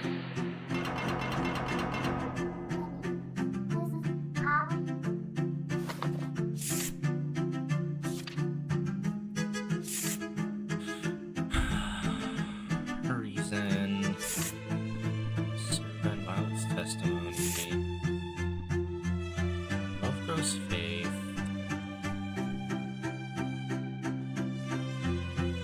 Maybe it's approached a noble with a certain purpose. Yeah. Cyrus had a specific reason for getting close to you. How could that be? He courted me as a means to an end? But Mary, I must protest. The day we met, he made me smile right when I was hurting the most. He warmed my heart when I was on the verge of tears. Hey, you there. Pay those dolts no mind. What? Calling you a vampire, a witch, or whatnot for their own entertainment? They're scum. You are. Oh, sorry for startling you like that. Just wanted to offer a kind word. I saw you scamper off after all those off-putting comments. And well, I couldn't just stand there. Thank you. At any rate, forget them, okay? Think joyful oh, your finger, you're bleeding. I just pricked myself, that's all. On a rose's thorn, no doubt. Please allow me to clean it for you. Took out the barb and wiped my finger clean. You lightened the burden on my heart. Are you saying the words that comforted me that day were all lies? That's the Cyrus I knew. Was an act? Even his wedding vows? Him swearing his undying love to me was nothing but a falsehood. Perhaps it... But still, Cyrus went out to find medicine for my sake. It was for someone else, or it was a different kind of... I think it was for someone else. The medicine he went looking for wasn't for you. It was for someone else. That can't be. Even if that is so, Cyrus is my husband. I'm still the only person who can call herself his wife. About that. Not quite. How so? I'm Cyrus's one and only. It's not just you.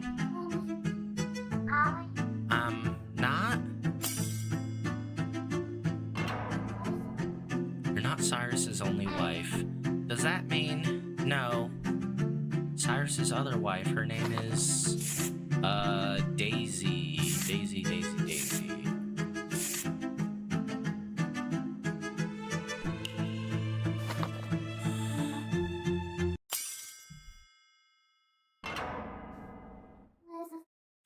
Cyrus married Daisy after he disappeared.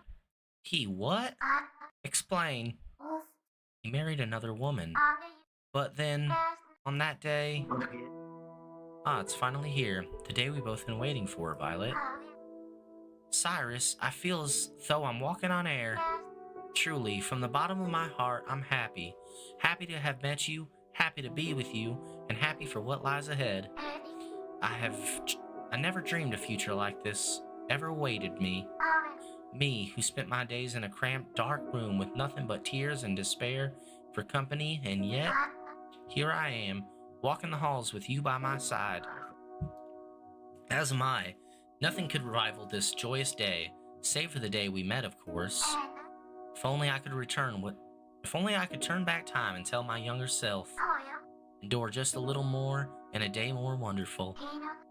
More perfect than you could ever imagine is waiting for you. Someone who understands you is coming. Ah, what a dream come true. Let us be on our way, Violet. That cake isn't going to cut itself. Excuse me, my appetite is nowhere near that ravenous. I can still clearly remember his warm embrace, as if he's still here with his arm around me. He always smiled when he pulled me close. And yet, what was Cyrus after this whole time? Why did he walk into my life at all? Who is he, really? Do you remember the fire, Violet? Fire? You mean what happened when I was 8? What does that have to do with this? It's important. I think it's important. How could that be? You see, Cyrus is a fake name. His real name is something else. A fake name? So even the name of the man I love is false? Ugh.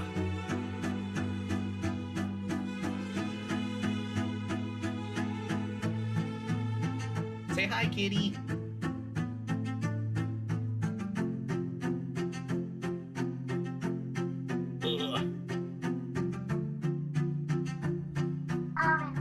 Please, Mary, tell me, what is his true name? Lucas. His real name is Lucas. Lucas? Lucas? That cannot be. His name is Lucas? But that's the name of... I'm still not completely sure how this fits into the bigger picture. But if he's Lucas, then... That's right. Servant's son. Oh. The whole time, he never told you. If that's true, then Cyrus's father would never have met that fate if it wasn't for me.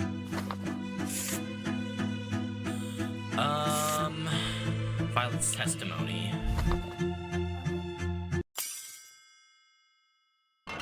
Nice. That's the whole circle. That's right. It was your testimony that sent his father away. Don't be absurd. Hey, do you see who... Hey, who do you see... Who did you see? Out with it, girl. Are your ears for show? I only saw a shadow. A shadow, huh? How big was it? I don't know. It was late at night, but it was big, I think. Big? Man or woman? A man, most likely. And how would you know that? Because it was so big. To me, it looked big. A big shadow, you say? The biggest you've ever seen, Like that mountain of a man working for your family? Everyone's seen him before. How big was that shadow compared to him? Bigger or smaller? Speak up now. I don't know. So about the same then. Might have been. Then that servant is our... Oh, then that servant is our man after all. That's not what I meant. What? So you've been lying this whole time? Listen here, little girl. Lying on this stand is a criminal defense. Offense. Do you understand me? If you're lying, you'll be put away too. So which is it? Be clear now. I'll cuff you right now if you're lying. Is that clear enough for you? I'm not lying. Then you saw that servant, didn't you? Yeah, I think so.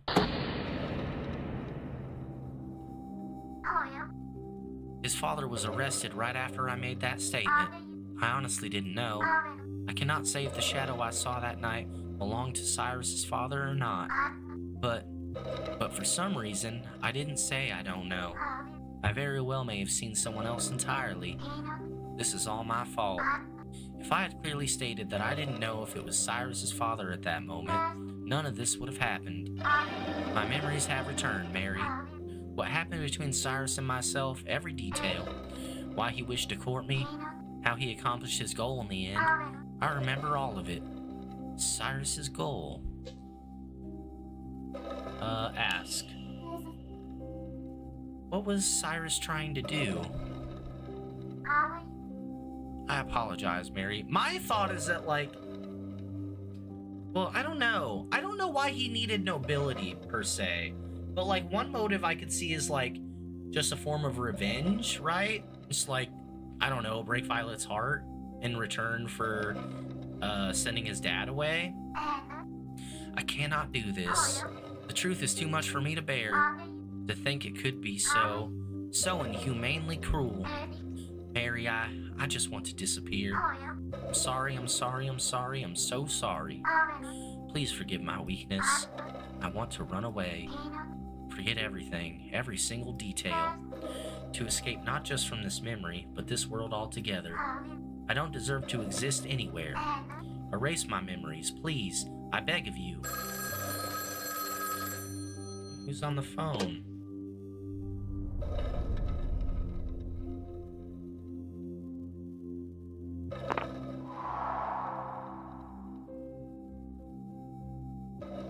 Hello?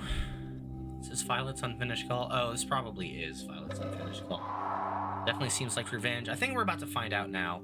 So the very last thing that's happened at the end of talking to the people that we've been helping is we basically like speak through and for the other party. So we're going to be speaking as and for Cyrus / Lucas now.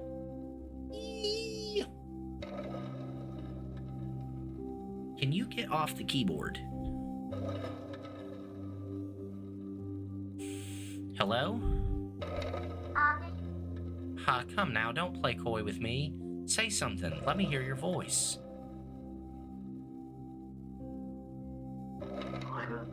Violet, it's been ages, hasn't it?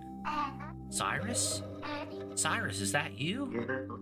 Should have contacted you much sooner. Please forgive me. Oh, Cyrus, it really is you. Except we're not. Like, we're actually just Cyrus at the moment. It's not like a Cyrus-Mary split, which is odd. How are you? Same as usual, I presume? It's been ages, hasn't it, Violet? It's getting harder and harder to hear them.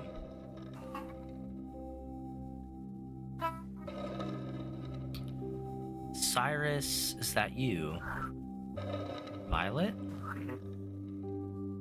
It's been ages, hasn't it? Cyrus? Is that something new? What's happening? The unfinished call is breaking up. At last you see it, Mary. The mechanism behind this unfinished call. Hamlet, when did you get back? This was a world Violet wished into existence. Wished? I don't understand.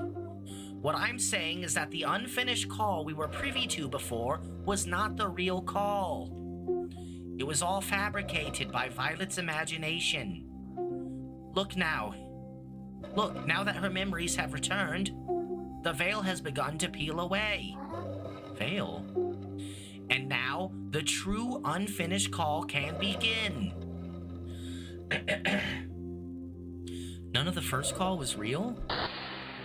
So the real unfinished call, the real last words Violet spoke in her life, what were they?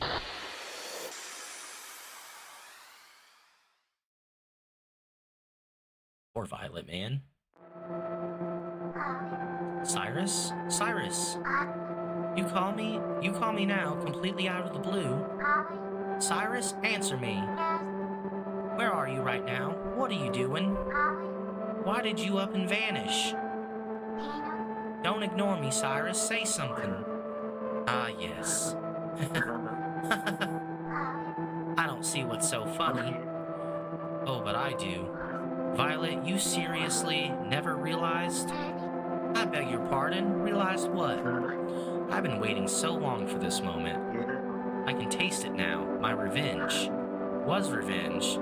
Everything was to get revenge on you. What are you talking about? I cannot forgive what you've done. What do you mean?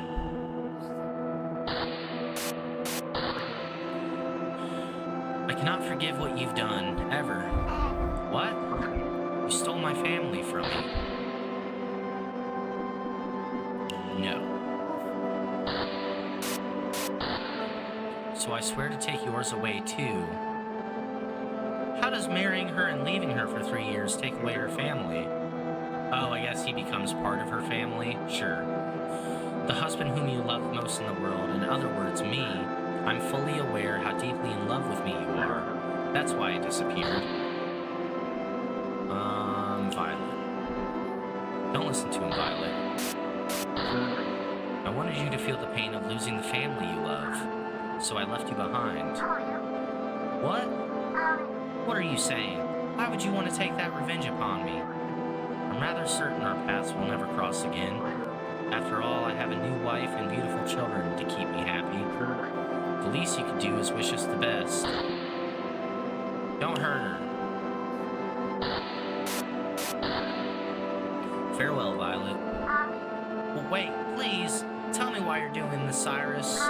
What do you mean I stole your family from you? I would never do such a thing. There must be some mistake. Even if you have forgotten, I most certainly never will.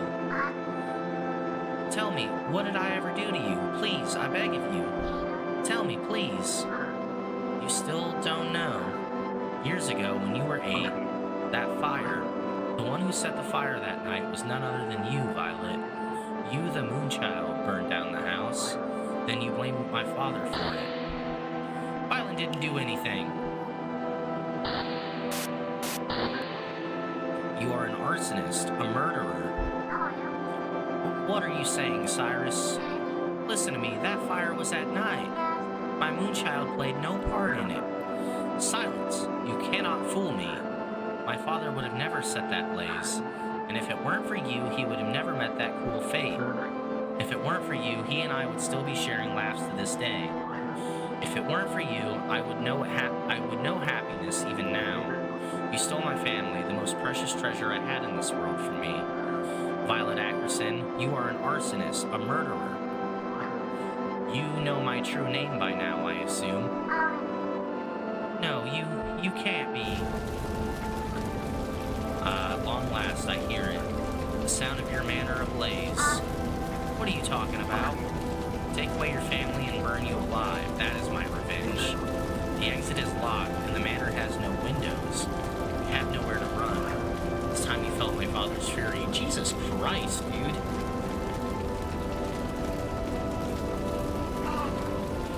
It hurts. Why did it have to turn out like this? In that moment, the moon fell to our world. No, why? I don't believe it. The truth can't be this cruel. I don't believe it. Mary! Hamlet? Unfinished calls only reflect reality. Do you understand now? This is what was truly said that day. But this is just... Cyrus approached Violet to exact revenge upon her. That is an undeniable fact. Every one of his wedding vows were false. That's just too cruel.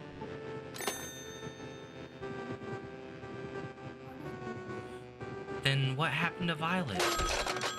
Mary, my word, ever the troublesome one. Violet has regained her memory. The very same occurred with Lucy and Thomas, no? Kitty, don't do that.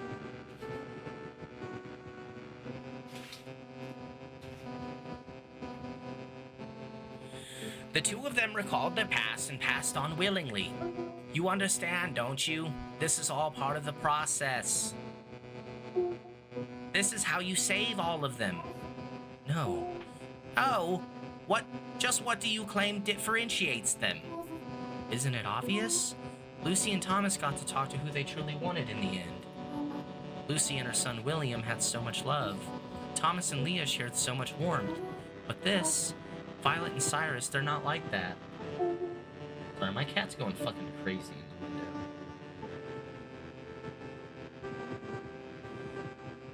Mary, what do you wish to do? Do you wish to step into Cyrus's shoes and finish the call with Violet? Well, even if I did pretend to be Cyrus, That would only hurt Violet even more. What good would that do? All I do is hurt her. Indeed. See, even you admit it. I shall ask once more, Mary. Tell me what you wish from the bottom of your heart. I talk with Violet or want to help Violet? Talk with Violet as Cyrus? Help Violet as Cyrus? I don't know. I'm gonna say I want to help Violet. What to help Violet? I can't just leave her. The phone is not to be used in such a manner. You understand, do you not? Very good, then. I'll be on my way. Mull it over while I'm gone, won't you? What is it you should do next? Wait, you can't go now. You can't. There's nothing I can do. I have to give up. Do I really have to? What do I want to do? What can I do to help Violet? Shit, man, I don't know. What are we about to do here?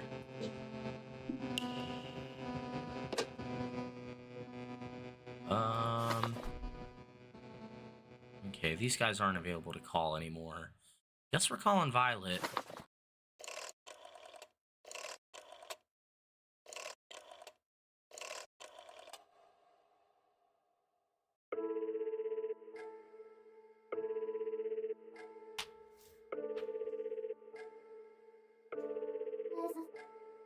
Violet?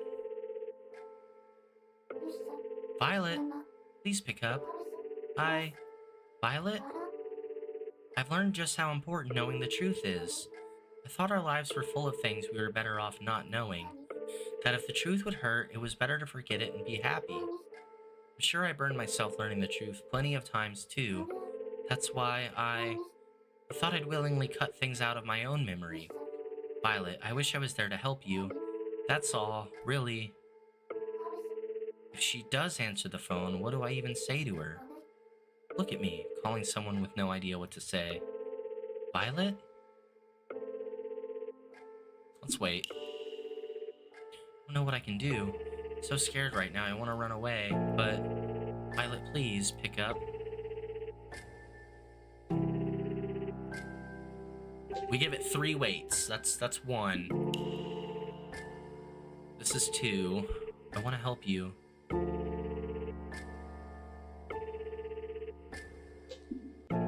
This is 3. I won't leave you all alone. Violet? Please pick up the phone. I want to help you. Please answer me. Violet? Violet? I am not loved by anyone. I cannot love anyone. Not loved. Cannot love. Not loved. Cannot love. Bro, why are you guys being so fucking rambunctious? You never should have been born. Just disappear. Disappear this instant. Death is too good for the likes of you. Just disappear. Disappear. Disappear. I want to disappear. Violet?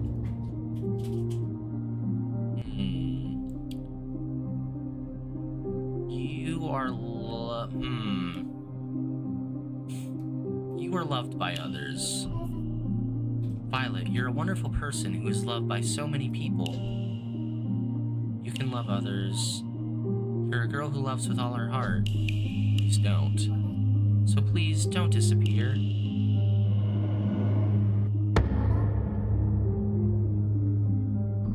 Thunder making them act up? Does that fucking affect cats like that? I never really thought about that. That makes sense. He was just fucking, like, harassing around the window a second ago, and now he's fucking harassing around everything else. Violet? Violet, listen to me. Mary? Violet, can you hear me? Mary? What was I doing just now? A memory came back to me, and that's when everything became hazy. I know I recalled something about Cyrus, so then... say no. You mustn't remember. What? Stop trying to remember. I'll tell you everything nice and slow. You'll tell me. This time I will save you, Violet. I don't understand. I'll tell you what really happened. I'll tell you everything about Cyrus. I just need you to trust me. You'll tell me about Cyrus? Thank you, Mary. I must learn what I don't know about him. I must learn as much as I can about Cyrus. I must apologize and let him know my heart still belongs to him. Why did I say that? Leave it to me. Believe in me. You're the only one I can turn to, Mary. I trust you. We're friends, after all. Thank you, Violet, for being my friend. I will save you this time. This time I'll empathize.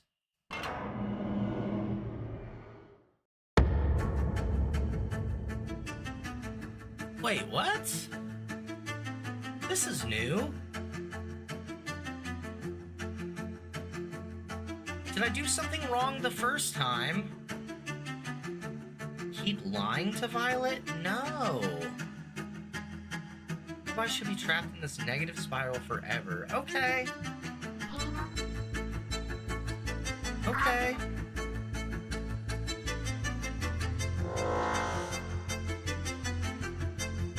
This is interesting, man.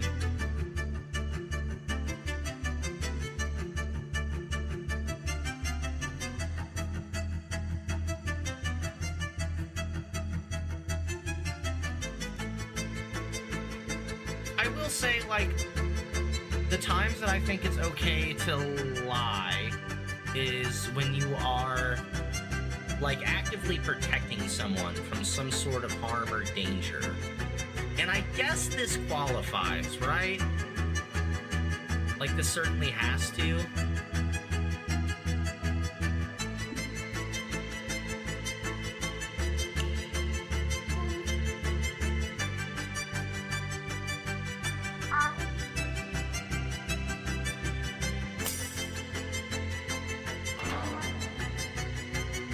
Why did he disappear the day after our wedding?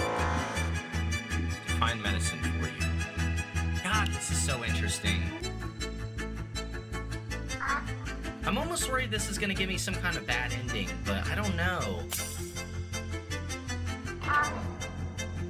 Of course, I'm not concerned about the ending.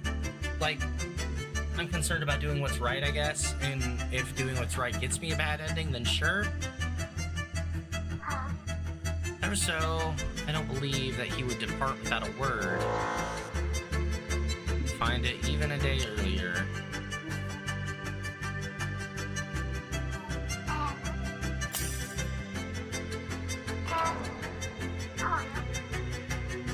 What medicine is there for a moonchild?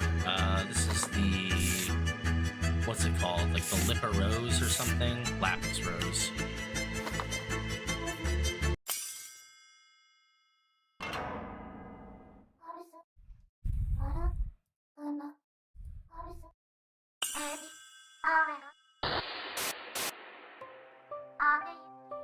For whom? For whom was this medicine intended?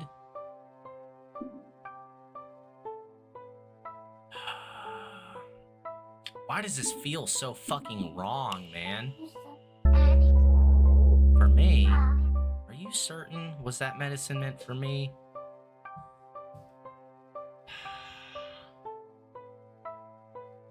This game feels like it's testing me so fucking hard right now.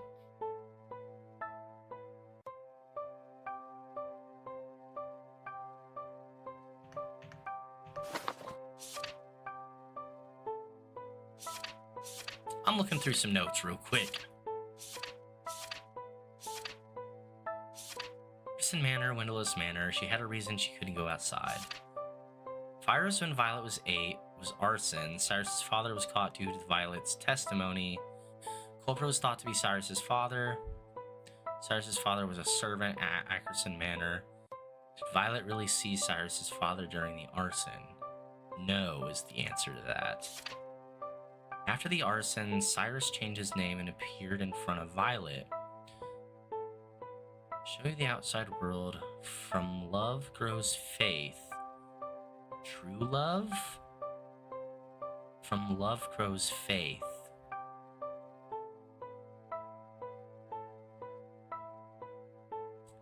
Interesting. So, like, this certainly is not true love, right? And her faith is misplaced in this man.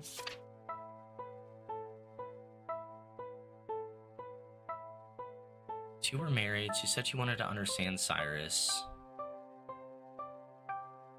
Violet's husband disappeared. Red eye used to be a different color before the fire. I wish to remember her promise with Cyrus. I think that's just about the medicine, right? All Cyrus made to Violet 3 years ago after their wedding became the unfinished call. Something still needed to be done.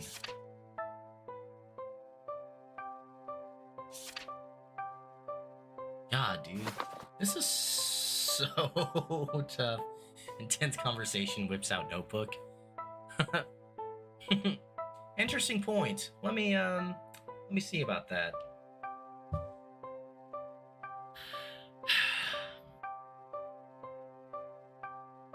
Okay, I'm gonna do here's what's happening. I'm gonna take what the game has told me at face value and say that if she continues to believe this lie, she's going to like spiral for eternity, right? And in which case, it's just the better thing to do to lie. If I'm misinterpreting the game's meaning, that sucks, but it seems like they're like really testing me here to like they're just giving me so many chances to be like, are you sure? Are you sure? Are you sure? I don't know. It's throwing me off, but I'm gonna stick with it. Misplaced love seemed like he manipulated her out of spite. Absolutely. Believe me.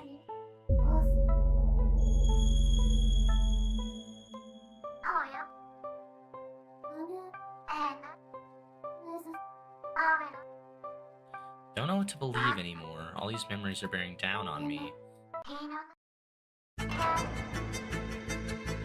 So odd. Now we're just gaslighting her. Holy fuck. Called every day.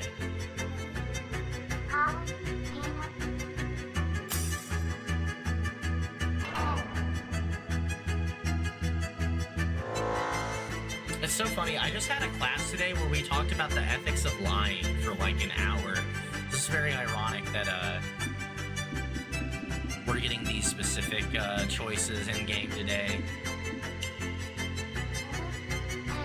So he proposed to you.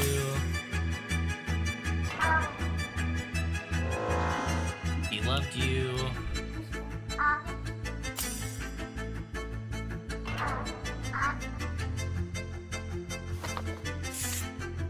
The heartfelt words Cyrus said that day. This has to do with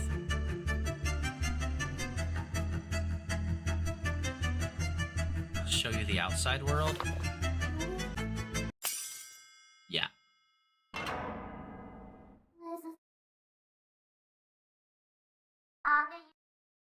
I can show you the world. His hands there were so warm even beyond the grave. Beyond the grave?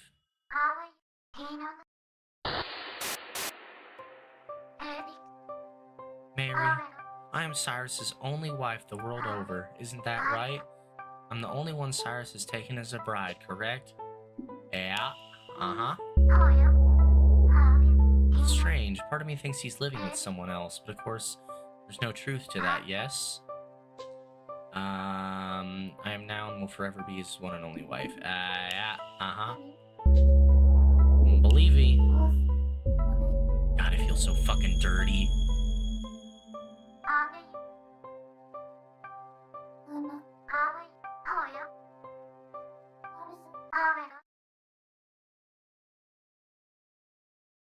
no, I'm not sure I can convince Violet to believe these lies.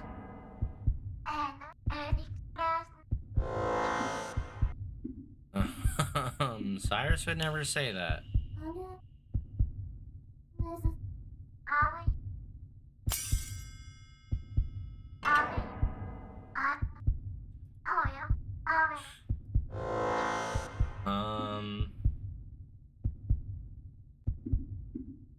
Arsonist was Cyrus's father. Don't think about that.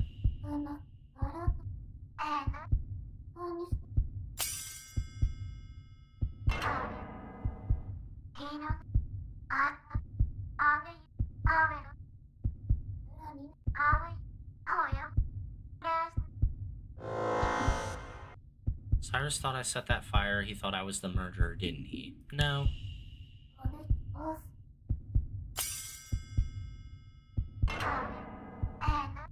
Everyone blamed me for the fire back then. No one would believe me, all because I was a moonchild. No matter how hard I insisted, how much proof I offered, no one let me in here. The fire occurred at night. Didn't do anything. I was the prime suspect. The court, police, servants, even my own father.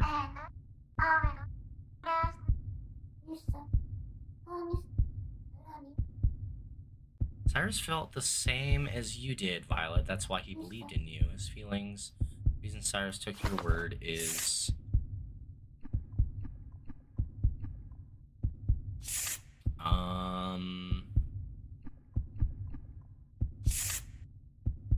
for testimony, I guess? Maybe love grows faith? Ooh, maybe love grows faith, huh? Yeah.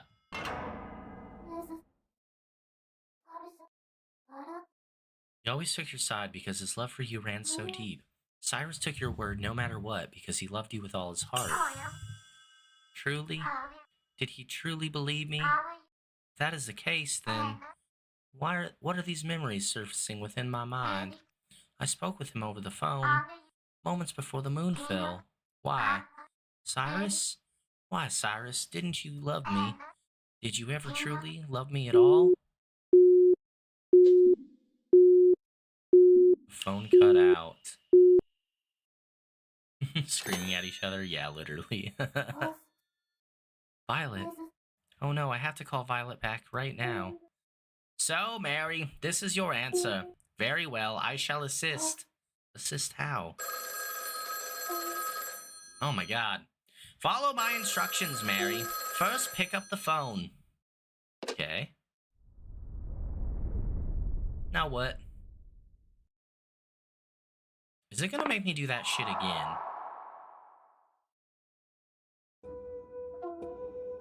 Mary, from here on out, you will be connected to Violet's unfinished phone call.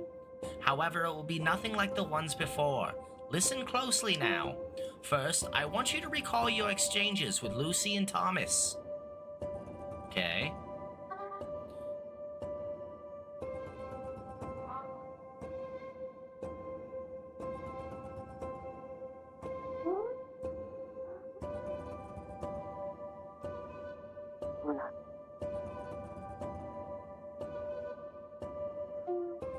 You used that very phone to grant them a possible future. One that could have been real. Indeed. To use light as a metaphor, for example, as an observer, you merely watch the light of a destiny travel a straight line down an unfinished path.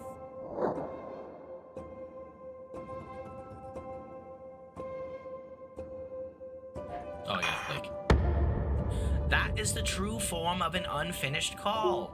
In Violet's case, however, rather than an observer, you must intervene as a participant. You must bend Destiny's light. A future where Cyrus, his heart ablaze with revenge, regales Violet with sweet words of love. Such is simply impossible. But even so, if you are so desperate to save Violet, your only option is to create that impossible future. Rather than the plausible futures of Lucy and Thomas had ahead of them, I must grant Violet an impossible future. But how? Through the words you are about to choose. The words I choose. Precisely. You are going to take Cyrus's place. So then, what is it you want to tell Violet? What Violet truly wanted was for Cyrus to love her back. Obviously, it'd be, I love you. I want to take Cyrus's place and tell Violet I love you. Very well. Then you must continuously convey to her the thought, I love you, and nothing else. However, this act leads to an impossible future. As such, you'll be saddled with a hefty restriction. A restriction. You will be limited to the phrase, I love you. No other words will be recognized. Also, such a severe act carries equally severe costs to both you and Violet. So in exchange for being able to say I love you, something painful will happen to me. Undoubtedly so. You must be willing to bear it. Willing to... It's fine. I want to tell Violet I love you loud and clear. As Cyrus, only those words can save her. I believe. This cat is telling you to access another dimension. No, literally. Cyrus, I'm sorry for being so blind. I never picked you up on the hatred you harbored against me. To be so utterly obtuse, I'm truly sorry for that. And I can hardly blame you for feeling that way. Were it not for my testimony, your father wouldn't have perished. Yo, this fucking... this music is so hard, I don't think it fits right now. That fire couldn't have been your father's doing, I'm positive.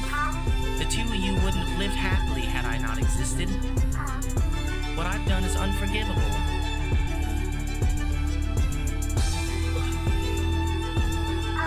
I understand how you feel now, Cyrus.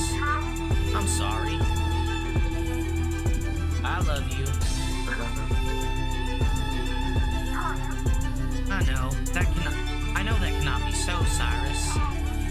You only hope to twist the knife with those words. You were right about everything. Dude, why is she like fucking accepting of this now? So fucking confused.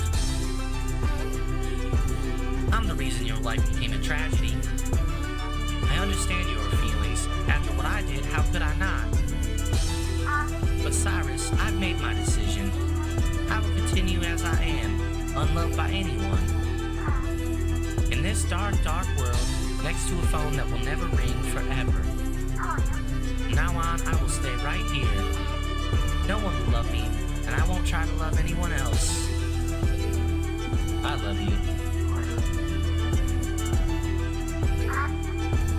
Those words are so painful to me, Cyrus. Final Fantasy battle music? Yeah, it is. Never in my wildest dreams did I think those words would hurt me so much. Please don't say that you love me ever again. My heart, it hurts. Why did it turn out like this? It's almost like I'm carrying out Cyrus's revenge for him. Didn't I tell you, Mary? You're attempting to create an impossible future. Then I can't change Violet's past or her memories. The past is set in stone, and memories cannot be erased. Then how am I supposed to save her? You must keep hold of the phone. There is no other way.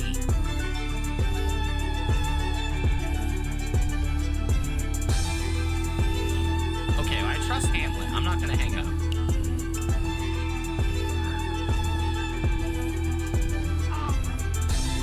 Cyrus, is your thirst for vengeance still not slaked?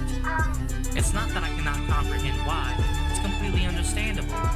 But I've found peace. I cannot and will not take part in this. After all, I finally realized I've never known love since I was born and will never know it until I die. And that brought me peace. You cannot hurt me. I'm at peace. This life I've lived, I was never meant to be loved by anyone.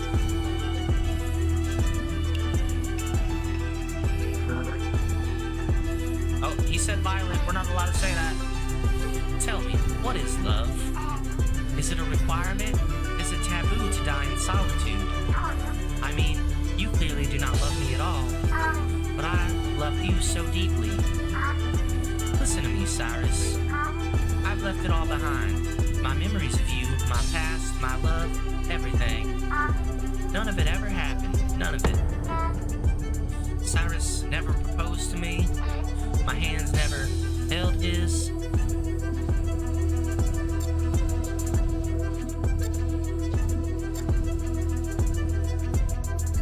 Don't forget. Make Cyrus disappear from my mind, please. Erase him.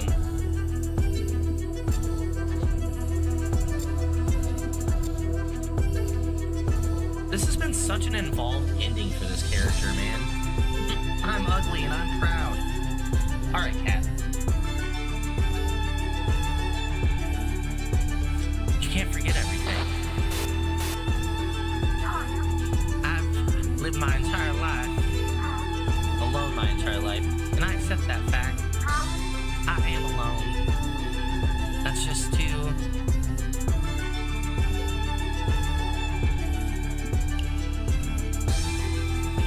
anymore. Sure you can. Hamlet said don't hang up.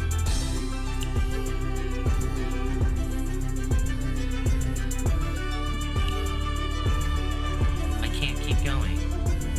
Then put the phone down. But what'll happen to Violet? The moment you hang up, she will never be able to place a call again. In fact, she will be able to converse with anyone over the phone. She will sit in total darkness, waiting next to a phone that will never ring for eternity. Let me be clear, Mary. There are souls that can be saved, and others which cannot. Creating an impossible future is no mean feat. Thus, you must know when to move on.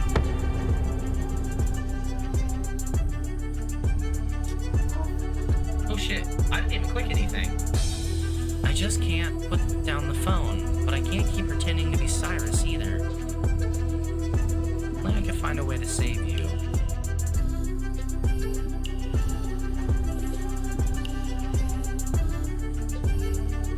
Keep saying I love you, convey it with your inner voice. Put down the phone. Convey it with your inner voice? Violet, I wanted to find a way to save you. I thought all I needed to do was say I love you in Cyrus's place. But your real feelings about all this never crossed my mind. Violet, let's remember together. That day when you first met Cyrus, you remember, don't you? That night in the garden, you pricked your finger on a rose thorn. Cyrus came up to you and took out the barb, didn't he? The pain was terrible, but Cyrus cleaned away the blood. You told me all this yourself, remember? You told me that was one of the happiest moments of your life, right? Let's remember how that felt, right now. No matter what, I don't want you to forget it. The pain in your finger, your joy at Cyrus's kindness. Let's remember together.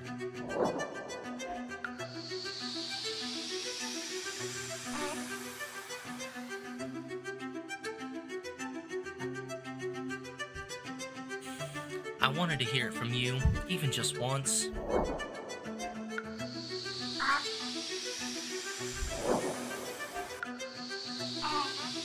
Please, just once, say those words to me.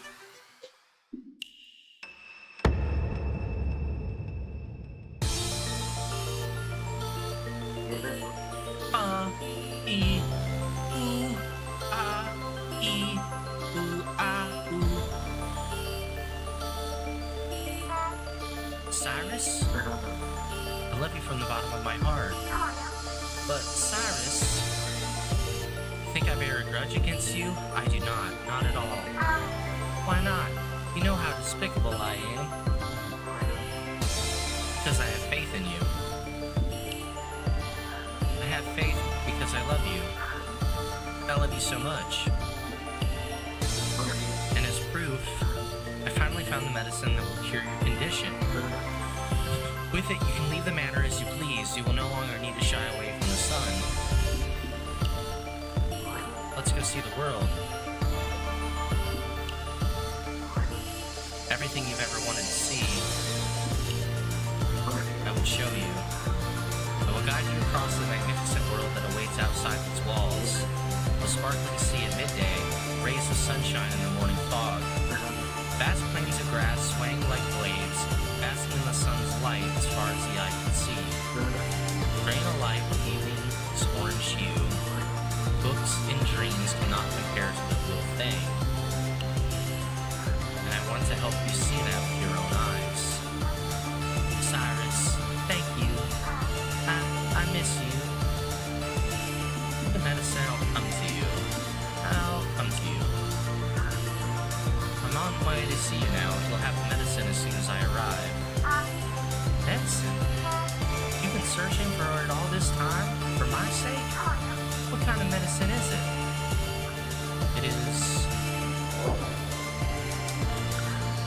ointment in a bottle labeled with a lapis rose. Tracking it down was quite difficult. I had to visit markets in every corner of the globe. I searched high and low until I found it at last. A bottle with a lapis rose. Apply its content to your whole body. Once you do, no amount of sunlight upon your skin will ever start a fire. I really must say, though, this lapis rose on the label is quite stunning. Almost as if... here's to rival your beauty.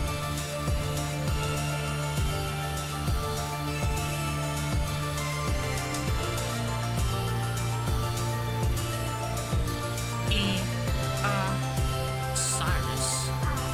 You see, the lapis rose printed upon the bottle. It is not a flower, but coral from the ocean pool which resembles rose petals. You boarded a ship and went far away to find that coral, didn't you? But it's okay. I mean, even so, you are still Cyrus, are you not? You are my Cyrus, yes? Yeah.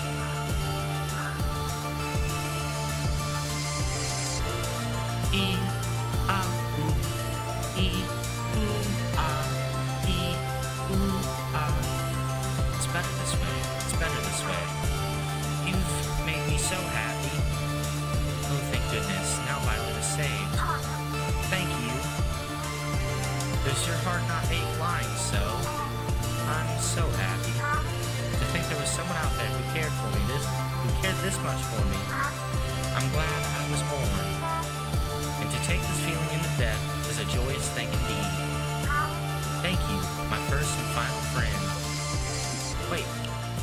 I bid you farewell, Mary.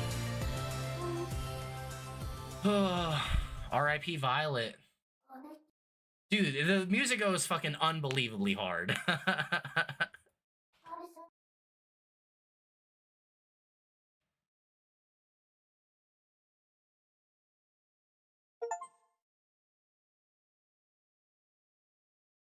End of episode 3. Okay, but the end of the episode, there's like some cool stuff usually before it gets into like really gets into the next part. So we'll go through all that. So dark, I feel so lonely. Violet? Where did you go? Did you leave me all alone again? Violet saw right through me. I couldn't convince her the lie was real. She left me behind. Now I'm all alone again. Lying is bad. No, it's getting caught that's bad. I can't get caught telling lies. I mustn't get caught telling lies. Isn't that from something? Can't get caught telling lies. I mustn't get caught telling lies. I feel like I know this place. Ooh, there's new things to look around at. Usually I can only click on this fucking diary. A mirror. Why is it that my heart squirms when I look at this mirror? I'd rather not look. That's a really big plushie. Looks like a bear, but kind of like a cat, too. I wonder who made it. Someone famous? Now where have I heard that before? There's something behind it.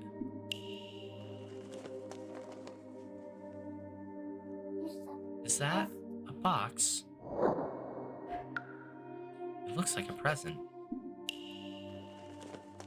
It's empty. Did someone take what was inside already? It smells a little like the beach. Huh? There's something stuck under the lid. An envelope? can feel something inside. A card. You're still alive, aren't you? Who asks something like that? Interesting. There's a memo on the wall. Close the shutters before bed, no exceptions. So we probably are a moonchild, huh? Just like Violet. Anything else in here? Don't think so. There's a diary. I think I've seen this diary before. There's numbers written in here. 1, 2. The next part is missing. Maybe there's supposed to be something written on the right, too. Uh-huh, what's that? There's something below the mirror. A piece of paper? Below the mirror. Piece of paper on the floor. Is this a page from the diary? June 22nd. Only what you believe is the truth. He called me today, too. I lied to him again today, too. I'll surely lie again. Because if I don't lie, everything will go away. Splendid. That just now didn't sound like you at all, Mary. I'm not allowed to be me. That's why I'll lie again. Why must you hurt your father like this? Lie, and you have to stick to it. Lie, and you mustn't get caught. Yes, Mary, you. Right, I must never forget. You are absolutely not loved whatsoever. I'm not loved. That's why I'll lie again. So that I'll never be left alone by anyone ever again. I have to answer the phone. Must not tell lines. Lie lines reminds me of the part in Harry Potter where Bridge makes Harry write sentences. I will not tell lies in his own blood. Yeah, maybe that's what I'm thinking of. Yeah, that probably is what I'm thinking of. Hello? Who's there? Why won't you say anything? Hello? What's wrong? Please say something. Hello? Ellipsis? Please? Don't leave me here all alone.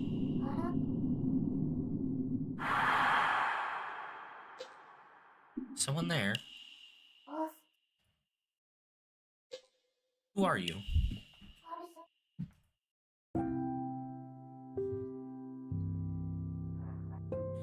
Oh, finally, I got through. Phew, thank goodness you picked up. So I'm thinking, here's my theory. What up, Colton? I'm thinking this, like, soft-lighted, warm kind of persona is, like, our real dad, and the fucking bastard that we keep talking to, usually over the phone, is, like, an adoptive father. I was starting to worry that you'd never answer the phone again.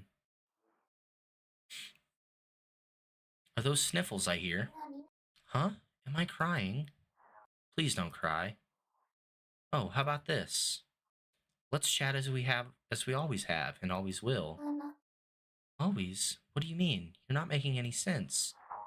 Please. Let's call when the moon is full, just as we always have. After all, me and you are... You mean the world to me. I treasure you more than anything. What? Do you know me? Please don't say that. You can be yourself. You're good enough just as you are. I want you to be yourself. We'll be together now and forever. We can chat until the end of time. I want to talk. Kitty, there's no space for you on my desk. Chat doesn't work on Twitch? Why not?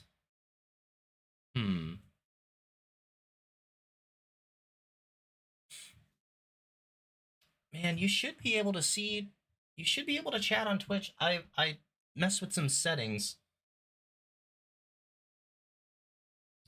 Kind of slow on YouTube, but it's working here. Is it, let me just double check that I'm not getting Twitch messages. No, I'm not. So weird. Ugh. We can chat until the end of time, so please, talk to me. Mary? Mary? Mary, are you crying? What? I'm crying. I think I just had a nightmare. A nightmare? How? You've been here on the phone all this time. No, I was in a blue room. Mary, are you quite all right?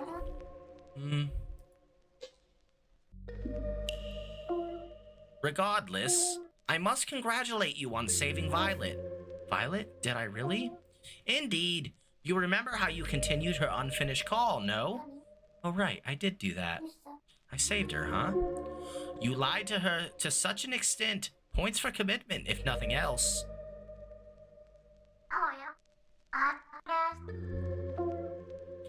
Although Violet did see through the charade, and yet you still managed to save her. Luck was on your side this time, Mary.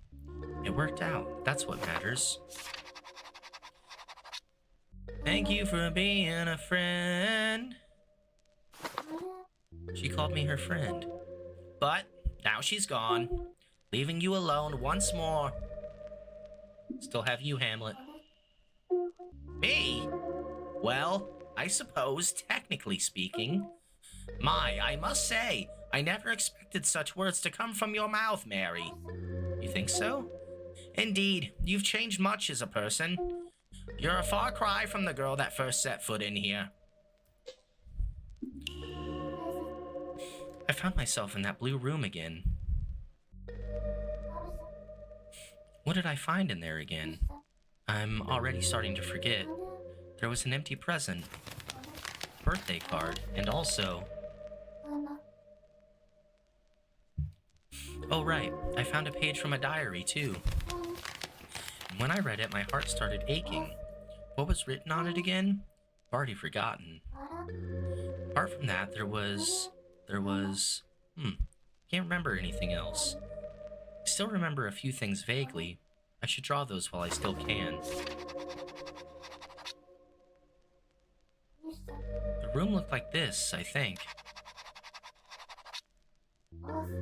The message in the birthday card was this. What exactly was that? Hamlet might know.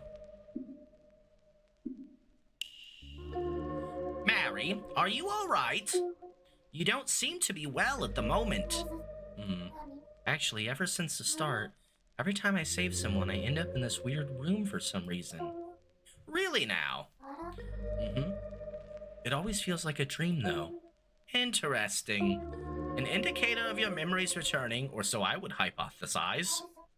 Huh? Are they going to come back soon? I would assume so. That room is tied to your past. That blue room is tied to my past. Was it my room? Most likely. My room. Bear this in mind, Mary, if you will. That room is... Mary, the phone is ringing.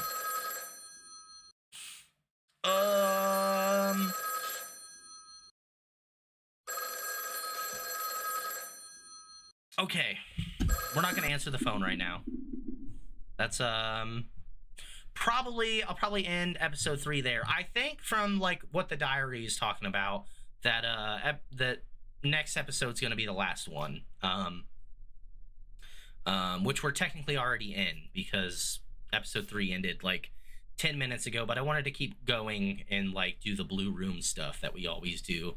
But now I think it's gonna try to introduce the next concept and character, and I want to hold off on that. This was definitely my favorite episode of the game so far. Certainly fucking long. This is gonna be like a fucking 4-hour YouTube video. But it was so good. There was, like, so much good, like, philosophical branches that we talked about in this episode specifically. yeah, super enjoying the game. Excited to play the ending of it. Probably tomorrow or Friday. We're definitely gonna bang out the ending of this game. Hope everyone is enjoying these episodes. Hope everyone is excited for episode 4. Let me know what you would have done about lying or telling the truth there with Violet. I'm super interested in that decision. It ended up working out, but like I don't even know if we went about it in the right way or not, to be honest. I think my reasoning was sound, but again, I'm not too sure. Yeah, that's going to be all for episode 3. If there were any choices you would have made differently, I would love to know which ones and why. And hope to see you back for episode 4.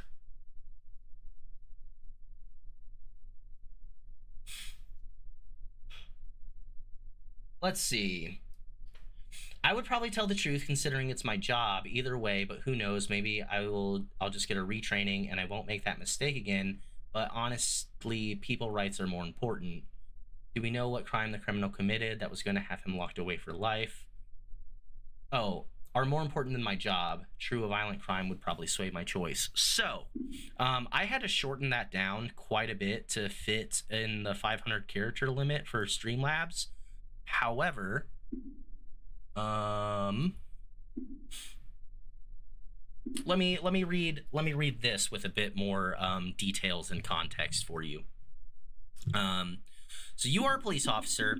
You are on the hunt for a very malicious criminal who has done a number of very malicious crimes. You end up tracking him down into an alley. There is no one else in the alley besides you and the criminal, and your body cam has malfunctioned. You chase the criminal to the end of the alley, tackle him, and arrest him. You forget to read the criminal his Miranda rights. During the court hearing, you are asked whether you read the criminal their Miranda rights or not.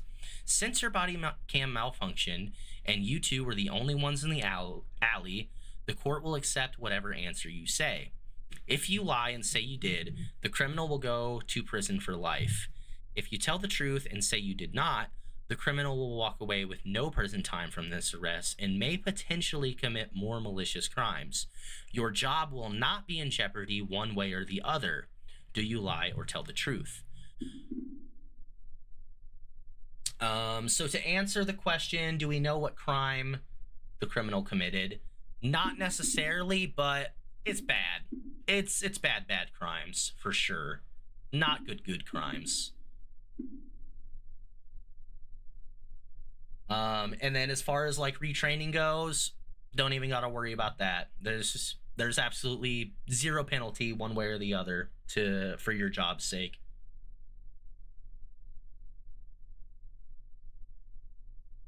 My answer, I answered this at the start of stream, but I'll go ahead and go over my reasonings again.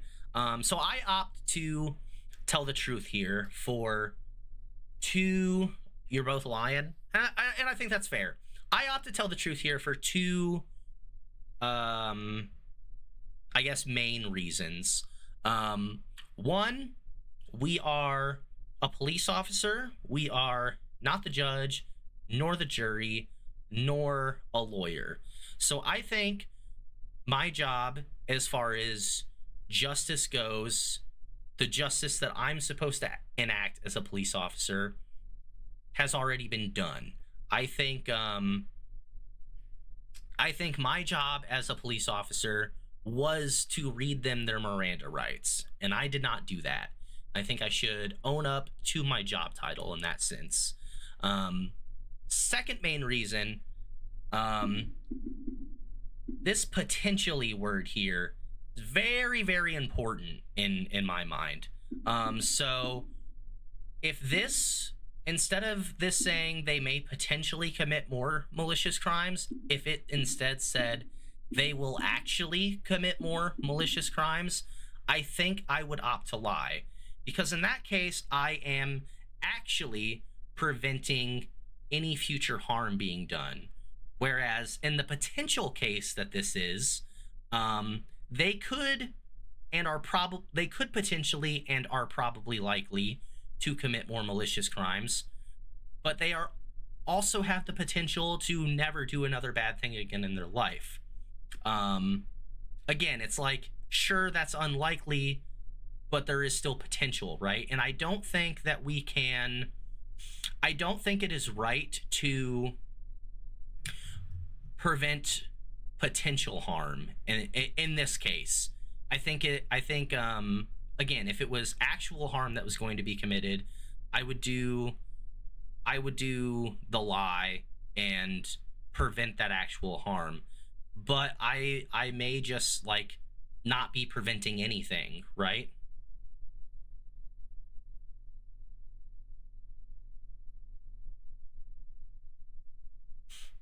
And again, there's the whole thing of like, well, yeah, there should probably be justice for the crimes that they already committed. I just don't think that's my job as the police officer in this sense.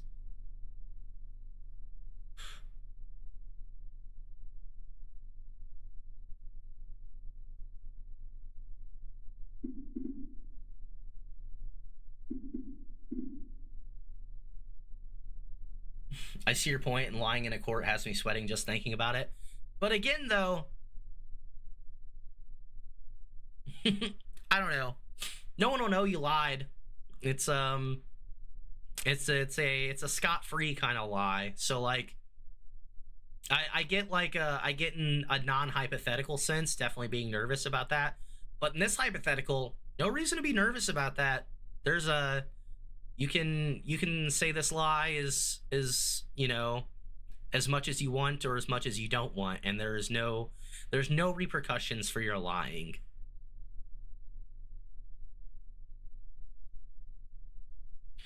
Oh, I forgot to preface this too. This was a I prefaced it earlier, but this was a I had class today, and when I was talking about how we talked about the ethics of lying for like an hour, I said that at some point earlier, soonish ago. Um, this was like one of the thought experiments that we talked about in class. Not even a philosophy class, by the way. This was fucking interpersonal communications. So it was it was funny, but yeah, we talked about the ethics of lying for like an hour, and I told my professor that I was going to seal his thought experiment after class, and that I did. I tried to Google it and see if it was like an actual like official thought experiment, but I couldn't find anything about it. Um, so I don't know if this has a name.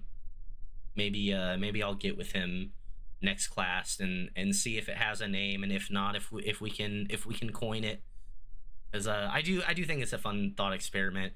He mentioned about how like there's so many like legal loopholes in this that make it not sound, I guess, but what fucking thought experiments are sound? They're all so fucking caveated and messy, for lack of a better word.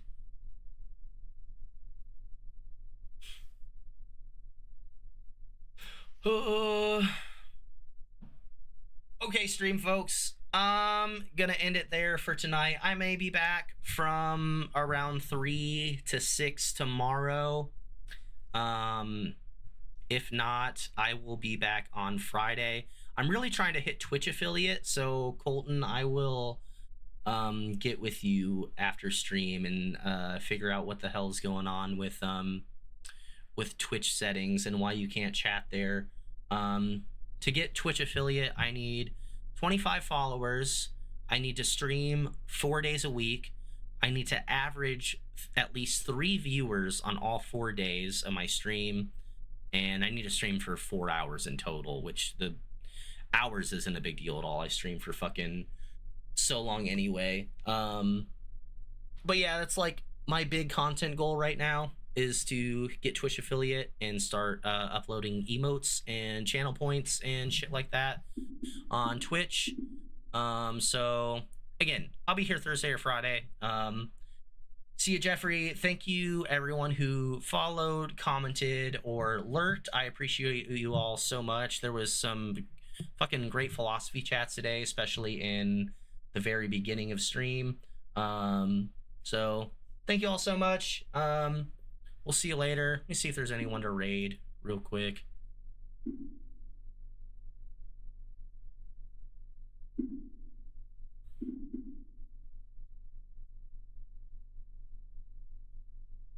Appreciate you, Jeffrey. Also, if you're interested in my Discord channel, my Discord server,